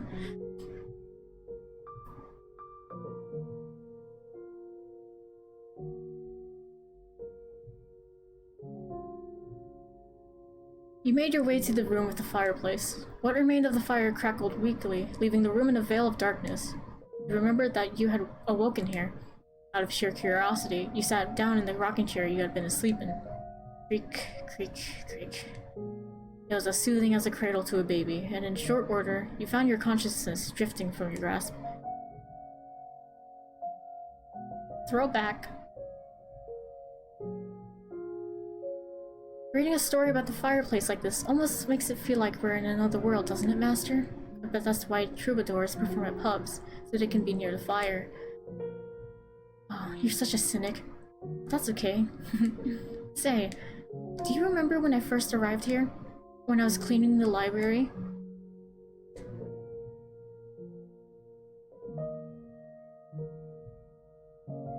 Your eyes slowly slid open. Fragments of a pleasant dream lingered in the back of your mind. Crackling of a fire, the taste of warm wine. However, there was nothing pleasant about the fireplace sitting before you. No warm, crackling flames. In fact, the brisk air of the room overpowered the remnants of embers left there. A chill ran down your spine. Afraid you might freeze stiff if you stayed there much longer, you resumed your exploration of the mansion.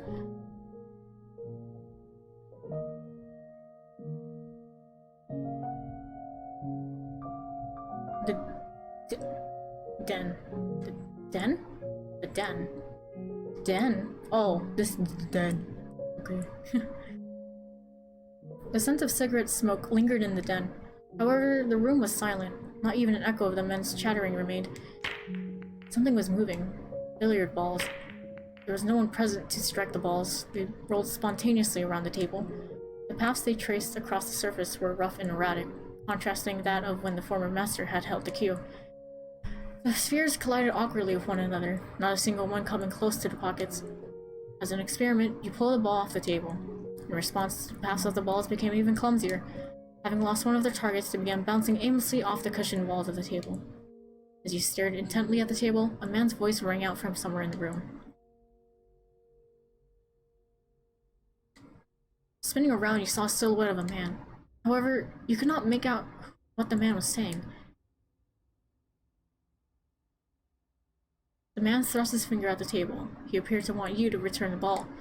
You reluctantly placed the billiards ball back on the table. When you did, the balls resumed endlessly colliding with one another, never landing in any of the pockets. Balls, balls, balls, balls. You looked up to find the shadow gone. Having determined that the maid was not going to appear in the den, you exited the room, making your way back into the corridor.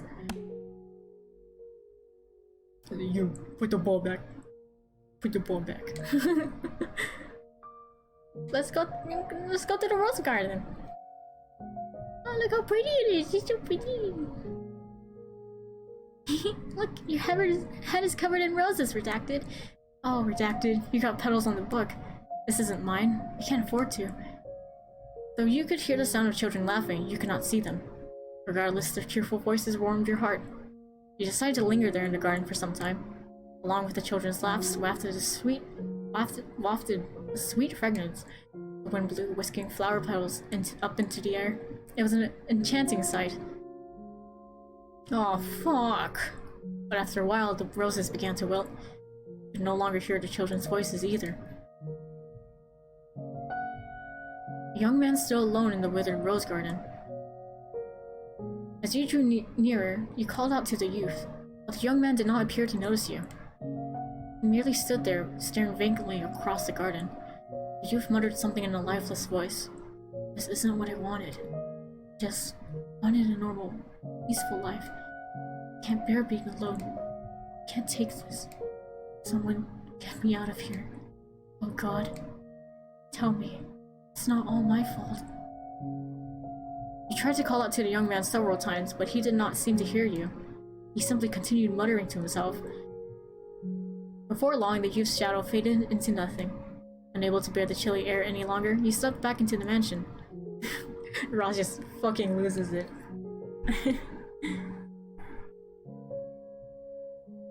Cellar. Oh fuck, I'm going to cellar. Jump scare warning, I guess. And you know what's coming down here. When you descended into the cellar, you heard beast-like snarling. Along with it came a sour odor and the sound of ripping flesh. You could not see the beast, but that did not make it any less unpleasant. You made to retreat from the cellar. Before you could, a shadowy creature lunged at you. You reflexively squeezed your eyes shut. God.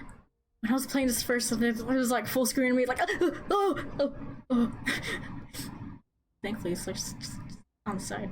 After several moments, you opened your eyes again to find a silhouette of a man standing in place of the beast. You and the shadow stared at one another for some time. You asked the shadow a question, and the shadow responded.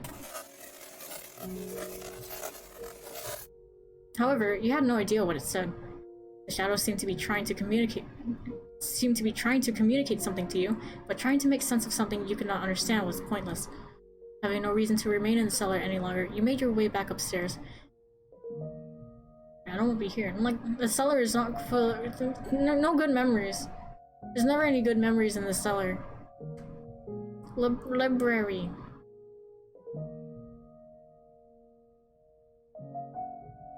The smell of dusty books filled the air of the library. You approached the shelf to examine one of the books, and suddenly an avalanche of them came falling to the floor.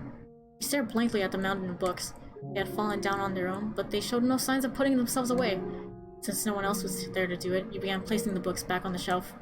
1, 2, 3, a dozen. As soon as you had gotten them all back up, they came crashing back down again.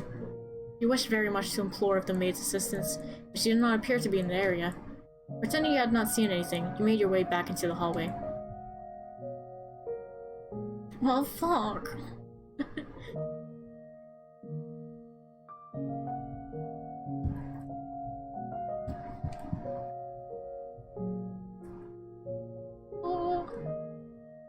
You approached the stained glass window. An array of pews was arranged facing the stained glass. There seemed to be an air of tranquility about the room. You sat down in one of the pews and stared quietly forward for some time.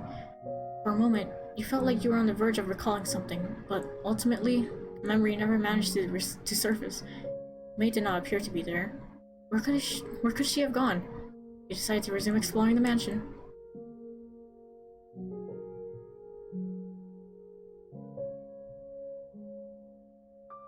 master bedroom. We got the key. I don't believe so. I don't believe it matters. Hopefully not. You inserted the key you had been given into the door's keyhole. With a twist, the door opened. I think if you call the maid before you do everything, though, I think if you call her like multiple times, because she doesn't come unless you do everything. I believe that's something. It's fine. The master bedroom was shrouded in darkness, much like every other room in the mansion. It had evidently been unused, left unused for some time. The air in the room was stale and forlorn. Master. A voice seemed to ring out from somewhere. Come on, get up. Up with you. Master! What bright? See, what did I tell you? It's so much nicer in here with a little light. That morning, your whole world took on bright, vivid colors. Light streamed through the window, illuminating a well-lived bedroom. A woman's silhouette stood before you. Wait a sec. Don't you hide under your bedspread? Get out of there. Oh, but Master, you agree that I could open the windows. Don't worry, I put curtains up. If it gets too bright, you can draw them. Mornings take the best parts of being outside and squeeze them all into the same few hours. You don't have to go outside in the sunlight for it either. Just listen to all the wonderful sounds. The joyous songs of the birds, the swaying of the trees, the rustling of the leaves. You tried to call out to the silhouette, but it did not respond. Reaching out for her, her hands simply passed through her body. It did not seem to be you that she was speaking to. Perhaps you were looking at a scene from some other period of time. Am I being as pushy as I feel right now? Completely misjudged you. You're the exact opposite of what I thought you were. Let's see. I thought you were cold and cruel, heartless and incomprehensible. I'm beginning to get a better idea. You try to put on airs, but you're really rather childish. You have a short temper, but can be surprisingly playful. What else? You have a pretty difficult personality, too. No. Hear me out here. Oh my god, this song is playing. Well, that's not everything. You gave me a chance to talk, and you listened intently. You can be kind of nice, too. We agreed that we could live together, not just in the same house. So we've got plenty of time to add more to the list. And I hope you can make your own list about me, too. This is just the beginning, after all. We got a long time ahead of us. Plenty enough to get to know each other, no? Let's not waste any time, then. What do you say we do something today that we haven't been able to do before? Where should we begin? Oh, I know! We can get this place cleaned up. Now that there's some actual light in here, we can see all sorts of things we'd probably rather not. Like dust all over the place.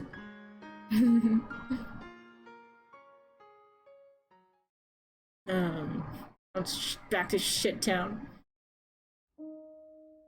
When the moon's shadow faded away, the master bedroom transformed back into its old dreary state. Master, can you say my name? You're unsure how to describe the urge welling up within your breast. You could not say her name. You stood unmoving in the master bedroom for some time, but it did not appear anything else was going to happen, so you decided to head somewhere else.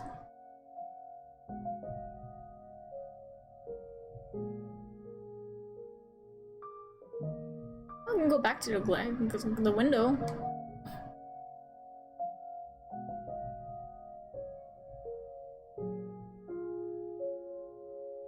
You returned to a room with a stained glass window. You had searched throughout the mansion, but had no luck finding the maid. You felt somewhat tired, though you were not quite sure whether it was physical exhaustion or otherwise. You had little interest in doing any more moving about. Taking a seat in one of the pews, you gazed up at the stained glass. Staring solemnly down back at you was the archangel set to weigh the souls of the deceased. Perhaps he was trying to weigh your soul.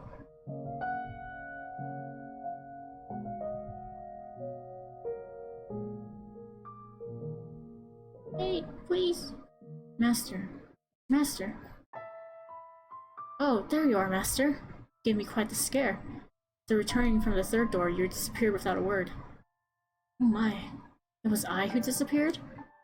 That is quite strange. I did not go anywhere as far as I'm aware. Nevertheless, I'm glad to have found you. I would have been at a complete loss for what to do if I had been separated from you yet again. I did indeed say that when you first arrived. I have been waiting for your return for a very long time. For centuries, as a matter of fact. That would make me a ghost, then, you say? I'm very much not a ghost. Would I be able to hold your hand if I were?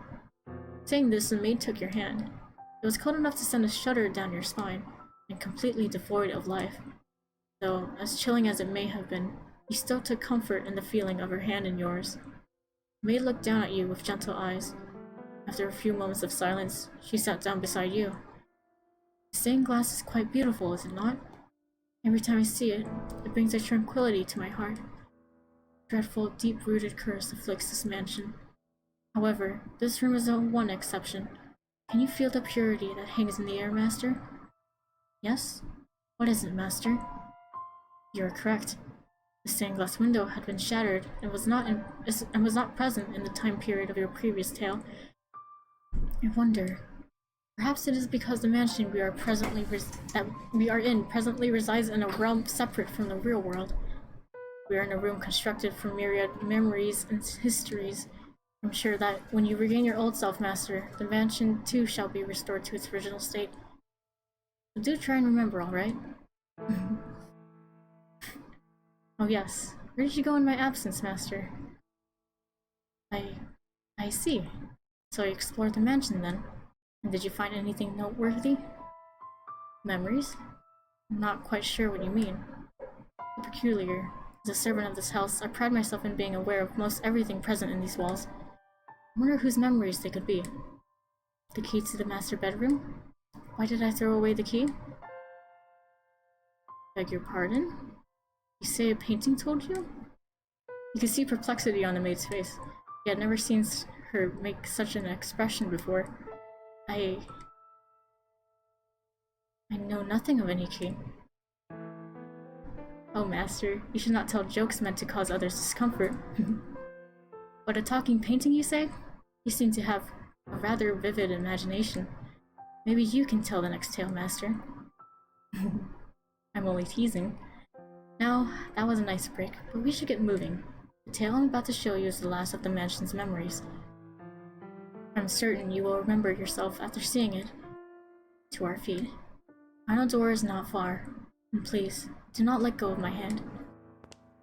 Pulling her hand, the maid led you to the far end of the room. Crossing beneath the stained glass window, a metal door came into view. Our destination lies at the top of these stairs. There we will find one last door. She pushed open the metal door, revealing a long spiral staircase. Of course, I'm gonna end before you start reading this door. But this door is when shit starts just pumping.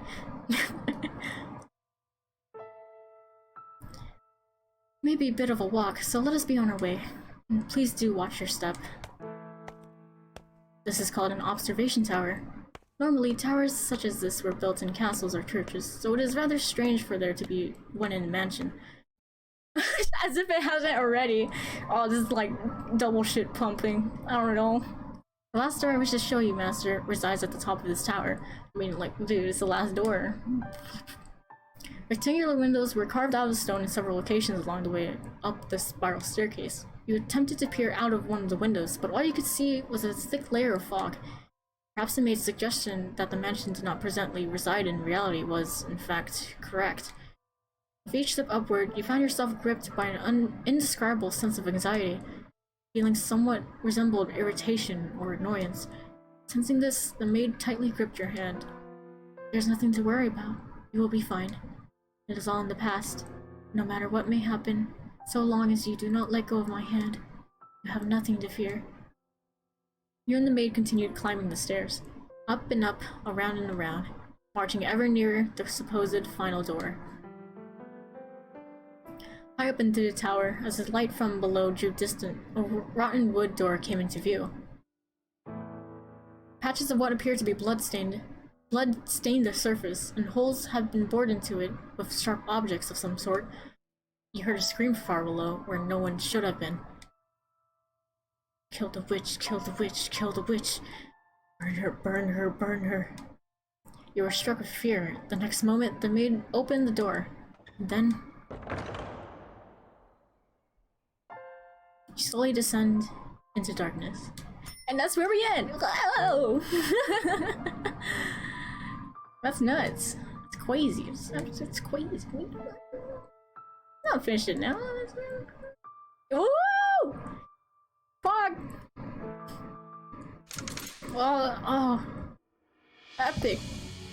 We did it. We read the third door. Now the fourth door. Woo! Two and Sunny are coming over. Oh, right now? Yeah. Okay. But, okay, tomorrow. I have to read this tomorrow. I can't. The next door.